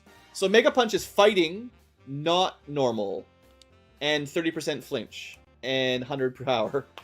I haven't seen a Mega Kick yet, I don't think. Which is... Isn't one of them like 50% power, or 50% accuracy, 200 power? But I mean, that might as well be nothing. But anyway, this one seems pretty good, so... I don't think the hacker is going to add in a 50% move, probably, but we'll see. And then this is the priority fighting one that's popped in. Okay, that's the move review. Nothing else I don't think we need to check right now. Just need to keep our eyes open for some good TMs. And we'll go back to recording. Got to get some more progress here. Hello, Poketubers, and welcome back to Let's Play Pokemon with the PureRed ROM hack with me, Blue Ankylo, still streaming in the middle of the night. We just, last episode, beat up Giovanni for the second time at Silphco, which opens up Saffron, and we'll spend a minute or two talking to people here, see if there's any new content, and then we'll deal with Sabrina's gym. So, we'll just have a quick chat with these guys. Sometimes you know, every now and then there's a new person that you need to talk to. We've already talked to this guy, though, and that's where we got the Omastar a little bit early. Mr. Psychic gave us Psybeam before. Nothing special there. I wonder if that means there's no Psychic TM. That would suck. I feel like he usually gives you the Psychic TM. But I could be wrong.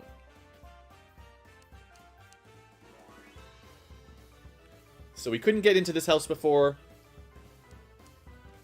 This is like the girlfriend of someone earlier in the game. That there's like a letter. It's kind of like Final Fantasy VI, where there's people sending letters back and forth with pigeons. Same thing. I'm not too worried about that side story, though. It's fine. My daughter likes to mimic people. Oh, this is the one that's the copycat. Yeah. Well, there's a reason she only has a few friends. Because you walk up and say hello, and she just pretends to be you. How rude. So. Wait, what is this? A game with Mario wearing a bucket on his head. I don't know what game that is, but... Is your computer cursed? My secrets. Mimicry. Collecting dolls. Having random 10-year-old boys barge into my bedroom, yell at me, poke all my stuff, and then read through my diary on my computer. Hate it. Just waiting for one of the Pokemon to, like, flamethrower us. The dad to come up and start throwing fists. Yeah. Unfortunately, Giovanni escaped again, somehow. There's some cool Mega Man 3 music in the background, if you're wondering. You probably can figure it out, but... OC Remix, as we do. I flew here on a Pidgeot. It's already over. Yeah, too slow. I don't think the kid updates his selection, but just wanted to check. Oh, right. I do need to spend a second to clear out my inventory. We're very close to full. Just throw this on the ground. I like money more than I like small stats. Even though we kind of have our final team, probably. I'd rather have the money to buy more full heals and stuff. Super potions. Let's... Max repels. I mean, honestly... Save some time, maybe, in some of these last couple areas. Surfing with Max Repel. Don't think I need too many revives. We haven't used that many. I'm gonna buy a couple stacks of Hypers. There's very few Pokemon to capture. We don't need that many balls. I want to see what Repel we've got. Do we have any Repels? Wish I could sort this quickly, but it's not possible. Okay, we don't have any repels at all. We don't need them just yet, but they will certainly save us some time. The hack also lets you reuse them without having to go to the menu, which is pretty cool. So I think it'll be nice for Seafoam Islands and stuff to not have to fight 500 Pokemon battles just to get through it. So that's probably a good idea. Okay, let's do another gym. Sabrina. This was probably one of the most scary gyms in Gen 1. Other than maybe Brock, if you pick Charmander, but, you know, she's got a bit of a notoriety, I think. However, we should introduce her to Firefox. So we got another teleporter maze. You know, games in the early 90s, they really love teleporters, you know. So let's just zip through this. I'm expecting, because it's a hack, I am expecting some fun changes, like random Jolteons, or whatever, stuff like that. So we'll just be swapping back and forth to whatever seems appropriate, I guess. Still can't quite one-shot these slow bros. They are pretty bulky. I don't remember the the maze of this place either, so maybe we'll do a setup if this guy's all... Yeah, that was enough. Two amnesias was enough. Lapras? Well, that's not... No. Well, do we swap and lose our +4 special? Or do we hope that a stab neutral effective flamethrower gets it? Because it's water ice, so it's neutral fire. It is super tanky though, right? Who knows what kind of crazy stuff it's going to do.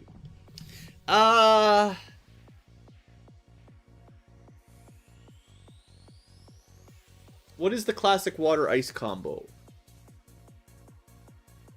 I don't really have any.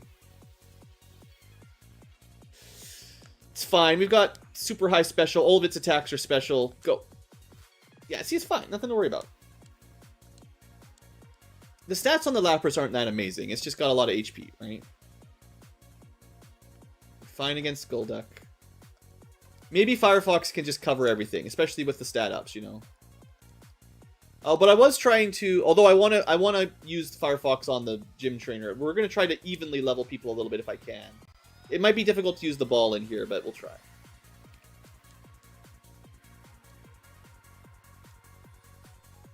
Psychic plus... We actually have Ghost here. See? Just barely enough, but it's enough. This is actually a pretty good matchup. Oh. So 2 rounds if we're lucky. Yeah. Okay, we gotta get this ball a couple levels. It's doing good. The trick is to only go up or down. Is that to get to the boss? What if you want to fight all the trainers first? I just randomly go around until we get everything.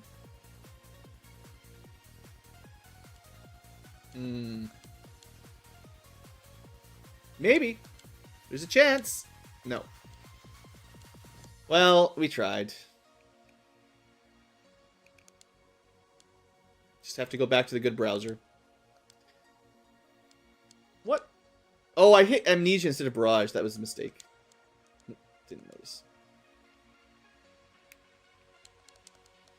If we go left and right, does that just get us all the, Oh, wait, I forgot. Oops. Yeah, maybe. Ow, Hydro Pump is rough. Okay, we're gonna take a little break. I generally prefer trying to do these dungeons, these gyms and stuff all in one run, but it's obviously not mandatory, and who knows where we're going anyway at this point.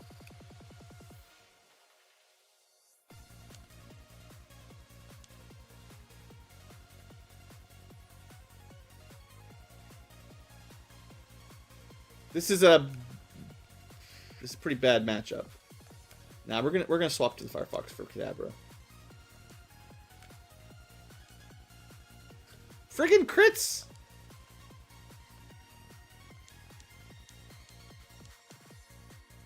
Okay, this is why we kept Psychic. We don't use Psychic on Firefox very often, but it is good for some coverage.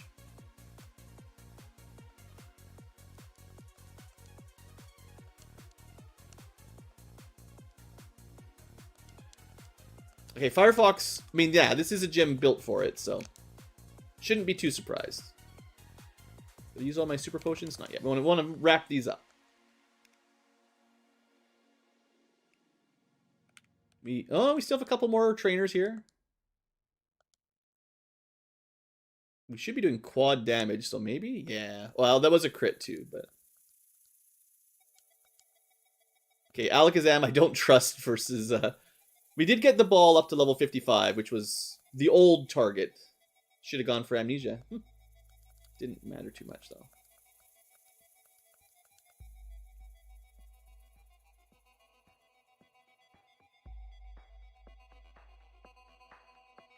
Okay.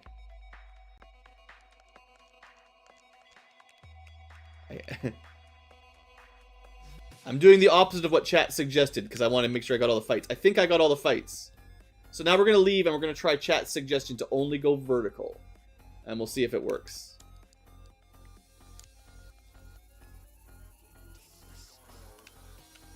Can we beat the psychic powers? Up, down, down, up, down, up, up, down, down, up, up, up.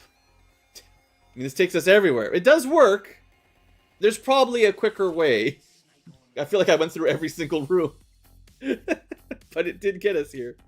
Alright, let's open with the possible sweeper and give this a shot. I should turn the music on for a gym battle. I'm also just going to put a save down. I actually haven't saved in quite a while. So let me just put a save state in there, just in case. I had a vision of your arrival. I am a psychic. I guess in this Pokemon world, humans can use psychic powers too, so maybe we are in the Matrix. Bending spoons. I wonder why she has a whip. Doesn't she have a bunch of ghosts? Oh, I guess it's not ghosts, but... Alright, well, we definitely want to set up. He's going to try to set up too.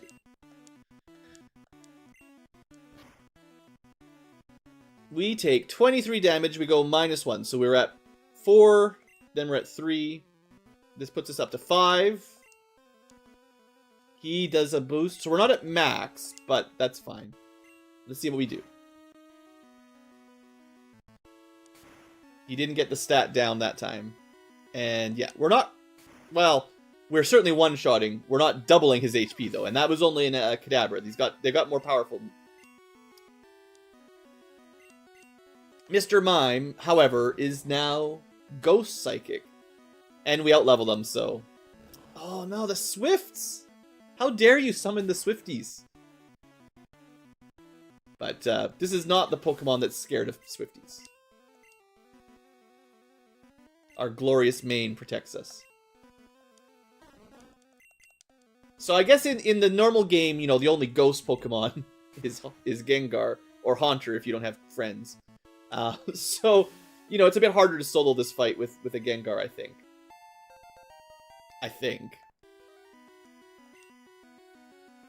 No way. Flame Spin's not good. I mean, if you go first, you can lock people down, and then they lose their turn. Yeah, no thanks. If you have the speed, but it has a % to miss, and you know how it is. You know me and missing. If it's 85 to hit, might as well be 85 to miss.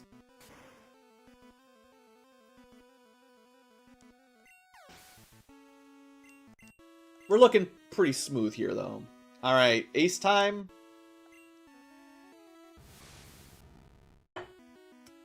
Almost the right level. Pretty close. And we even outspeed it. We almost do double its life. So we didn't need +5 special. +2 would have been lots. So we took like 2 extra turns of setup we didn't even need. Alright, Firefox. I always knew you were the best web browser. Got you installed right now.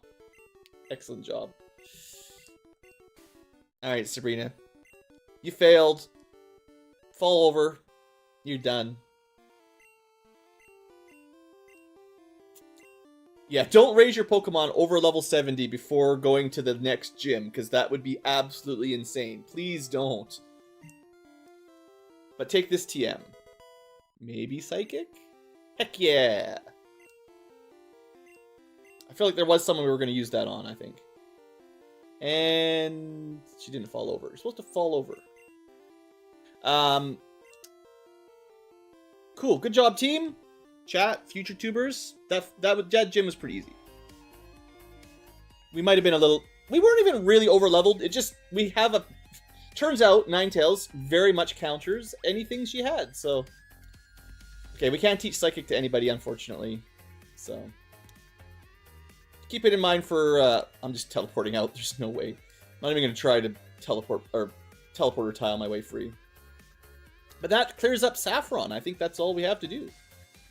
So good. That is 6 badges. We have to do a little bit of work to get to Blaine, and then also more work to get to Giovanni. Spoilers! I was wondering if we'd get any, like... Yeah, I don't think there's anybody that teaches you Mega Kick or Mega Punch. Like the guys outside of Mount Moon didn't either. Alright, Duffy, see you around. Okay, so let me just think. For the future tubers, what's the priority now? We gotta go... Where's my map? We gotta go down to Cinnabar Island, basically, and we can just surf down there nowadays. I also haven't done the path east of Fuchsia, which has some stuff on it that we should probably get, and a bunch of trainer battles. So we'll just do that. And again, we'll do it on fast forward. I don't expect... we could have done it earlier to get some experience, but I was trying not to overlevel more than anything, so that's why I didn't. I'm pretty happy with the party. I'm not really interested in changing them up, other than maybe their names. Okay, let me take a second here. Maybe I won't do it in the middle of an episode. Okay, I don't want to do it in the middle of the episode, but I am going to rename maybe all 6 of these slightly before the Elite Four. Got to start thinking of good names. I think Multi-Bird is probably got to become something like God Bird or Super Bird or Mega Bird. I don't know, something bigger than Multi. Savior might need something else. The Ball Pokemon, it's a pretty good name, but again, maybe something else. I still got to find him Flamethrower. Leviathan wasn't that special, but we've got an awesome Seadra, so we need something for a cool water dragon. Firefox is pretty good. Maybe we can install an expansion or something, or extension is the word. Maybe Firefox plus something else, plus ad block, right? Like or uBlock Origin, yeah. Anyway, maybe that's what we should call the Onyx, because that's his job, is blocking ads. We'll see. We gotta find out if we can find some kind of degrading move. Thunder Wave, Aurora Beam, Bubble Beam. Maybe we could do that real quick. It doesn't... Now we've got Fly, it's real easy to check all the stores. Oops, that's not the store. I do need to finish the Safari Zone too at some point. Didn't actually finish that. Slash, Mega Drain, Pin Missile, Agility, Psy. No thanks. This was all the punches, Celadon. I don't actually remember. I think they changed them a bit. Roost, Horn Drill is Rock. Rolling Kick is Rock. Dig, Reflect. So yeah, those are the defensive ones. Plus some Rock and Earth ones. No Earthquakes for sale, though. And I don't think you can...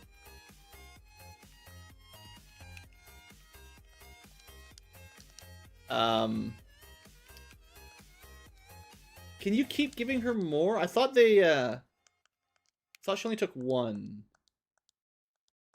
Yeah, I think the idea, unless it's like, she'll only let you have 1 of each TM at a time, but I have a feeling it's just, you can only get 1 in this. I know I used the Ice Beam. Yeah, so we can't get extras of the stuff she brings, unfortunately.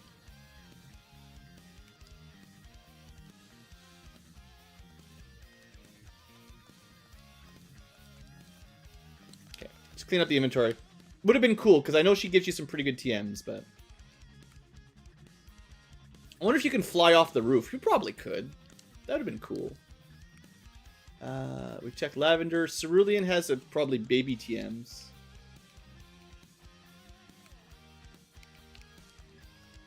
Just bide. Okay. Is that all the ones that have TM shops that I can think of? I didn't do Vermilion. I always forget Vermilion. Firewall, Leech Seed. Well, you can get Leech Seed. I suppose if Onyx could learn Leech Seed, I don't even know. Let's, for the lulz, right? Let's see. No. I didn't expect he could, but that would have been funny. Alright, let's go down to, actually, this is pretty close. We gotta go this way anyway. Oh, wait, one more thing. I forgot. At a certain point, the ship comes back. I don't have the friggin'... the SSN or whatever does come back after you get a bunch of badges. And we need a ticket to get back on, which we held on to.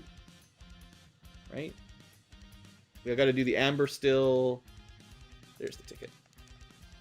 Just got to borrow this for a second. So you're in for a treat. This is something you only read about and your friends at school told you all the time. So the ship came back. And, you know, if you ever came back, you kind of may have been like, what if you surf? You could go explore places you normally can't go. Crazy. And then, like, there's this weird truck here. Wild. Everyone thought there'd be a Mew hidden behind it. All your friends at the playground would always tell you to, like, behind the left tire or something. If only we had someone strong enough. I actually don't have anyone strong enough. Yes, I do. If only Godbird was strong enough to push boulders.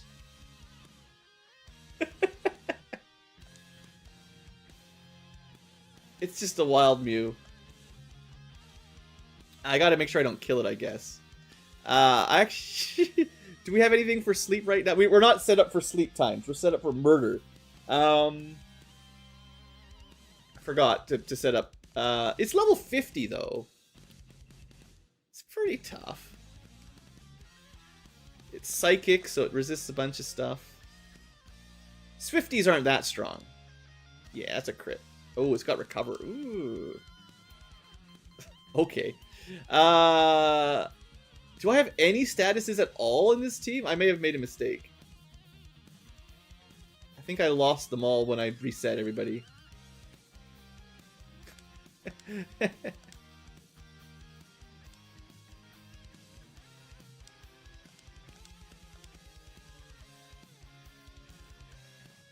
Awesome.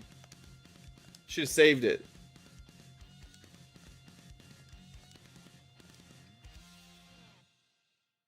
Yeah. Awesome. We have not a single status across the whole team. And apparently it just uses recover immediately every time you hit it.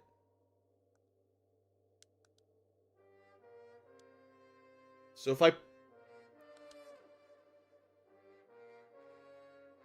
need someone who can like self-heal, which is just Danger Rock. Beware. Danger Rock. It mimicked us? That's funny. But anyway, this is somebody that it won't kill ever. Right? And then we can defense up and heal if we need to.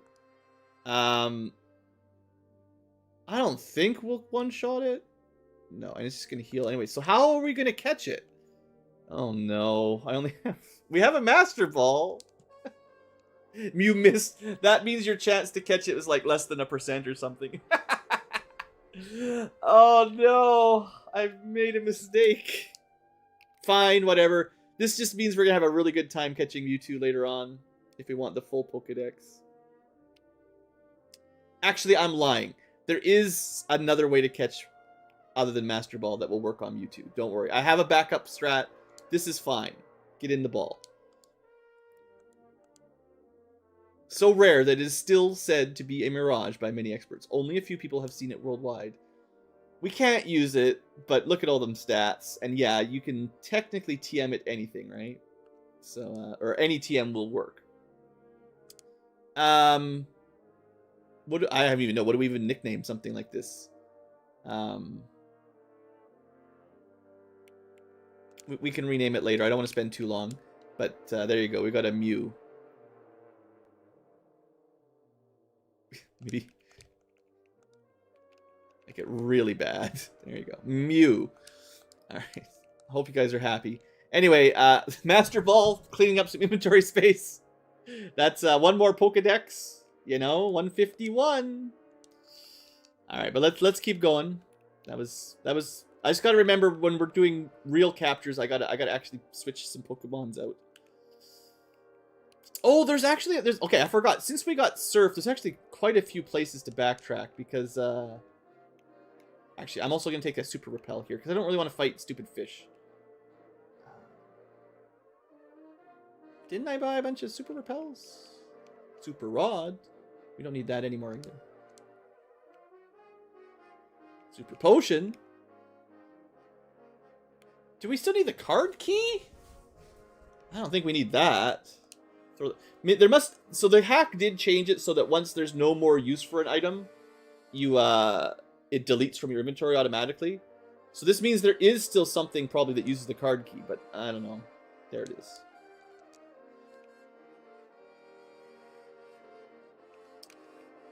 Okay, we got grabbed. That's fine. Send out the Swifties. No. What did it do?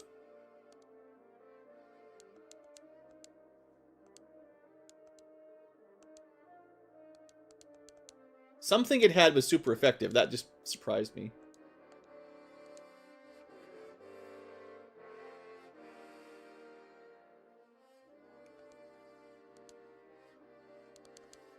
This is fine. Could have used Flamethrower, probably. Let's just use Flamethrower. Right, we don't have Flamethrower on this thing, I keep forgetting. The better fire Pokemon does. We could do the power plant, yeah. But I'm going to clear out... This is a lower level path. So, like, these guys are, like, really low level. I'm just going to sort of chomp through this pretty quick. We probably should have come this way a long time ago.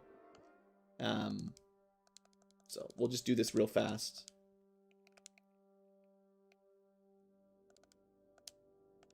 And then we'll just level up a little bit. But yeah, no, there's an item... there's an item in here. See, there you go. There's a bunch of stuff. You got to surf to get it. I think there's, like, another one... I know there's a few places, not just the power plant, where you just surf off, yeah, like that. You surf off to the side, and you find stuff, like Amnesia, which is super good. Yeah, just like that. Use another, please, yeah. Okay, so we have gotten this far normally.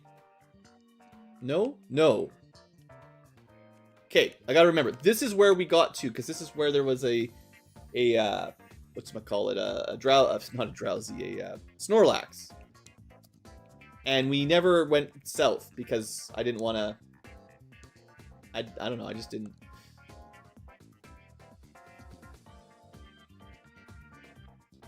Okay, that's not going to work. Rock! Right, fighting is kind of dangerous. Kind of dangerous, not that bad. We got the levels. Gyarados, yeah. They're still high enough level that we get lots of XP, so we might as well kill them. But yeah, we never went to this house. I meant to come here a long time ago. Because you could have got the Super Rod here. But I didn't get the Super Rod here. Normally you get the Great Rod, but we could have got the Super Rod. But since we already got the Super Rod and the Great Rod, we get a fishing bag.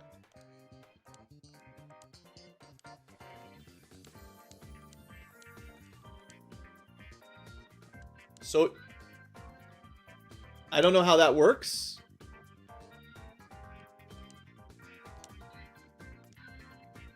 What's the difference here? Let's switch to something watery. We're looking for like a fish. Seal might count, but these guys for sure. So I don't know if this is... I don't know the difference between what we used to be able to see and what this has added. Because I know we could see the little icons before on the fishing or grass.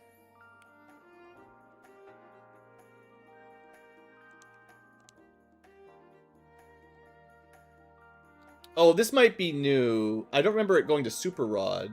Well... Huh.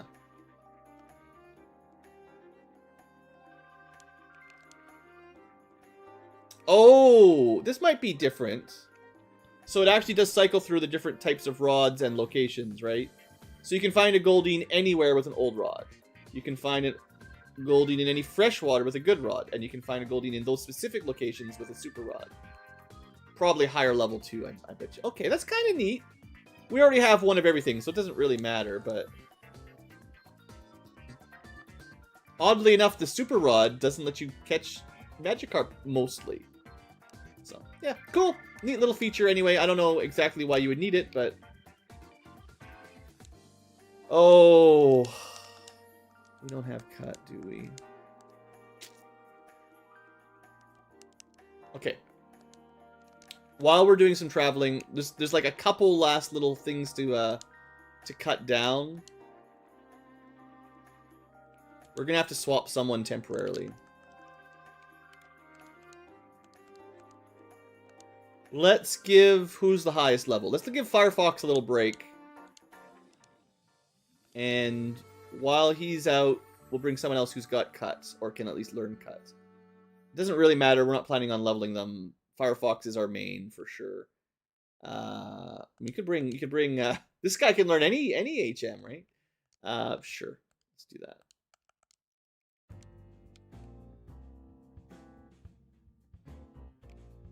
Fly cuts. Decent moveset. Psychic recover. Not that great. But that'll be our HM slave for now.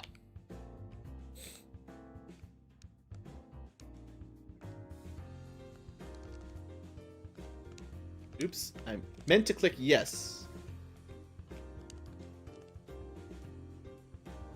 Alright, that's the branch. Alright, here we go.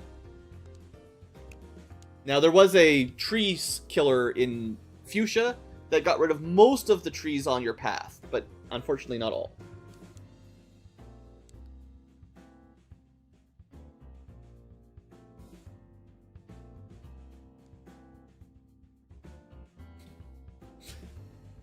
Well...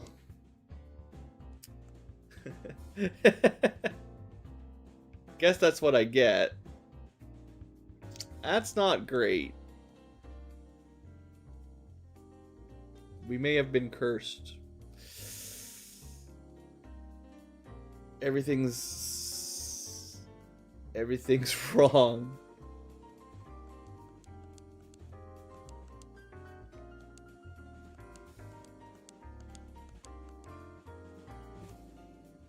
Slowbro, okay.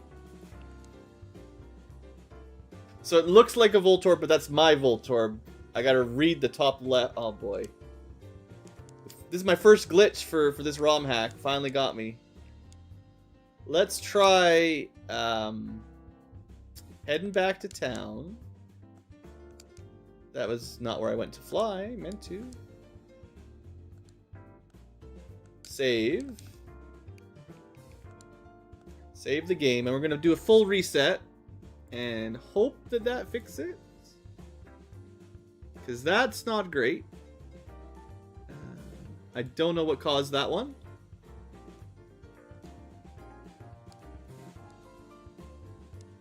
Well, all we'll do is head back out and see if it still glitches. I'm wondering, it may have just been that trainer in specific, but that's not good.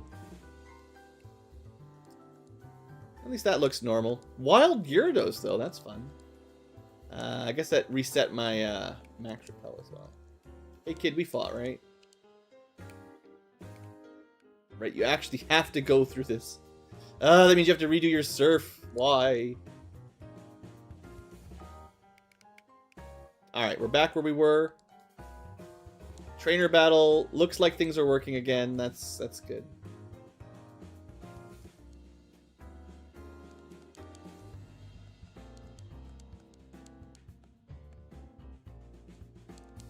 Alright, well at least we had that on recorded.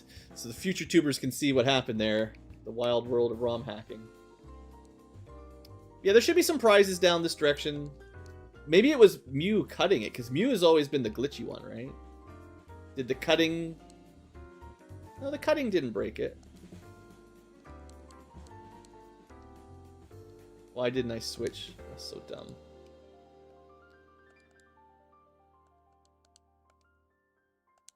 I mean, we've got a lot of levels. This is not a...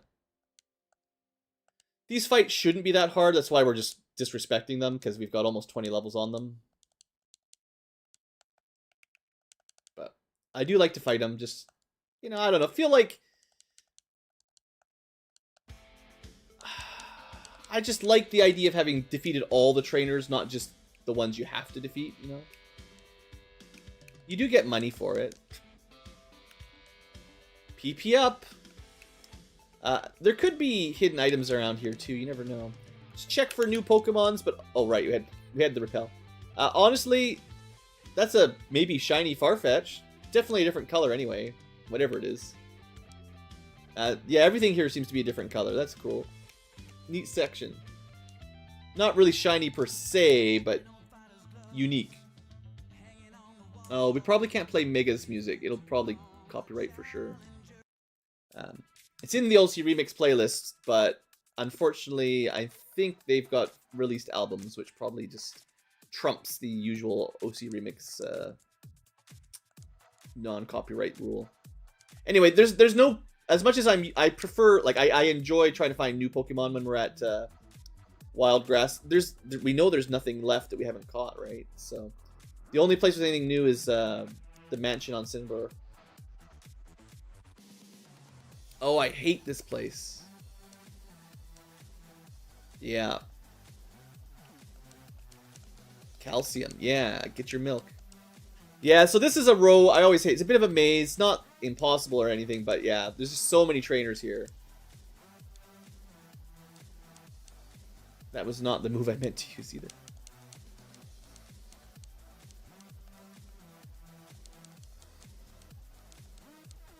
Well, a regular type is not very good against someone with submission.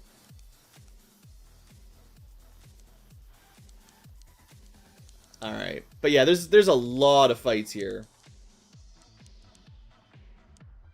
I really wish I had a flamethrower.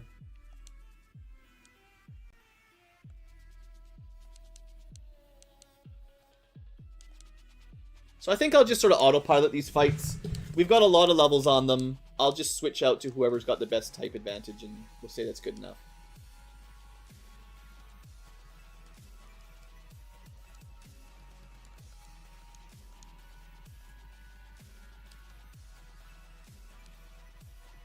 Nice break out of the confusion. Okay. So many trainers. Would you say in future games they reduce the, like, chaining of training? Like, I feel in the early gens, this happened a lot. Where it wasn't just like one fight trainer. It was like, on screen you can see 4 or 5 almost at once. Like, this whole area is just a gauntlet.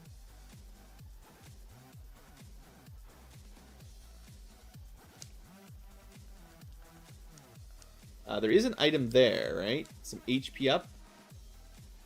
We don't really need to take random encounters. Dang it. There's the birds. I always remember this area as, like, full of bird trainers. But I guess that would be too easy, right? So, gotta mix it in. Dugong. Dugong is the cow of the sea. This is actually probably my best counter anyway. Paralyze. How?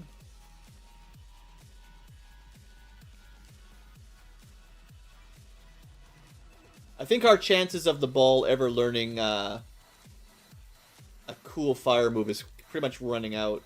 We have to do it ourselves.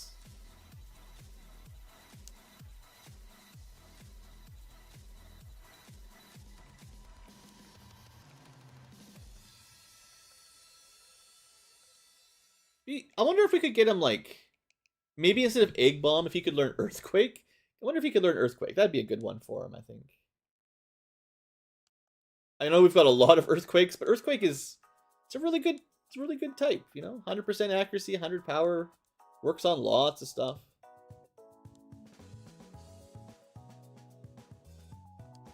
Could switch it off someone else if they have something better, you know?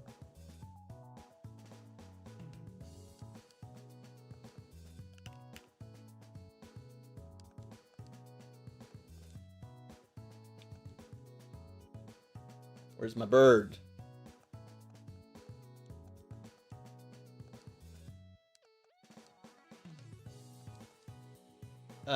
Cloister is ice. That's real bad for the bird. We gotta switch out.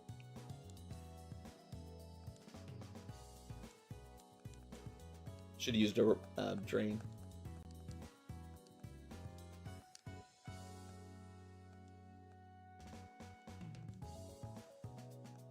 All right, we're getting through this pretty quick. I guess it's just bonus content to some degree, you know.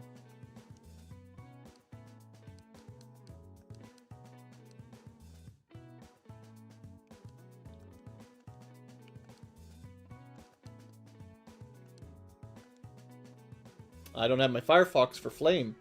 Guess it's the bird.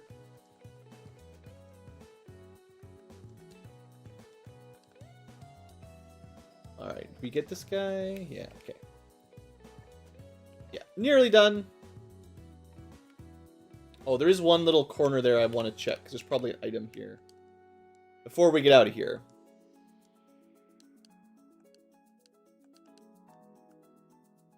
I'm pretty happy with the ball. I know he doesn't have a fire attack, but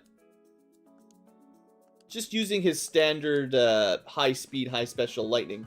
I've never used an electrode before, and if they are reasonably good electric users, maybe that's something I should consider for when I don't want to play with a Zapdos or a Jolteon or a Raichu, you know. I usually thought Magnetite and Electrode were basically just trash, but here's some more PP. Look at that. What? Look to the left of that post. I guess that was just that. Or should I be using item finder? Probably got the one it was referring to. Did we fight that girl? Okay, almost through Bird Trainer Maze. Bird Trainer Alley. And this bird trainer has a crab. We're gonna heal up off him. How did the Kingler go before us? I feel like Cedra's pretty quick, right? I was gonna Mega Drain him. Well, that sucked. We're in a bit of a pinch.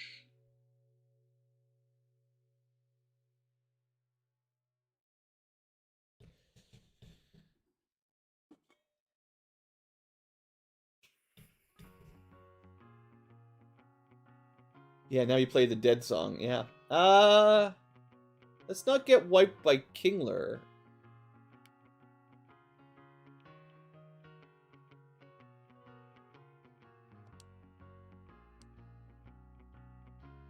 Yeah. It's not. And he still got a crit on his first attack, but we got him. Alright. I am out of actual Thunderbolts too. That's not good. Alright. We aren't actually... We're only like halfway through this ding. This is like the longest... One of the longer brutal routes for sure. I didn't pay attention. It's going too quick. We are actually very much running out of PP.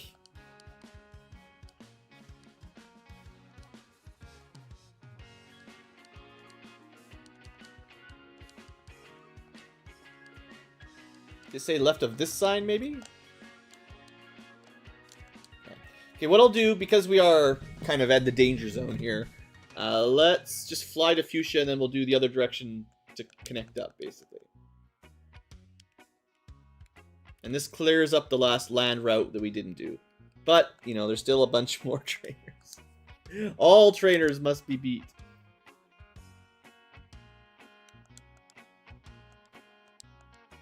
Such a cheerful music for the end of Mega Man 3, you know?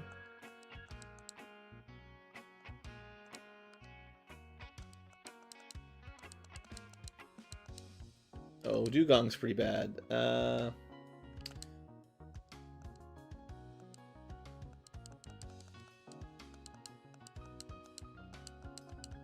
It's great having a dragon that's not weak to ice. Love it.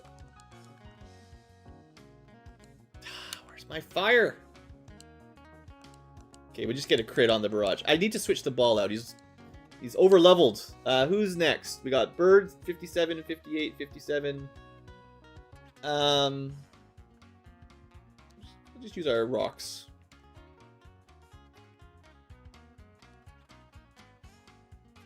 Should work with rocks, mostly.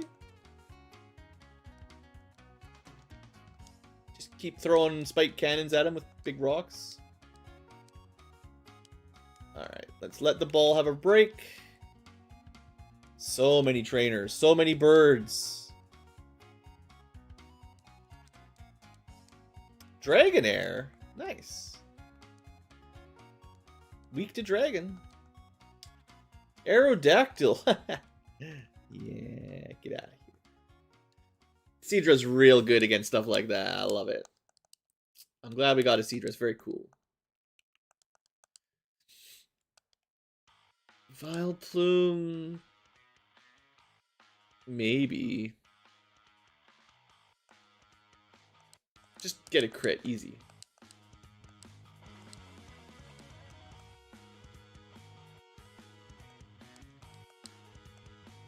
Oh, dang it. We got to 61. Ah, well. Having a strong fighting tile, body all these normals. These normies. Still very enjoyable. Probably don't need... It's just nice to one-shot him, that's all. Right, we don't have any flames right now, so... Honestly? Almost one-shot him. Venusaur's pretty tanky, too, so that's not bad.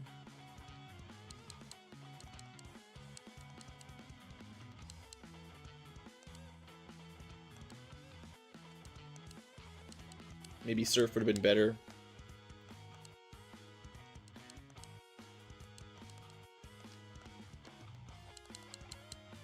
Alright. I mean, seriously, who designed this area? All there is like, every step, another trainer. How did he die? Oh, I mean, Rapidash is pretty fast, I guess, but gee. We had type advantage and everything.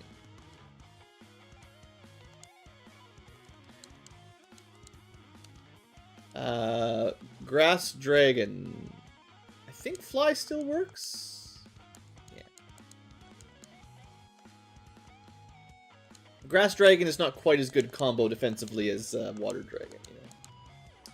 Haunter. Swift. Oh right, the stupid horse has Swift. It doesn't make sense that the fire horse would learn an ice move to me, but yeah. I did remember that barely.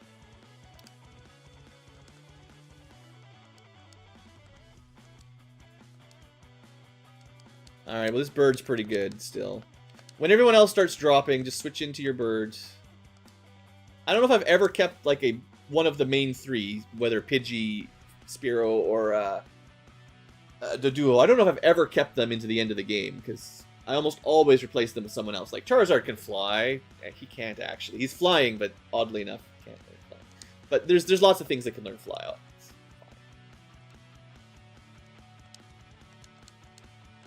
Rock Slide would hurt for sure. We don't really have a counter especially for this guy. We'll just do damage. No anti-psychic covered. Oh wait, no, I do. I forgot. I still have that bug attack. That's probably one of the reasons I gave him the bug attack. It's like, oh, that works on psychic, you know. We have pretty good psychic counters anyway, but the bird can fairly well cover physical bug damage, which is weird.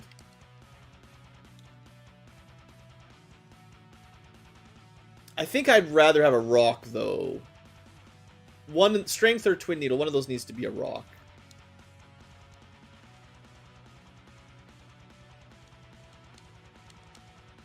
Sand Slash.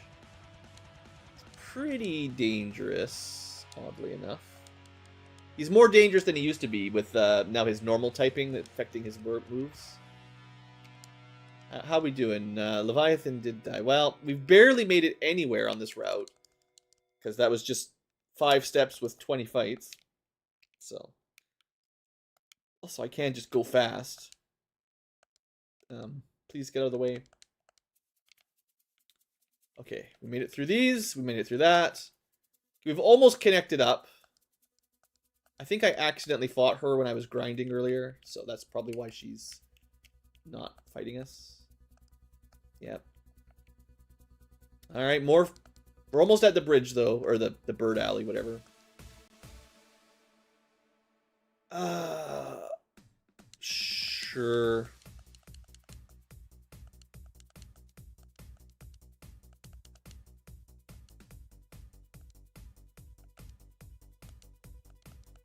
There's a fair number of psychic types, so it's not the worst to keep that twin needle, I suppose.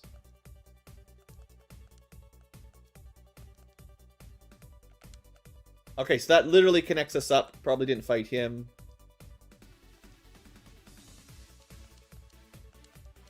Sorry, turns out birds with 3 heads are better than bugs, even bees with 2 drills.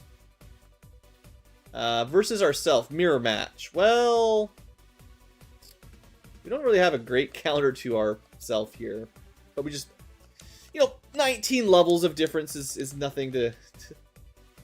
Okay, let's just try to get everyone to 60, I guess. I really, this isn't even really grinding. I wouldn't count it, right? This is just clearing out all the trainers before we go to the next gym. Good counter. I got the right one that time. Actually, this is great because it's a dragon.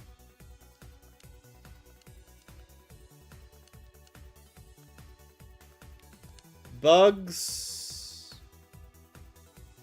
Don't really have a great counter. Just do damage. Yeah, they don't have very good specials, so. Electrode. Hey. We can surf it. Yep. Cool. Danger Rock. I do like the name Danger Rock. It used to be, we had the Danger Noodles, right? But it's Danger Rock. Basically, the full team's going to be 60, I think. Looks like there's one more item up there.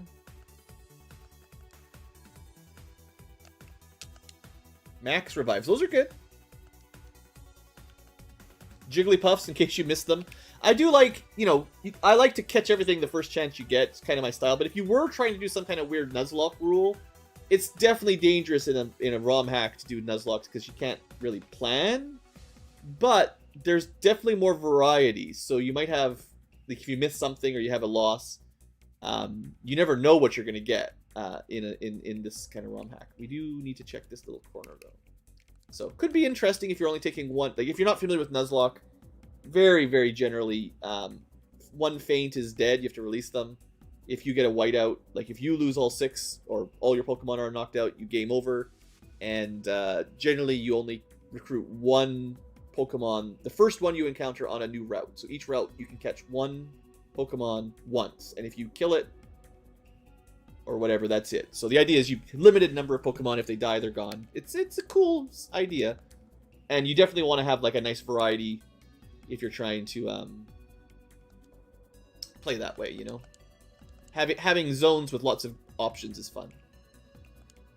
TM20. This has been sitting here. Barrier. That's not really what we want.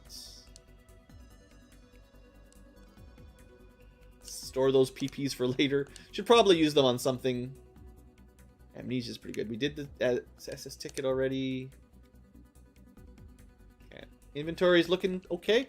So that was just it did take a little bit of a longer time than I was hoping, but we did clear that out. And I think we'll try to clear out what's left of the Safari Zone too. There's not too much left. We could save it for later. The trainers, the trainers at the Safari Zone that are part of the hack that are reset every time you enter, they seem to be a lot stronger than the other overworld trainers. So it's possible you're not really meant to really fight them all until you're done, kind of clearing the map, right? I don't know, but it seems that way.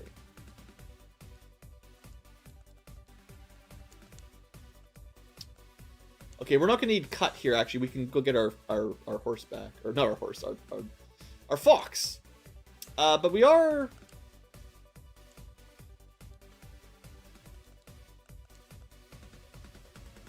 Starmie. I always forget. Bugs. Bugs will work.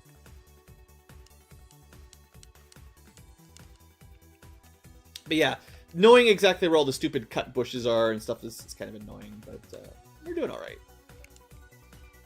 Let's put Mew away. We'll bring Firefox back. So that means my entire main team is all level 60 now. So we're all evened out, which is sort of what I was looking for.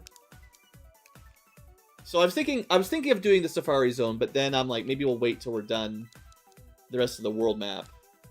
Save it for last. This is super dangerous. Oh, no. Oh, we got the 3 hits. Very nice. It's 50-50, 2 or 3 attacks, so that was pretty cool. We definitely needed it. Alright. So we have a choice. We can take the longer way and go to Seafoam Islands, or we could go to Cinnabar first. And I think I want to hit the short route to Cinnabar. So you're supposed to go home, you know, talk to your mom,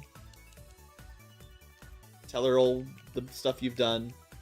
And this opens up, now that we had surf. We've had surf for a while, but this is kind of the more direct route. And there is some more stuff here. Oh yeah, you can catch some stuff here too. We don't really need Razor Leaf. This is where normally you find Tangela, right? If you're trying to do your maybe not full Pokédex, but catch as much as you can normally. That is where you catch that one. Now there's quite a lot of fish trainers along here. We'll just let our Seadra take the lead. I'm gonna try to just make it down. Oh, I should actually definitely the right place for some Ultra Repels. I want to see if I can make it to or Max Repel. Make it to Cinnabar, which you can probably just skim the bottom here and ignore everything. And now that we've been here, you know, we could just fast travel. There's a lot more trainers to deal with, but we're kind of running out of time for the episode. So what I'd like to do in the last town is there's a couple things while we're here, and then we'll do the training next episode. But I might even just, I'm thinking about doing it off camera. I don't know. Maybe not. But we do need to pick up the Amber, and I think that's it. I think we might need that card key somewhere, but I don't know. So check the mart. There should be something new. What we got? This is one of the things I really wanted to see. Maybe Flamethrower by the Fire Gym? The TM Pirate stealing a lot of TMs. Well, we'll buy a Toxic. Amnesia's cool. We can Body Slam, Barrage, Filthy Slam. Pretty good options. Good stuff. Let's sell some of the stat uppers that I don't need too much. We don't need stats. We need strats, not stats. Let's just get rid of that. Okay. I'm going to buy, just in case, because there's some Pokemon to catch in the Cinnabar Mansion, so make sure we got some good Ultra Balls. Talk to some people just in case they're new, just like the cool TM Pirate. Right, I was going to double check in this hack if... So we can definitely teach Toxic to the Danger Rock. I'm not maybe going to do that until we get to the Elite Four, maybe? Because I like having Earthquake and Rock Slide on him, but that is a way for him to stall out most of the time. Toxic is super deadly once you've got a few turns of build-up, so... That sounds like an interesting option. If we could get... I wonder if we can get Wrap or Bide on him. You know, one of the ones that let him waste the enemy's turns as well. I think Onyx normally learns Wrap. So there's probably a way to get him, you know, defense up, special defense up, Toxic, and then just wrap them so they can't even do anything, right? Like, that sounds really mean. Anyway, let's check this place out. There should be a couple things to do. You want to train a Ditto for a Zubat? No. It's special. Rare prehistoric Pokemons. Do you have a Lapras? I sure do. Do you want to trade it? No. We only have one Lapras, so... I mean, it's not a big deal. You got him in the Pokedex already. You're good. You can do the EVs. I made a cool TM. It's the crab hammer. When in doubt, drop a hammer on him. So the only way to make Kingler feel even worse is to give crab hammer to knock crabs that might have a high special attack. Oddly enough, Seadra can't learn it. But this would be potentially something you could give to somebody to add water coverage if you wanted, other than the usual surf. It's certainly not bad. The main thing is, like, it looks like different Pokemon can learn it than can surf. Oops, I just saw that there. Surf is your standard strong water, right? 95 power, 100 accuracy. Real good. Nothing wrong with that at all. Crab Hammer is a little bit weaker, a little bit less accurate, but it loves to crit. And crits are pretty cool if you like that kind of thing. Plus, you can teach it to other Pokemons that maybe couldn't learn water moves normally. So, neat. Probably viable for somebody. I want a Ponyta. I want a pony. Yeah. I'm an important doctor. Yeah, here, take the amber. So we'll get that eventually. We still need the last fossil for Pokedex. That'll take a little while. Das machine is very useful. Not only for reviving fossils, yes. Can change colors. Wunderbar. Sprechen Sie Deutsch. No. Das ist okay. So you can change the color of your Pokemons. You can only do it 14 times. Maybe once we rename them, I'll pick cool colors for everybody too for our final party. Because this ROM hack adds all kinds of silly stuff. So that's great. We'll save that one for later, but I think that'll be fun. Okay. So we've got a Cinnabar mansion. The fiery town of Burning Desire. Pretty cool. But the last thing I'm going to do for this episode, because I just remembered it, there's a couple places you can surf to, other than, you know, the big ones. I went to the wrong one. And I was literally in this town with surf, and I did still forget, because it's easy to forget. Friggin' get out of here. There's this girl down here. Ah! You found my top secret sun tanning dock. Don't tell anyone I'm here. Take this. Hyperball. What's a hyperball, guys? It's in the patch notes. It's like Master Ball Light. The difference is it's still 100% catch rate, but the target needs to be less than 1/3 HP. So it's pretty good, is what I'm trying to say. You don't need to worry about sleep or anything. And we can get more of those if we want. There is a way. That's just the freebie. There's a couple freebies, I think. Anywhere else with surf spots? Trying to remember. Obviously, there's the whole. Like, I want to do Cinnabar Island first, and then before we go back to Pewter, we'll do the Power Plant and Seafoam Islands. But I'll save them for after Cinnabar, just to break up the double gym battle. Let me check Cerulean. I don't think there's anything we can do right now via surf. Hey there, David. Just leave it extinct. Probably for the best.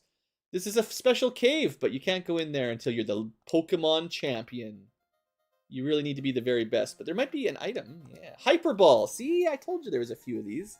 So that's 2 Pokeball or Hyperballs. And we can go back to these people if you want now. Once you have surf, you can... Normally you have to go all the way through the stupid mountain to get here, but now we can technically go back and forth if we feel like it. And probably with Item Finder, maybe even find some items. I don't know. Is there anything else surfy? What about to the right of Bill's spots? There's lots of, like, hey, little sneaky spots, like, might have Pokemon in them or something. Doesn't look like it. What if you could get behind his house? I don't think there's any way to get around the barrier. That's illegal. You go to jail if you go around that guy. Oh, there is one place we could check in Cerulean. Remember the guy that's like, leave me alone in this place? Oh, he's still here. Hey, leave me alone, basically. Okay, we'll come back maybe after we fight Giovanni or something. Alright. I'm just, before we end the episode, I want to wrap up any of this quick backtracking stuff before. So the next episode can be all about Cinnabar, you know. The Cinnamon Island. So if you're wondering, this is a sort of secret area. We'll save it for later. But I saw this just sitting here. 24 we already had, though. That's another Thunderbolt. Nice. You want to fight? Seriously? I'll fight you, bro. Electabuzz. Alright, those guys are cool. I like them. Get out of here. Alright. Good fight. So that's the power plant. It's actually not that long, but I don't want to do it right now. We'll save that one for a little bit later. There is a special bird in there, and maybe we want to get more balls and somebody that can put things to sleep. Is there any other water zones? Oh, right, yep, Celadon. There was a little tiny place to surf to that we skipped. Oops. It's really easy to forget about these. Hi there. I've never seen you had the chance to talk because I'm stuck behind a lake and no one can never get to me. I have this TM. Meditate. Ooh, that's fun. You know how he's got a move that gives him attack up? What if he had a move that gave him special speed and attack up? That might be worth it. Because he's got pretty low special defense. This would help protect him for long fights. Speed is... He's also kind of mid-speed, so if you could give him a 50 to 100% speed boost... Might be worth it, maybe. Meditate is cool. Alright, any other water spots? I don't think you can surf while you're stuck on the bicycles. Oops. Stuck. Got caught. I feel like you're not allowed, but I could be wrong. Yeah, you're not allowed to surf here. Okay, so there's all the stuff in the Safari Zone, but I think... You know, there's the route between Fuchsia to Cinnabar we haven't done. And there's the stuff in Safari Zone that we haven't done. But I think that's it. So I feel like that's a pretty good place to wrap this episode up. Next time, we got to catch some new Pokemons. There's still a few left, and most of them are on this island. So that will be next time. And then we can beat up the 7th gym. And then we'll do some side quests and get to the end of the game. So, future tubers, thanks for watching. I hope you have enjoyed. I will see you next time for getting close to the end of Pokemon PureRed. See you there. Also, hi to Awesome Guy if I missed you. I'm having a hard time following chat today. It's not even super busy, just... I feel like I use a lot more brain power after taking like a year off recording. It's like I forget how to talk and play and read. And then, for whatever reason, I'm just a little bit behind. I'm going to take a short break again. I'm probably healthy to get up and stretch a little between these. I'm just going to get a drink. Be back in a couple minutes. Gotta stay hydrated. And I'll be right back in a couple.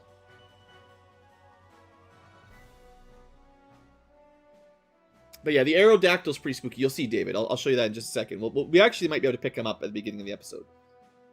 Just take those fossils, revive some random Pokemon. No problem. Or actually, I can show you one for sure. We've revived already, because he's in a computer, that. Nightmare Fuel. Be right back.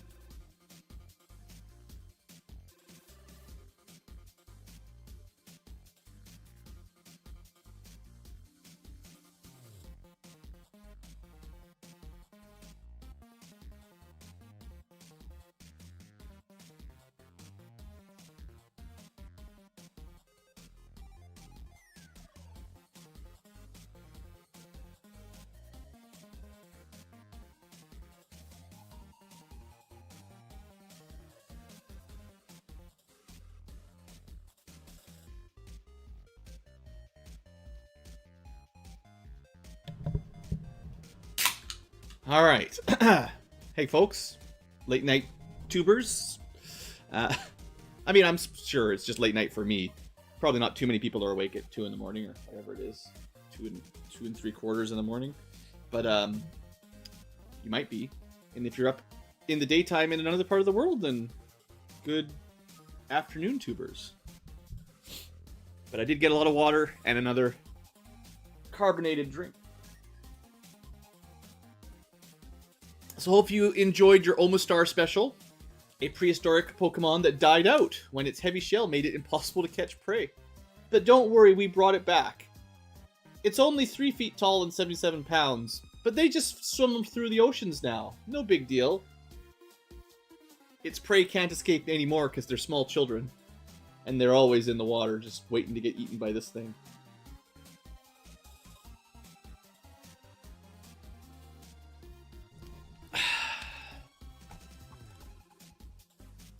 I will say the visual design for Omastar is probably one of the more terrifying ones.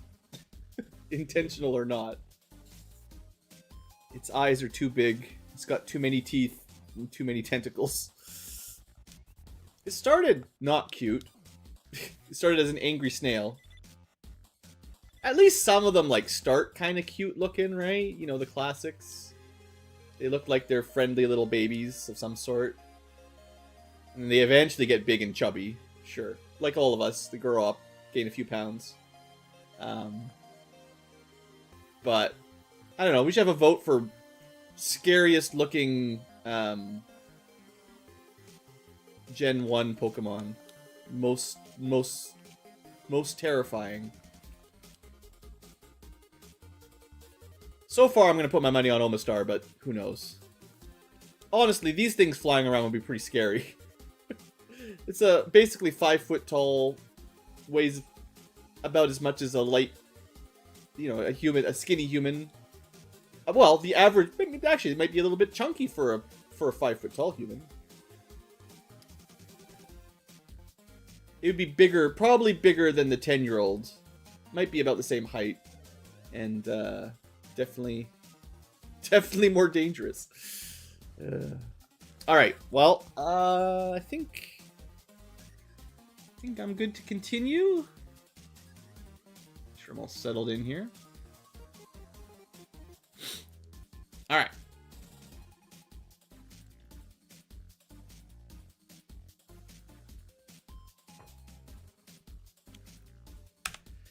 Hello, fiery hot tubers, and welcome back to Let's Play Pokemon PureRed on Cinnabar Island with me, Blue Ankylo. We're just going to do a quick check at the beginning here to see if our Aerodactyl, our resurrected dinosaur, came back to life. Didn't take too long. Sorry, music's a little bit loud in my ears. Yeah, 1% super loud, 0% can't hear it at all. Alright, Aerodactyl. What do we know about Aerodactyls? They are rock dinosaur birds that supposedly died out and we brought them back. I believe they're also incredibly fast, which is weird for a rock.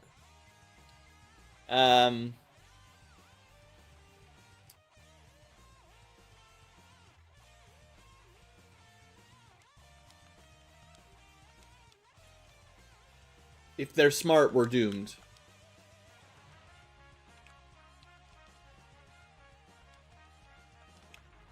Alright, there you go. Fitz. Clever girl sent to the... sent away. Let's have a quick look at what an Aerodactyl is. A ferocious, prehistoric Pokemon that goes for the enemy's throat with its serrated, saw-like fangs. It is one of the fastest Pokemon. Pretty powerful, rock, and flying. So if you want a fast rock Pokemon, this is probably the way to go. And rock flying is not the worst combo. So there you go. That's pretty bad too. It's also almost 6 feet tall. 130. It actually doesn't weigh very much for rock. Made out of rock, it doesn't actually weigh... The average 5'11" person in North America is definitely more than 130 pounds. But it's fine. Let's continue along here. I've never used an Aerodactyl either, but we already got a cool Onix. If I didn't have a cool Danger Noodle rock, maybe I would try it to have a fast rock type. But anyway, we need to do some of this stuff here. I didn't switch out anyone with sleep or paralyze or anything, so we might have a hard time capturing some stuff, but we'll be fine. You know, there's a couple things to catch, but I'm sure we'll manage. This dungeon is a little bit tricky. It's got some minor mazes. Nothing that should be terribly hard for us smart adults with our huge brains. Oh, I was gonna... well, we'll do this for now. I was gonna clear out the trainers on the route between Pallet Town and here, but I forgot.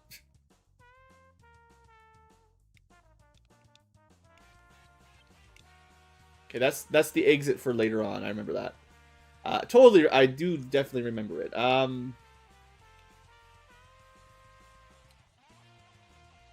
Earthquake is what I want.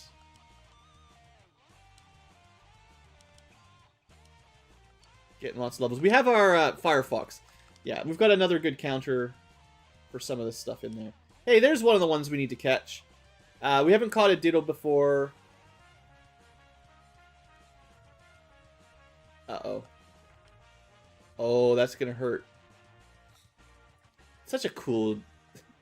I love the pink coloration, right?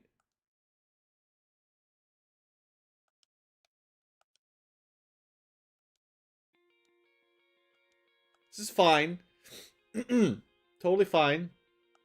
Let's just I need to catch one. Oh boy. It's too strong. Why did I let it become Seadra? The biggest weakness to my own... Oh, I got frozen? I didn't even notice. Oh, this is the worst. Okay, you know what? We're taking a mulligan here. We're going back. We're healing up. We're going to try that again. And if we run into a Ditto, we're not opening... We're going to swap Seadra out. Because we can't catch something that's going to self-regen. You know, like, that's not going to work. I was going to try to do an item finder here. That's why I came back. I think there's some stuff here. There's some story. This place burned down.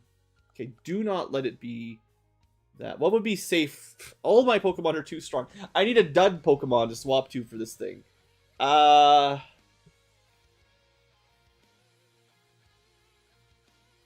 If we just switch to something not tanky per se, but physical, then we can switch to Danger Rock and still do my strat. I don't know if this might be a bad idea.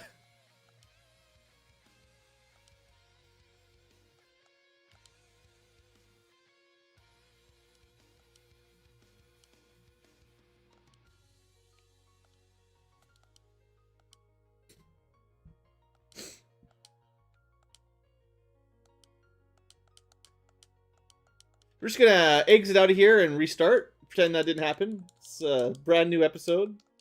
I don't know if there's any way to catch a Ditto with this team. I think we're gonna have to actually swap out to catch it because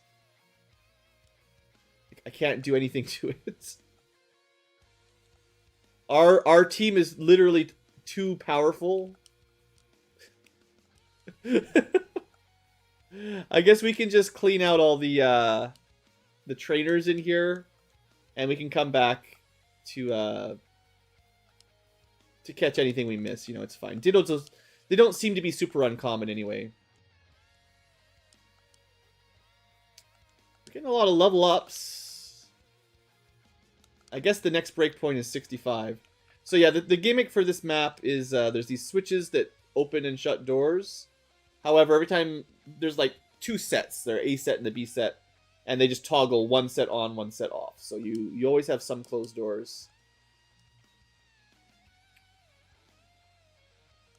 Sure, we can probably take a Charizard. Maybe not a Vaporeon, though. Oh, meant to switch. Mega Drain gets the job done. I like that Seadra. I'm enjoying him. He's doing a good job. I mean, this is the fire dungeon, so, you know, classic. But still. Okay, so some doors should be open. That one's closed now. Yeah. There's only, like, 3 or 4 floors. I think the top one barely counts. I could rappel up.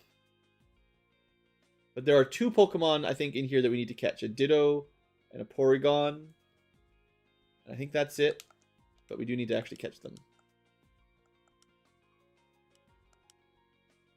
This kid seems to be some kind of robber, too. It looked like a kid. Well, it's a robber is what they're calling, but he looks about as tall as a child, right? So I assume that's what we're dealing with. Why does a Weezing have an Egg Bomb Dragon attack? Gee.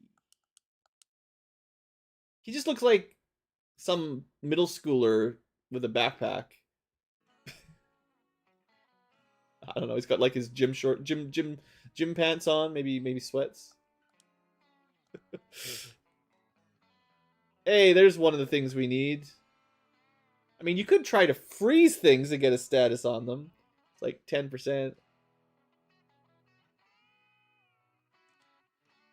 Ooh, good damage, though. That's exactly what I was hoping.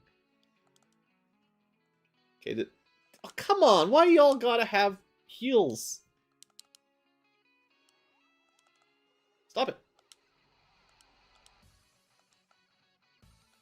Get in the bowl.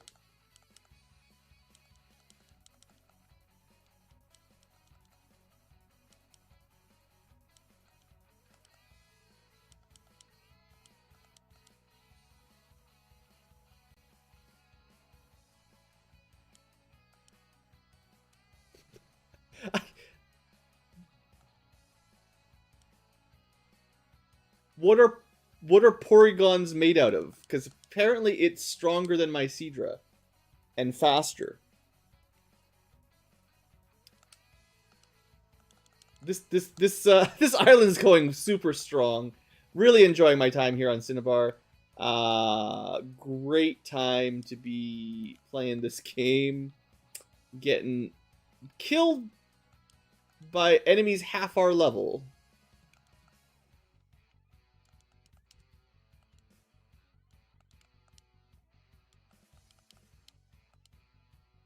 Oh, you switched into a Dragonite while I Ice Beamed.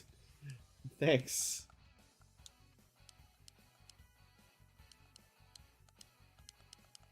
Alright. So Whirlwind was the very strong wind attack that... or wind attack.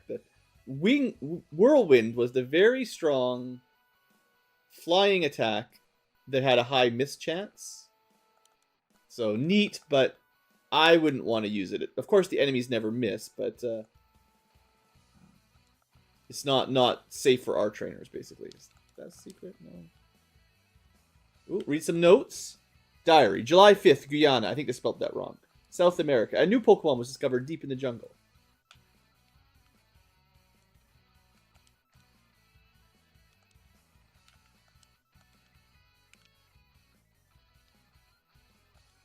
Man, exploring abandoned places is amazing! And he whips us. We'll switch for Jolteon, though. Danger Rock. Get him.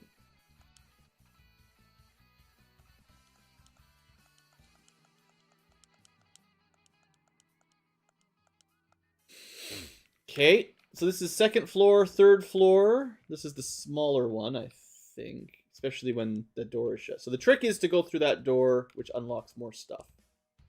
Iron, yeah. So but there's one more thing we want to do before we go there. That's a blue Ninetales. Wait a second. Are we playing the one with Aloha, the Hawaiian version? It wouldn't actually get water attacks, though, even though it looks different. I do like that the Romhack has some new colors and stuff. It's pretty cool. So that is the correct path up there to get to the next area. But I want to get more items before we go up there, because this is the other room. February 6th, Mew gave birth. We named the newborn Mew 2 because we're really bad at nicknames. A 10-year-old is better than us. This place is like huge, yo.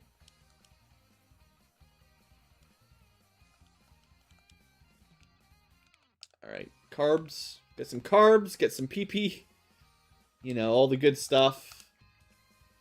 And that is now a dead end, so that clears basically everything. I never clicked this switch, but I don't remember that one doing much. I guess it's a fight, yeah. But we need to go to the top floor anyway, so. Uh-oh. He's doing a thing where he grows stronger every turn. Alright, luckily we dodged a sleep powder there. Right, Starmies are... You know, we might be able to just heal up here. Yeah. Nice. Look at that 195 special on that cedar. We're getting pretty strong. Pretty strong here. 65. I don't think I've ever really leveled much higher than that. I think this is certainly high enough in the vanilla PureRed to defeat Lance and your rival for the championship. But I think the ROM hack, you know, slightly changed. Let's... I guess having lots of earth attacks will be good. So, multi-birds. Yeah, Earthquake probably probably sweeps almost everything in here. Because they haven't learned how to levitate just yet. I guess Charizard would fly at least, but... Okay, that's it. So I think that's all the spots here, but we need the door to go up to the third floor open.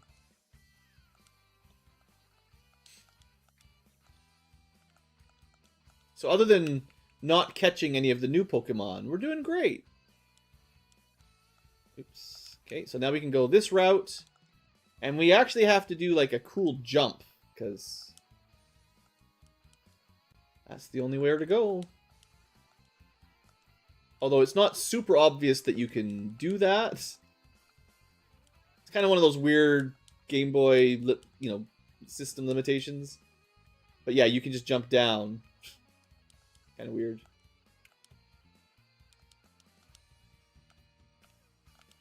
I came here because I sent spirits. I put some Pokemon spirits to rest.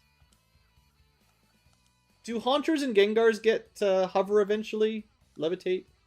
I feel like I'm not exactly used to Earth working. I know they're poison, so they're weak to ground. But they are ghosts, so it kind of makes sense that they can hover, right?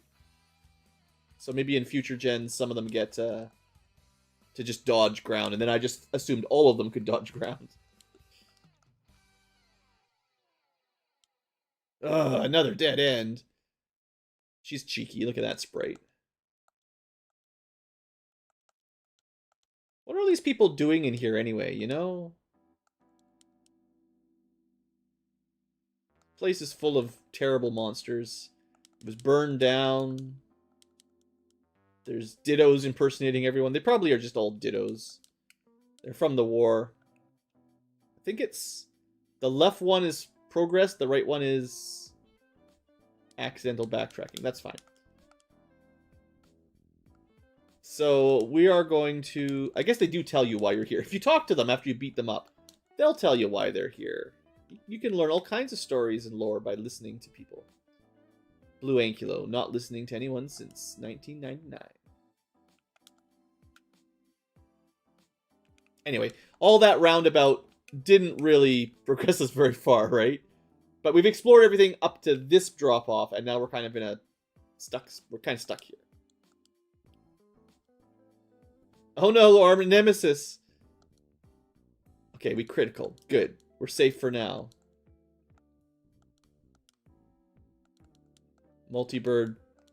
He'll save us. Some more carbs. So to the right is the way out. So we have technically been in this specific section, but the switches were backwards, and you couldn't get out. But the bottom right will let you escape if that's what you want. Can you copy me if I fly? Oh, it has priority, I guess. I wasn't sure. Maybe we can just half damage it and throw Ultra Balls? I don't know.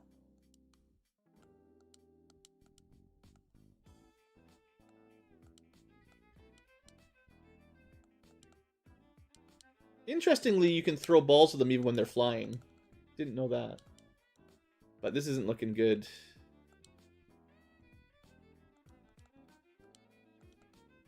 The thing is, I just need to catch one, right? And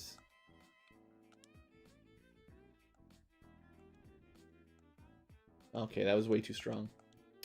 Dang it. Well, I sacrificed my my bird just to try to capture it, and it didn't even work.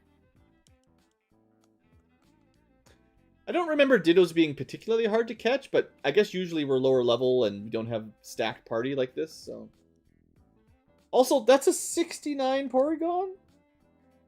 Excuse me? Wow, okay, that's best chance yet.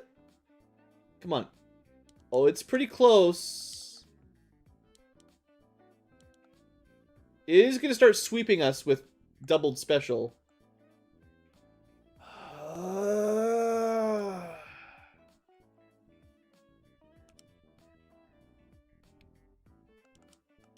I hate Porygon so much. Porygon might be my most hated in this hack. Kabutops. Hey, that's one of the guys we haven't got yet. One of those ancient fossils. Looks like he keeps missing with his special attack that makes him take half damage if he misses. So flying was definitely the right strat on that guy. Omastar, water/rock. Let's just murder this thing. Almost.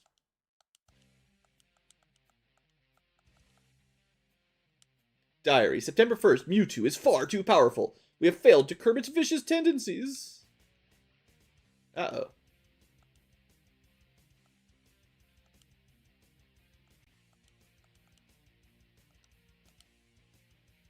Right, we never picked up the sneaking in and singing there in my music. We never actually got the rock move that I was expecting to get here, so I keep thinking I've got it, but I don't. Although, interestingly, Fearos are flying fighting, so they're actually weak to fight flying, so. I think I have the superior bird, no doubt. Alright. Other than catching new Pokemon, we're doing okay. Let's just use the PP up. What's something we definitely want to use for the rest of the game? We want to use... I mean, this guy's awesome. He's always going to have Twin Needle. There's not really any stronger bug attack, I don't think. And it's only got like 10 uses or something, so there you go. So you get to see one of the other features of... or never mind, it had like 20. One of the changes here, PP up, usually in the old Gen 1 rules, and maybe modern, I don't know. It was like a percent, so if it had a 5 PP, it was +1. If it was 10 PP base, it was +2. 15 was +3, etc, etc, etc. And then you could use a PP up to 3 times. So you could go from 5 to 8 or 10 to 16 or whatever.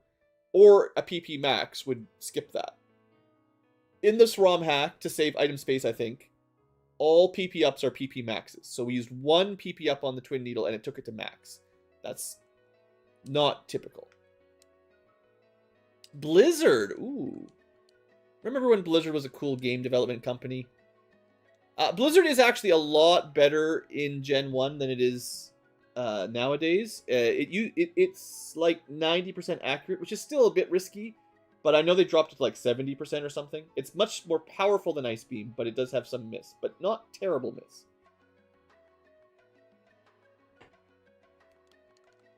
Especially if you can do like accuracy up or something, you're pretty much set.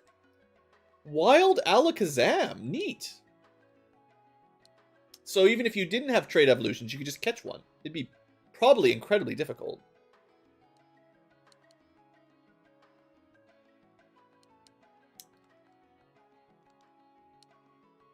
Okay, just checking for stuff. Right. We're just gonna have to put some of these in the computer. TM37. Yes! Finally! That's what we needed. So, Onyx can learn Flamethrower. Seadra can learn Flamethrower. Both of those, I mean, if I had spares, that's options. But we have to give it to Firefox. Wait, no, it's the ball. Are you kidding me?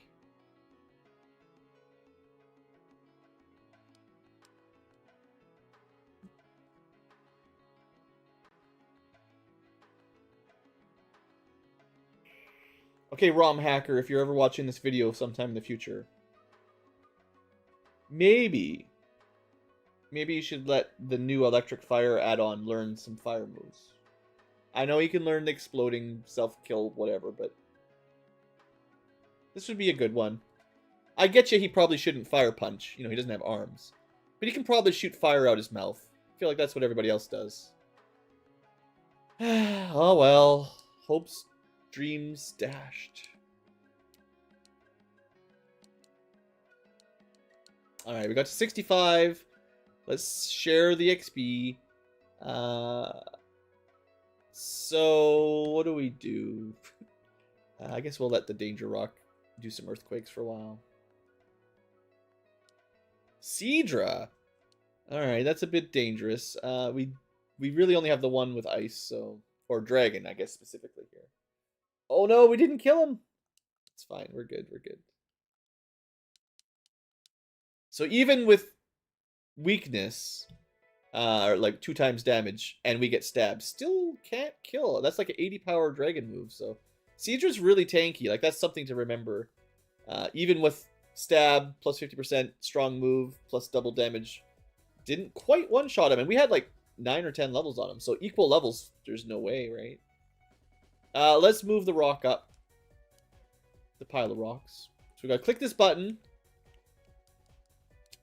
Then we gotta go the long way around, and I should probably consider using it. Well, I almost feel like it's cheating at this point. I could be using, you know, super repels to avoid all the fights, but it kind of makes these dungeons, so to speak, not really very dungeony if you never fight random encounters. So, that's the main reason I haven't been doing that.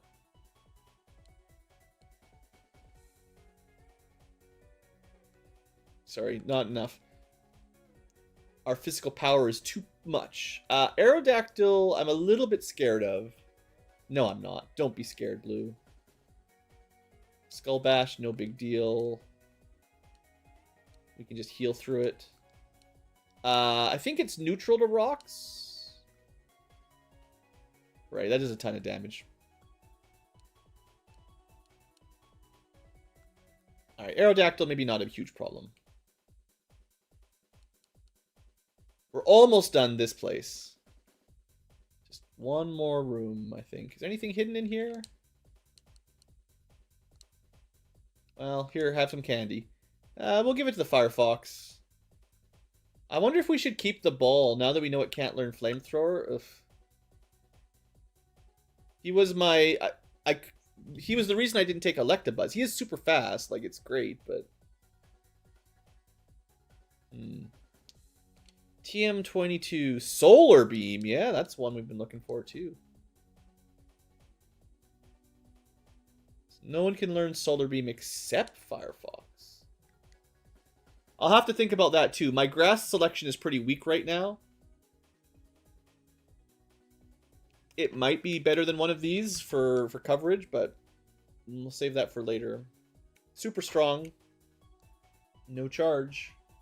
We still have not caught a Porygon ever. I don't know if we ever will. Seems like this one doesn't want to do what I want. What are you doing? Why are you not... He didn't want to turn into a Danger Noodle. Maybe he can't because I'm a unique Danger Noodle. Is that... Is it possible? Oh, he still killed himself. I was hoping he'd drop him low enough that we could catch him. I wonder if Danger Rock, because he's unique, maybe he can't be Oh wait, never mind. I was thinking Ditto, not Porygon. I got them mixed up. We still haven't caught either of them. Porygon's just typically spooky. Okay, we got the secret key. That just lets us go to the other gym. Or the next gym. Let's just get out of here. I know we didn't actually catch a Porygon or a Ditto. you know, I might catch him off camera because it looks like it's going to be a pain. I'm sure if we rebuild our party, just swap someone else in that has... actually, I literally have the build for it. I have the level 50 Tangela that has Spore, which is 100% sleep. That'll be pretty safe, and we can just knock them asleep, do a bit of damage, and catch them. Sleep is really good for catching, so maybe after the gym we'll do that. So, welcome to Blaine's Fire Gym. Better bring some burn heals. You about to get burned. I think Danger Rock will be okay for a while.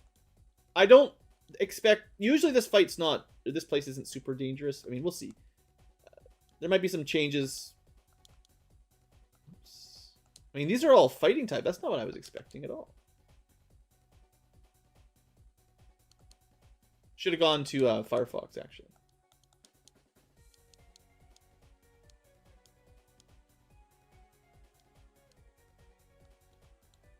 Alright. It's fine. Rock versus rock.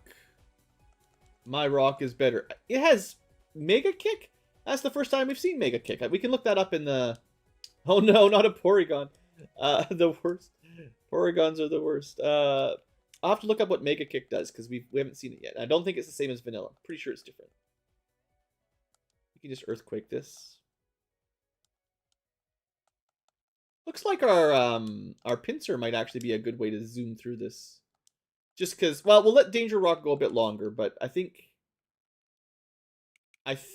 because we've got Earthquake on pincer and they've got a lot of ground counters, that he might be better than usual for this one. If the Romhack developer was like being clever, they're like, well, you generally bring water and ground into the fire gym, so we'll just put stuff that counters that in some of these battles, which is smart, but might be too smart.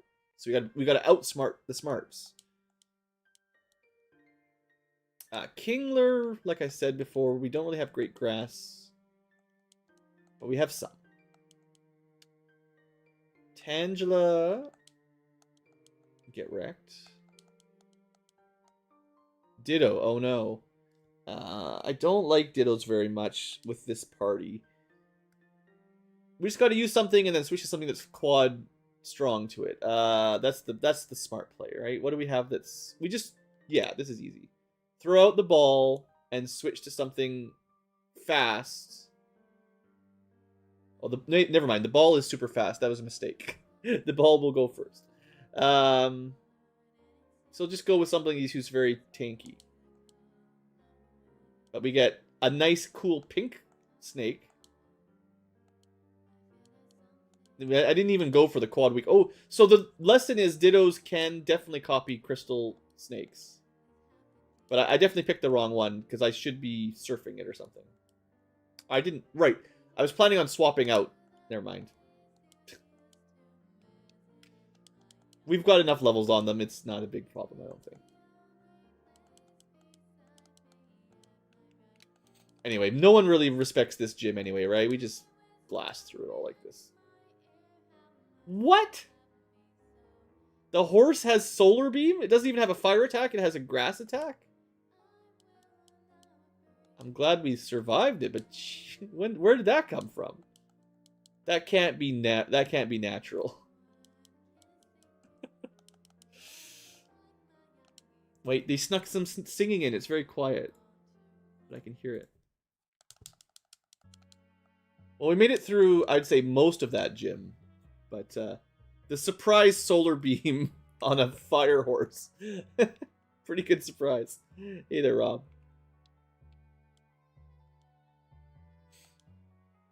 Not that good.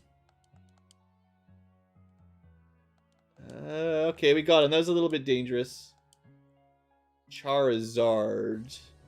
Well, we've done this before where we just tanked up a little bit. Just want to see if it still looks workable. You know, double your special defense. So flamethrower's garbage, and then heal up. And then just throw rocks. I mean, okay, that could have just done the job in one shot anyway, but... Yeah, you can definitely still out-tank a Charizard.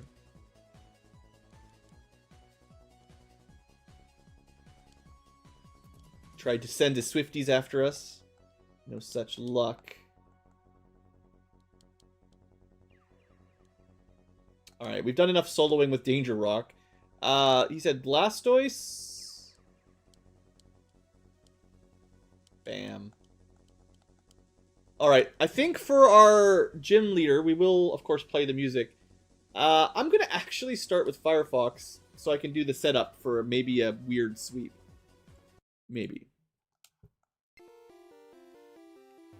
Here we go. I'm Blaine, leader of the Cinnabar Gym. My Pokemon will incinerate you. I hope you brought a burn heal, because you're about to get roasted. The mad scientist. Hey, I'm going bald. I could be like this guy when I'm a little bit older. I don't have the white mustache, but maybe when I grow up, I'll have a Firefox of my own. Alright. Clever. Amnesia. Sure, Swifties. They don't matter. Alright. Double our special. More Swifties attack. Double our special again. The Swifties horde us. 3 whole groups of them try to take us down unsuccessfully. Time for the counterattack. Barrage them with, I don't know what you barrage Swifties with. Classic rock. They'll never expect it. Alright, well, we do have 4 times damage. So. Yeah. Oh, a Magmar. Did you know that these are Fire Psychic now? It's real bad for things, because Barrage is Ghost. Actually, without the crit, we wouldn't have killed it. Magmars have pretty good special, I guess. Flareon, not weak to anything specifically that we have. So we just smack it with Ghost Eggs, I guess. Looks like it's still a one-shot. Yeah, you really shouldn't let your opponents get up to +6 special in Gen 1. It's bad news. And, you know, Ninetales isn't even the strongest special user, so... Oh, we can't do... it's technically normal now, so Barrage just won't work. I guess Psychic, if we want to continue the sweep. It might not... We might not be able to sweep this one. We'll see. Well, I say that. We're still crazy overpowered with 4 times damage. I don't know what kind of moves this Rapidash would have, though, so... It's interesting. One last Arcanine. He's just pure fire. Hot dog it is. Looks like an easy sleep. We were the right level, 62 to 62, right? No overleveled, just overpowered moveset, really. Burned out. Here, take this volcano badge and my money. Kids these days always stealing all my money. Special abilities. Yeah, 10% more special. Just what we need. Take some Fire Blasts. So, I don't think we've seen anyone use that either yet. Oh, that's right. I was going to check. Dang it! Ball, why can't you learn anything? All the other cool Pokemons can learn fire moves, except the fire Pokemon. No, there was a couple moves we were going to check. Just going to put on fast forward because it's going to take a minute to find it. Mega Kick, right? That was one of the new ones. We see Mega Punch. That's the 100 power fighting, flinching. But this was the first time someone's used a Mega Kick on us. There it is. Okay, this is considerably better than the old version, I think. It still has a little bit lower accuracy. But 120 power. It's a lot of damage if it hits, anyway. And I still prefer the 100% accuracies, but it's 95 is like, you can almost bet on it. Almost. There's still a few moves we haven't seen, actually, interestingly enough. 1, 2, 3, 4, 5, 6, 7, 8. 8 or so. We might have actually learned some of them, just we haven't used them. Like, I'm pretty sure one of the ones that is Fire Blast isn't in here yet. I'm not going to go look too hard, but I don't think we've actually seen any enemy use Fire Blast, because This is probably the gym where we would have seen it normally, but, you know, we kind of swept it all before they'd ever get a turn. So they wouldn't really have a chance to do that. Okay. Let's see. How are we doing? 37 minutes into the episode. We cleared out... Well, we didn't do the captures. We still have to go back and catch us some Pokemons in there. Ditto and a Porygon. That's 145. We get another fossil. That's 46, 47, 48, 49, 50, 51. That's all of them. You can probably guess what these 3 grouped up ones are and maybe what that one is.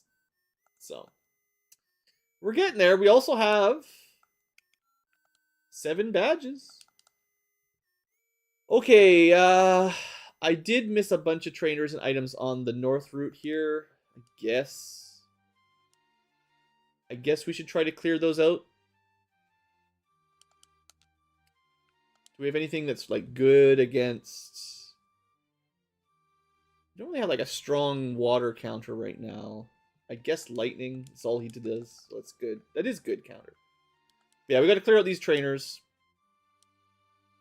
Thunderbolt, probably get it done. Even if they're not weak to it. Right. They're going to sneak in some water grounds. Usually you don't have to worry about this in Gen 1, but, you know, we've seen water grounds in future games, so we know how to handle those, right? We learned from whatever the Mudkip was. I think it's just a Mudkip. And the, was it in Gen 2, the, Barboach, or maybe that was Gen 3, I forget. But, you know, there's a couple water ground Pokemons, I think. That is not a fish at all.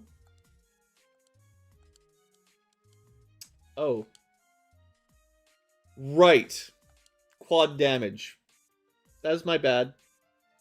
They knew, right? This is usually fishing and flying and fishing. So they expect you to have electric. So they give you something that will hard counter electric. It's smart. I just wasn't paying enough attention. Maybe that's my biggest problem.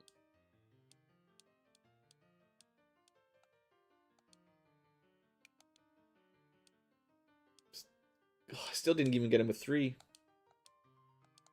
I guess fighting is pretty good against ice too, so could have done stab. It's normal water technically. Oh, come on.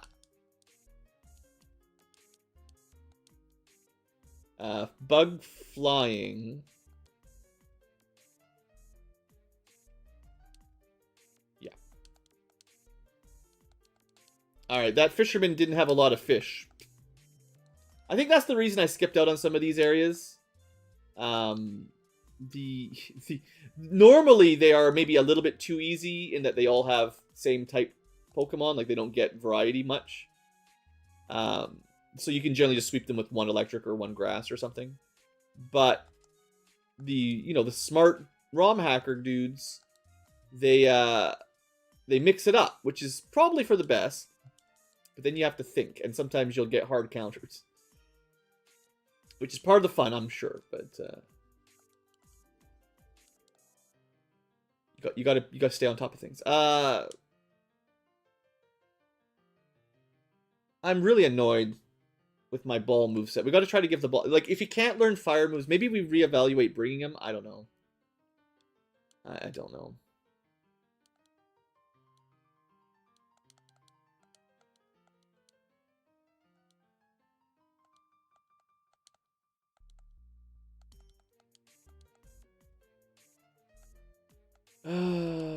It's poison, right? Yeah, I forgot. Hydro Pump. Yeah, that's a good one. One mistake, swap, and move. Dead. Alright. More electrodes. It's like they don't even have any fish. Maybe the logic is like, they're in the water looking for fish, so they brought something that's good at fighting fish. I mean, I guess they get a couple here, but not that many. I mean, a Tentacool. You don't want to ride a Tentacool.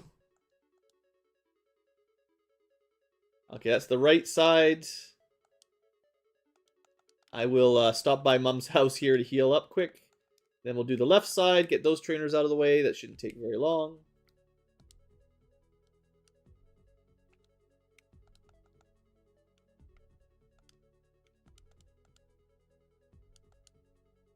Seadras are good, but we do have a dragon. Dang. Seadra's defense is too strong. Victory Bell, also considered a dragon. Good old ball, countering some stuff. Countering birds. Hey, we finally got a fight that's good for electric. Nice. Finally got one. Oh no! He's got a Magikarp. It's level 99. It actually can do a little bit of damage. It still gives 600 experience. Oh, that's all he has is level 99. Are they all faster than us too? They all go first. I don't know what stats a 99 Magikarp has, but how does it outspeed a level 64 Electrode?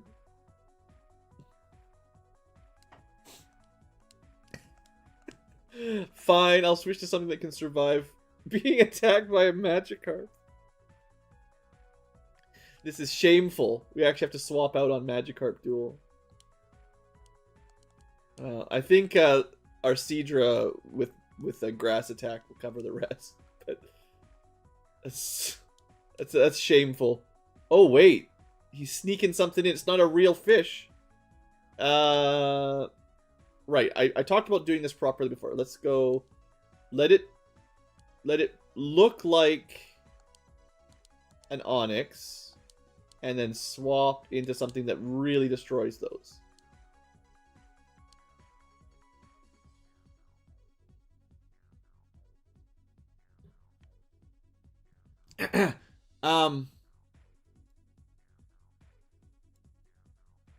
You know how I was talking about it for quite a while. Ground rock is usually 4 times weak to water. Although our crystal onyx was supposed to take less damage from that. I could have sworn I did test it with mine, and it was still super effective when I got hit by water, grass, and ice. But that wasn't right.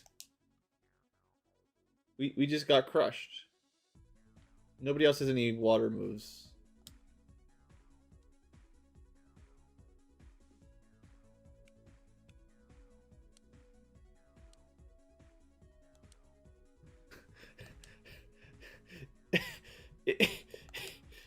Guys, help! Send help! It's a level 99 impossible Onyx. Please. Okay, we outspeed it with the multi-bird. Okay. Okay, game.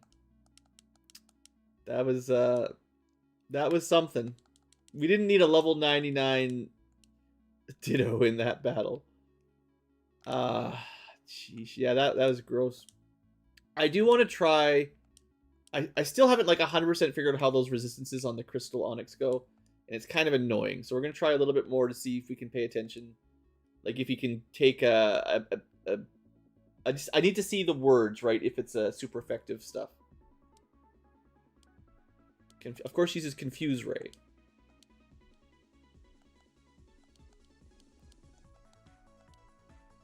Okay, Mega Drain, Grass, still super effective.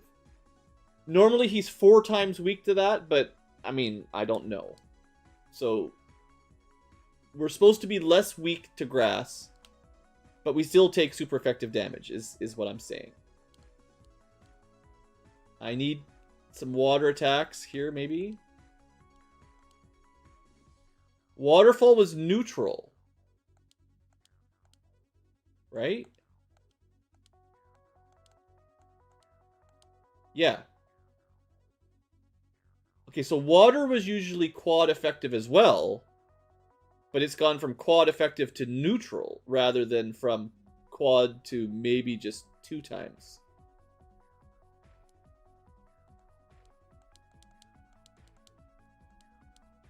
The other one we'd like to see is Grass.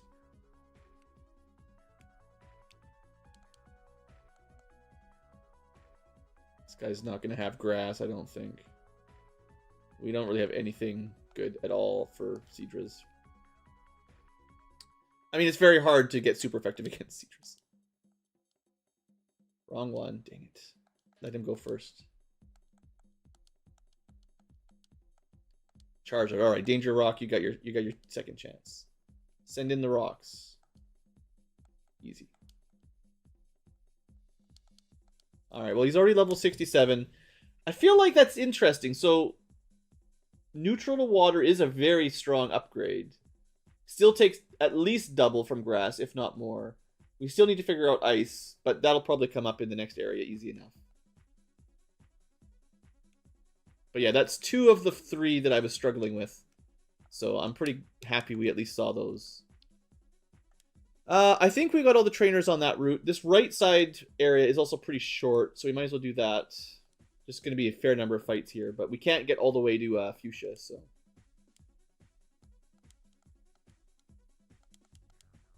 It's like having fire type on the ball is only a weakness, because he doesn't get any fire moves. So it makes him worse than just pure electric, I think. That's weird.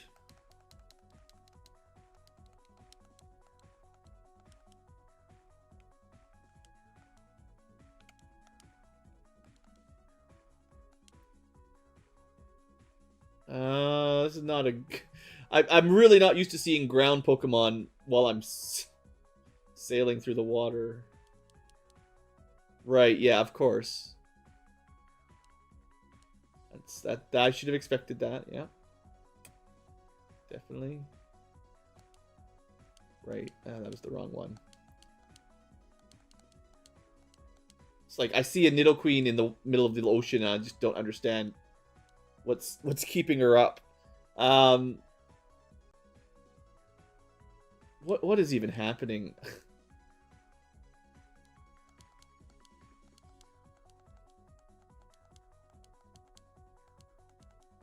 Lapras. Okay, we only lost our electric. It's fine.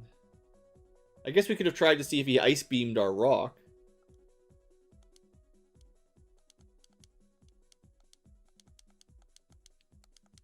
Okay. Not the cleanest of fights, definitely. Certainly not under-leveled. It's just, I don't know. The enemies are... The trainers are putting up a good fight. Sometimes they just catch me off guard. I'm like, wow, that's even stronger than I expected. One thing I do want to remind everybody, because I probably forgot myself. Oh, I meant to turn the animations on for the recording. Oops. We do have, on one of these screens, NPC EVs, which gives them extra stats on all their Pokemons that they normally don't get in Gen 1. Or Pokemon Blue, that is. So, Blue and Red. So, they are getting buff stats as if they did their own EV training. So, that's not too normal.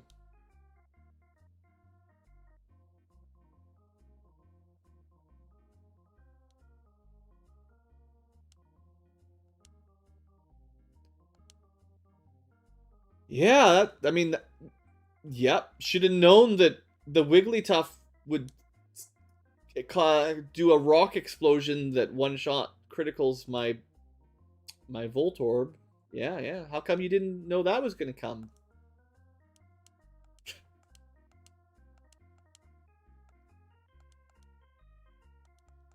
Well, at least they can't handle a buffed-up Pinsir. Every time he dies, I'm like, you're one step closer to getting benched.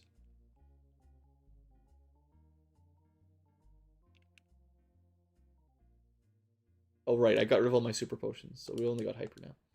That's fine. The bird trainer opens with a rock.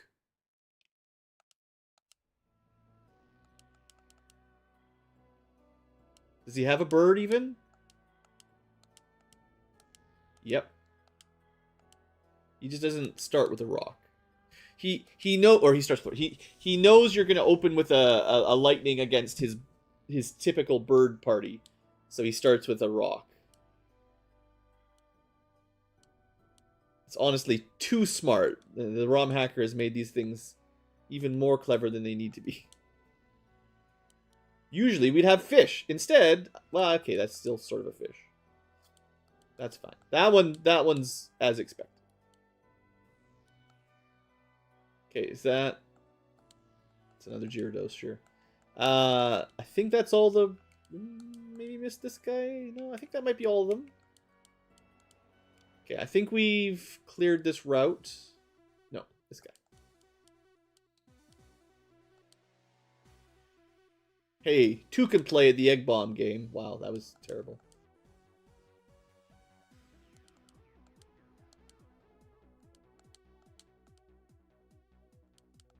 Oddly enough, Barrage is a ghost attack, so seeing a normal type that's immune to it using it is kind of weird.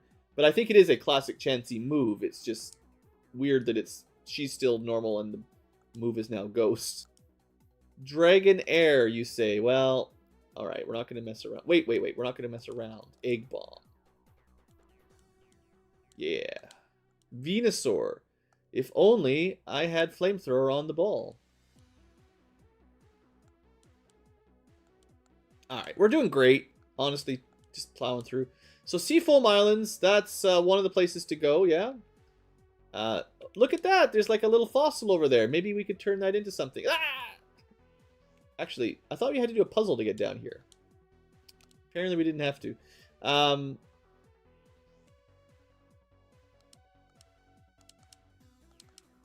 Just remember all the good TMs are at home. Okay, so that's how we get the last fossil.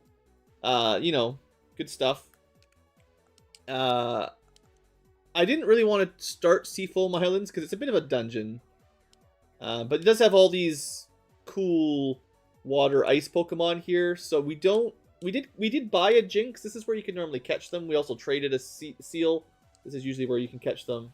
But there's nothing we actually need to catch, right? Because the one we need is the fossil, which we just picked up. The Porygon and the Ditto were in the last town.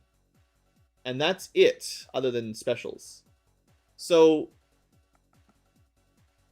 there it is. See, I thought you weren't allowed to go there. I wonder, like, the ROM hack obviously changed a few things. I thought you had to solve a puzzle before you could even get that fossil, because I'm kind of in a, you know, a blocked off area usually. And now we're back to the bottom of the dungeon, which usually you get to from the other entrance, and we were kind of on the exit side, basically. But usually when you enter from Cinnabar side, I'm pretty sure it just spits you out here at the bottom anyway, and then you got to work your way back up and do the puzzle to get back there. But anyway, it is what it is. I am going to probably end the episode a little early today because the next thing I'm going to do, I don't think I'm going to record it because I'm kind of tired of these random... There's so many trainer battles on the world, and there's really only one section left. So I think between episodes, the live tubers will see it. I'll clear out the rest of the trainers in the water between Fuchsia and Seafoam from the other side. It's really going to be the same thing. And I'll go and catch a Ditto. I guess we can do one thing on camera because I can turn the fossil in. This is certainly easy enough. So this is the other, we had the Helix and the Dome fossil. So that'll get us the other type. I'll have to give him a couple level ups at some point as well to get that guy evolved. But I'll do the capture of Eevee, not Eevee, Ditto and Porygon. And when we come back next time, we will probably do Seafoam Power Plant. I'd like to do the 2 side dungeons, and then we'll go deal with the last gym, actually. So that means we're getting pretty close to the end here. So this is our last of the fossils of the 3. Kabuto is, I don't know, I guess like an ancient seashell or something. We had an ancient sea star snail. We are resurrecting all the ancient dinosaurs now, although it's more of a shell than the dinosaur. I think we called one of them Old Snail. Maybe we'll just go matching for Old Shell. It's not incredibly genius, but sometimes that's all I got.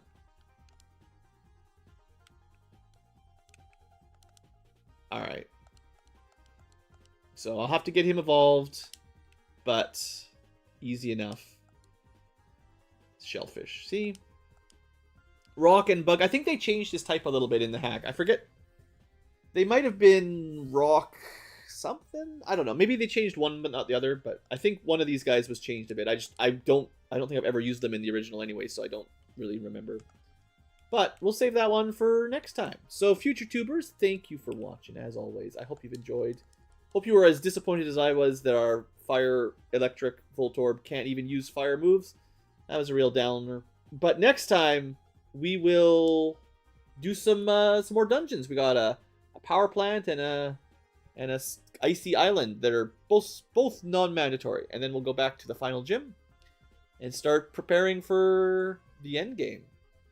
We're pretty well prepared, I think, but there might be some more moves to move around and all that. But anyway, that's all for this episode. Hope you've enjoyed and have a great day. Sashimi. We found this fossil from 500 million years ago, and we've resurrected it for dinner. One of a kind. Alright, let's deposit somebody, because we got to go catch that Ditto and the Porygon. Let's put, who's like the most useless in this fireplace? In the fireplace. The ball's not very good here, so we'll put him away, I think. And we'll bring out our Tangela with sleep. That's all I need, right? It'll still be weak to fire, but we just need to use it when we find a Ditto. Or a Porygon. Was that the one? Yeah. It's not as high a level, but the main thing is we can force a capture. It's also pretty defensive, but it's got Spore. Yeah. So that should be easy enough. We'll put it in front just so we can turn one Spore stuff. I think... I don't know, there's probably different encounter rates of the stuff I'm looking for on different floors. That's a very green coughing. Usually they're quite purple. This one's really poisonous. That's a good color for it though. I almost like that more than the purple. There's our Ditto. Good. I guess they technically, yeah, they have priority. But we did put it to sleep, and now we need to do a little bit of damage to it and try to capture it. Wow, this is not great. Do you think he would die? Not even close.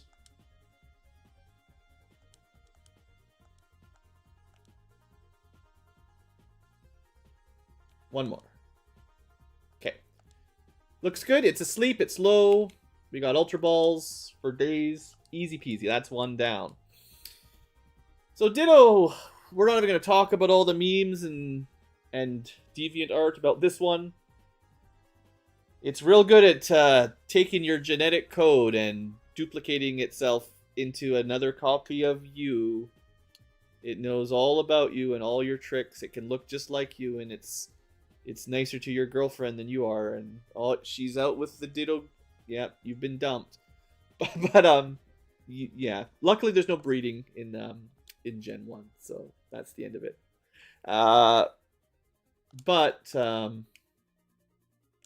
This was, of course, the very first Among Us. Before anyone had even thought, before the developers of Among Us were even born, there was Dittos in disguise. So, let's move on. I think the Porygons seem to be on like the bottom floor. So we'll do the whole loop-de-loop for that again. Of course, they were like level 5 billion, so that's going to be really hard to catch. We'll see.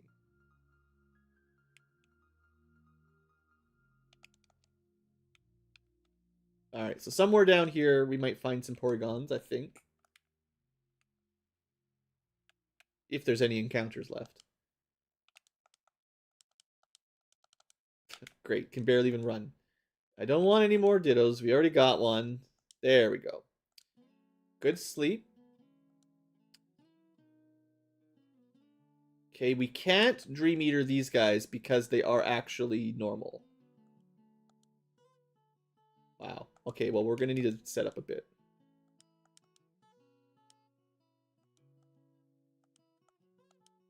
Its special is also doubled. Oh, no. Wow, that kind of broke even, honestly.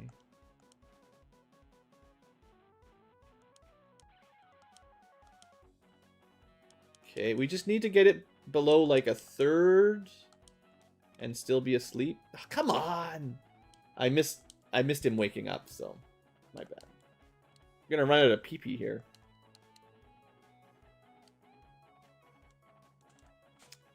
Well, okay, hopefully that's low enough.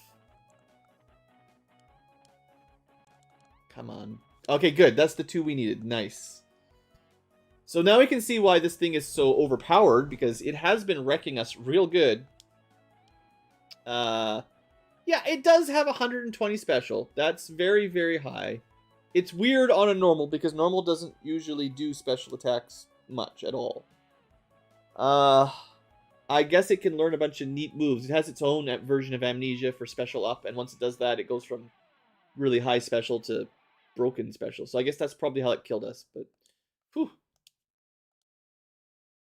Right, it's got another one of those terrible sprites. Thanks, I hate it. Let's...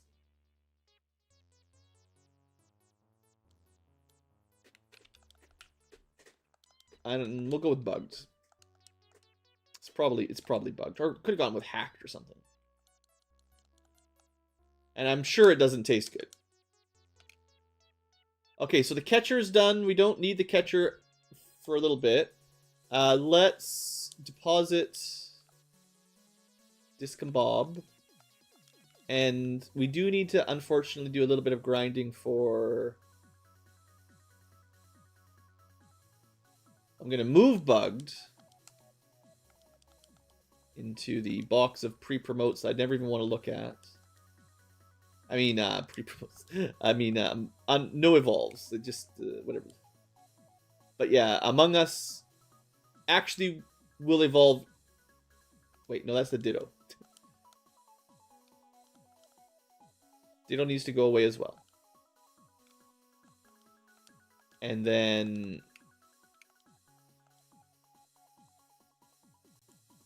what's the... this is the one, right. Because we have old... I didn't put them in the same spot, but we have an old snail or something. Maybe they were both old shells. Maybe I messed up. Did I give them the same name?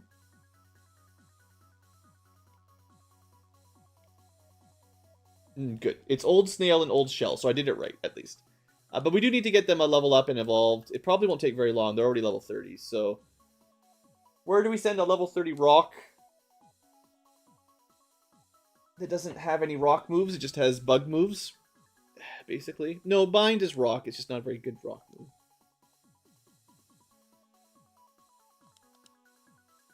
I gotta sell these 2 for space.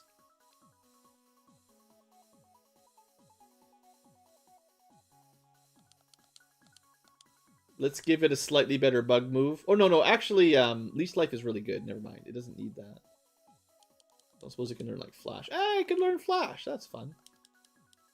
Lots of things can learn Slash, it's weird. Or Flash. Can you fly? Just flap your shell around? I think that's how it works.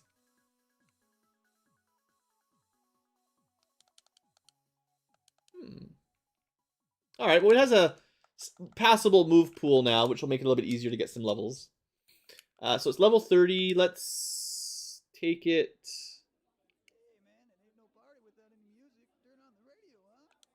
double check its moveset one more time. So it's more of a physical attacker than a special. So Leech Life is really good against Grass and Psychic. You know, we'll do that then. So I will actually have to teach it Bug. Or not a bug move, another bug move, but Cut will be fine. We don't need Bind, really, it's fine. I mean, I'm not really planning on keeping it, we just need to get it evolved, so.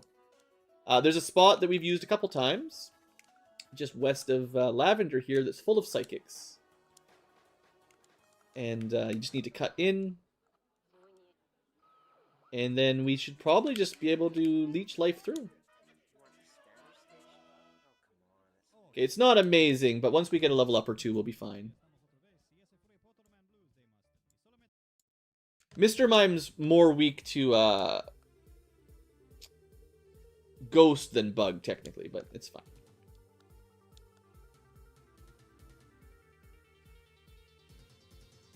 Good thing we have Leech Life. Pretty cool.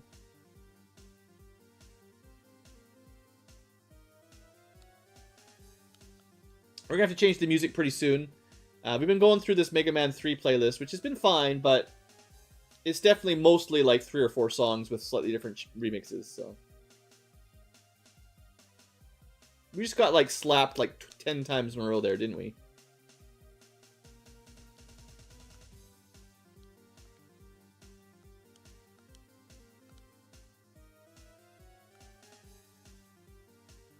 Well, that might be the last one we get. Hey, we made it to 32. I was hoping that'd be enough. I really don't expect we need a lot more levels on it, but I can't remember. I guess we could look up what level Old Snail is, because it's probably the same requirement. Probably.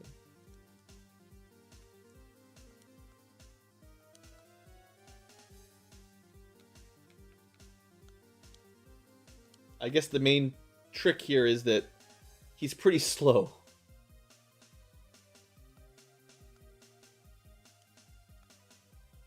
So we'll open with cuts, because it's got more PP. And then, if we take damage, I'll switch over to Leech Life. Because the heals are nice. Which is mostly when we get, like, Psy-beamed, obviously. Hey, it was just one more. Good. So that didn't take too long. But look what we've unleashed upon the world. I mean, Omastar was bad, but I don't know, this might be worse. It turns out the shellfish actually was like a prehistoric scyther. Its sleek shape is perfect for swimming. It slashes prey with its claws and drains the bloody fluids. So it just cuts you up with its claws and then sucks the blood out of you. Cool. Just a 4-foot long, 89-pound rock bug. Just easily swimming through the water quickly. Fear the water, kids. It's actually pretty good stats. Yeah, that's a predator there. Alrighty, good. So we don't have to worry about that. That's another one done. Change box.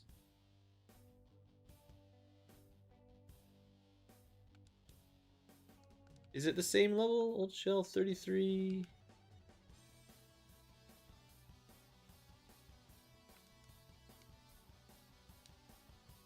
Yeah, so they both evolved at 33. That's sort of what I figured. Looks like this one's a bit more of a special attacker, and the other one's a bit more of a physical attacker, if you're playing along and you have a preference.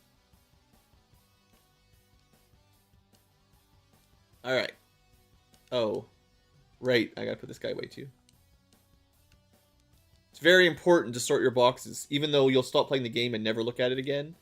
All of them stay there forever, so you gotta make sure you have it nice and organized. Maybe your younger brother will one day inherit your game and want to find where all your stuff is.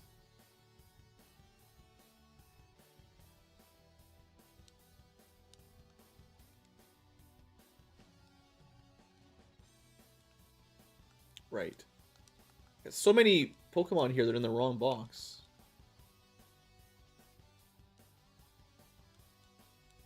Alright, that should be right. These are all the don't evolve evers. Actually, technically Slapdash is banned, probably, but it doesn't matter too much at this point.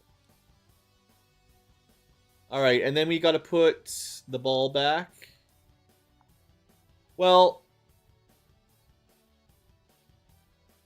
we might actually want to bring Discombob to the next 2 maps, or 3 maps, actually.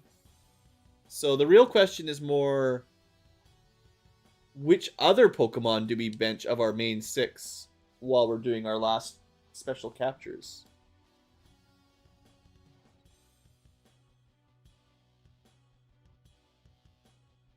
Well, it doesn't matter yet, because I gotta go do the overworld, clear a whole bunch of, we have to clear all the trainers on the water first, so we can go with our normal party until that's done, and then we'll figure out before the next episode.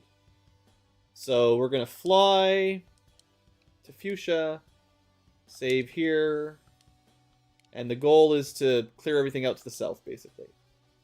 We'll just level up people who need to catch up a bit, hopefully even out. Looks like we're gonna be hitting 6 or 70 pretty soon, which is kind of insane. who knows what they're gonna have? You'd think they would be fish or bird focused here, but it's actually no guarantee at all. Just as likely to be anything, I think.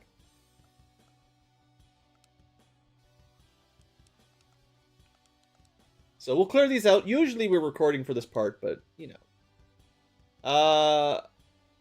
Yeah, we're fighting one of those now immediately. Well, of course it has a flying attack.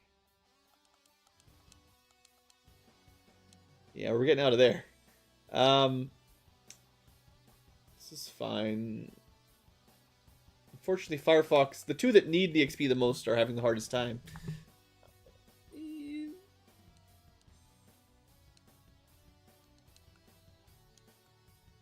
It did use an Ice Beam. Maybe we should test... If we see another high-level Lapras, we'll send the Super Onyx at it just to learn for science.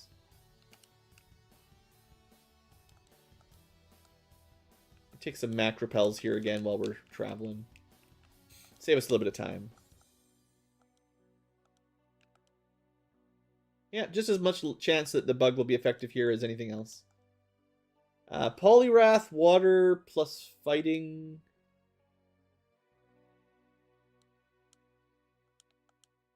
Oops, this is not the one I meant to switch to at all. I thought I was going for Seadra. Oopsie daisies.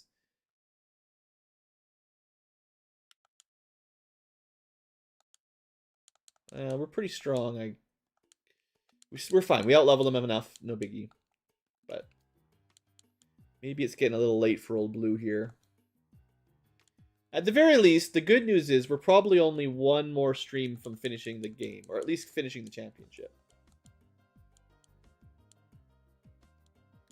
Not much chance that we won't finish that next stream. I keep managing to not switch to the one I want. This time I wanted Seadra, and I got Onyx instead, so clearly I've completely lost my mind.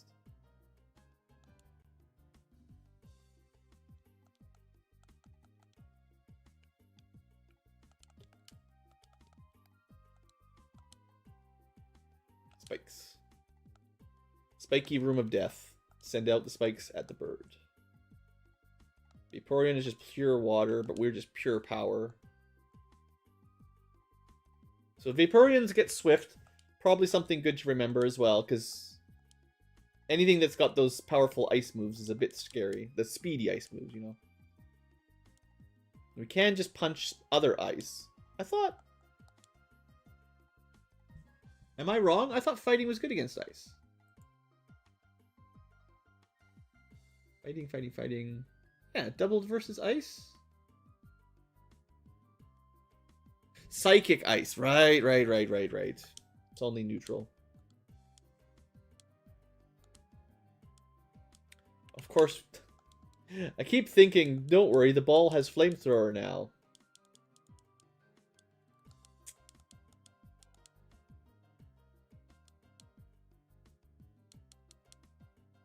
Oof.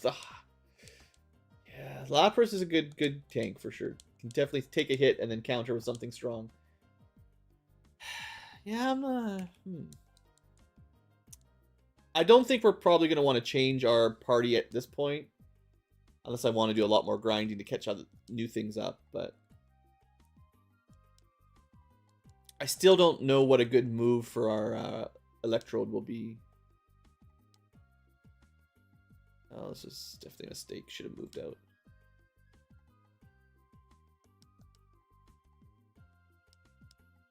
Seadra. Yeah, I gotta switch. This is a tough trainer fight. This guy's got some good stuff. His levels aren't that high, but like he's got some pretty good Pokemon. Pretty good variety, right? Like he's got his own well-balanced team here. Even if he's 20 levels below me, but makes me force a lot of swamps. Alrighty. Well, we did like 5 or 6 fights in one row. Not too bad.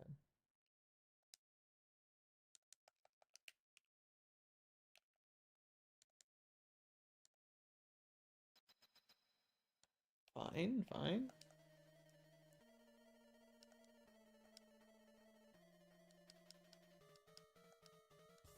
This is a good way to heal.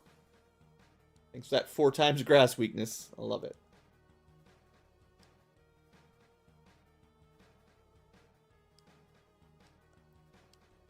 Wonder if I could teach Voltorb Earthquake instead of... You can't get Flamethrower, but maybe we could get him something else to give him some interesting options.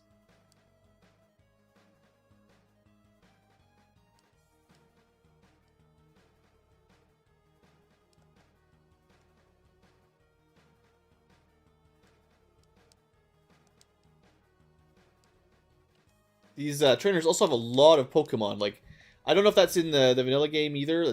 I don't remember this part very well because I'd probably just fast forward through it usually. But they may have more total Pokemon than normal as well, which is what's partially grinding us down a bit more than normal. But I don't. Maybe it's normal. Dugong. It is not psychic, so it will be punched. Just punch a Dugong. I don't think that'd be very effective realistically. They're pretty good against punching. Should have resistance to bludgeoning damage.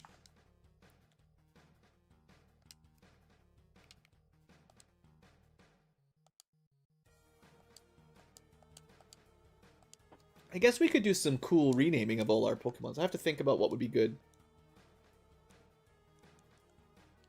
Maybe we'll save it till we're done the gym. I'm trying to get Firefox some levels, so gotta take advantage of anything we can burn.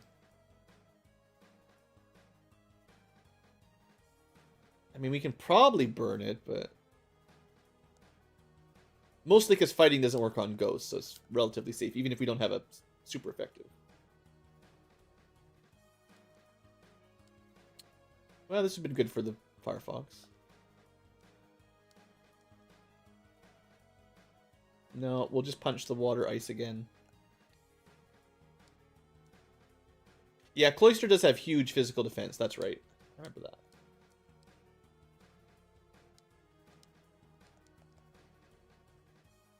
I don't see a lot of enemy Cloysters. I mean, you see some in the wild, but you don't fight, like, trained ones very often, I find, right?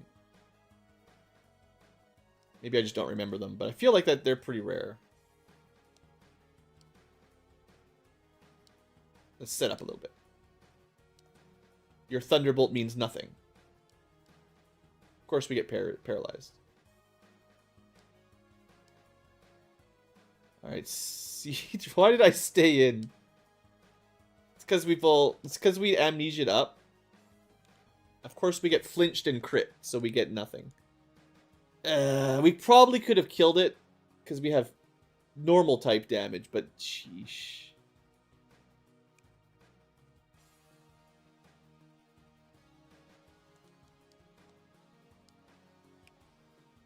Alright, that clears all the trainers up to Seafoam. And then there's just this one. Okay, there's one guy here. Girl.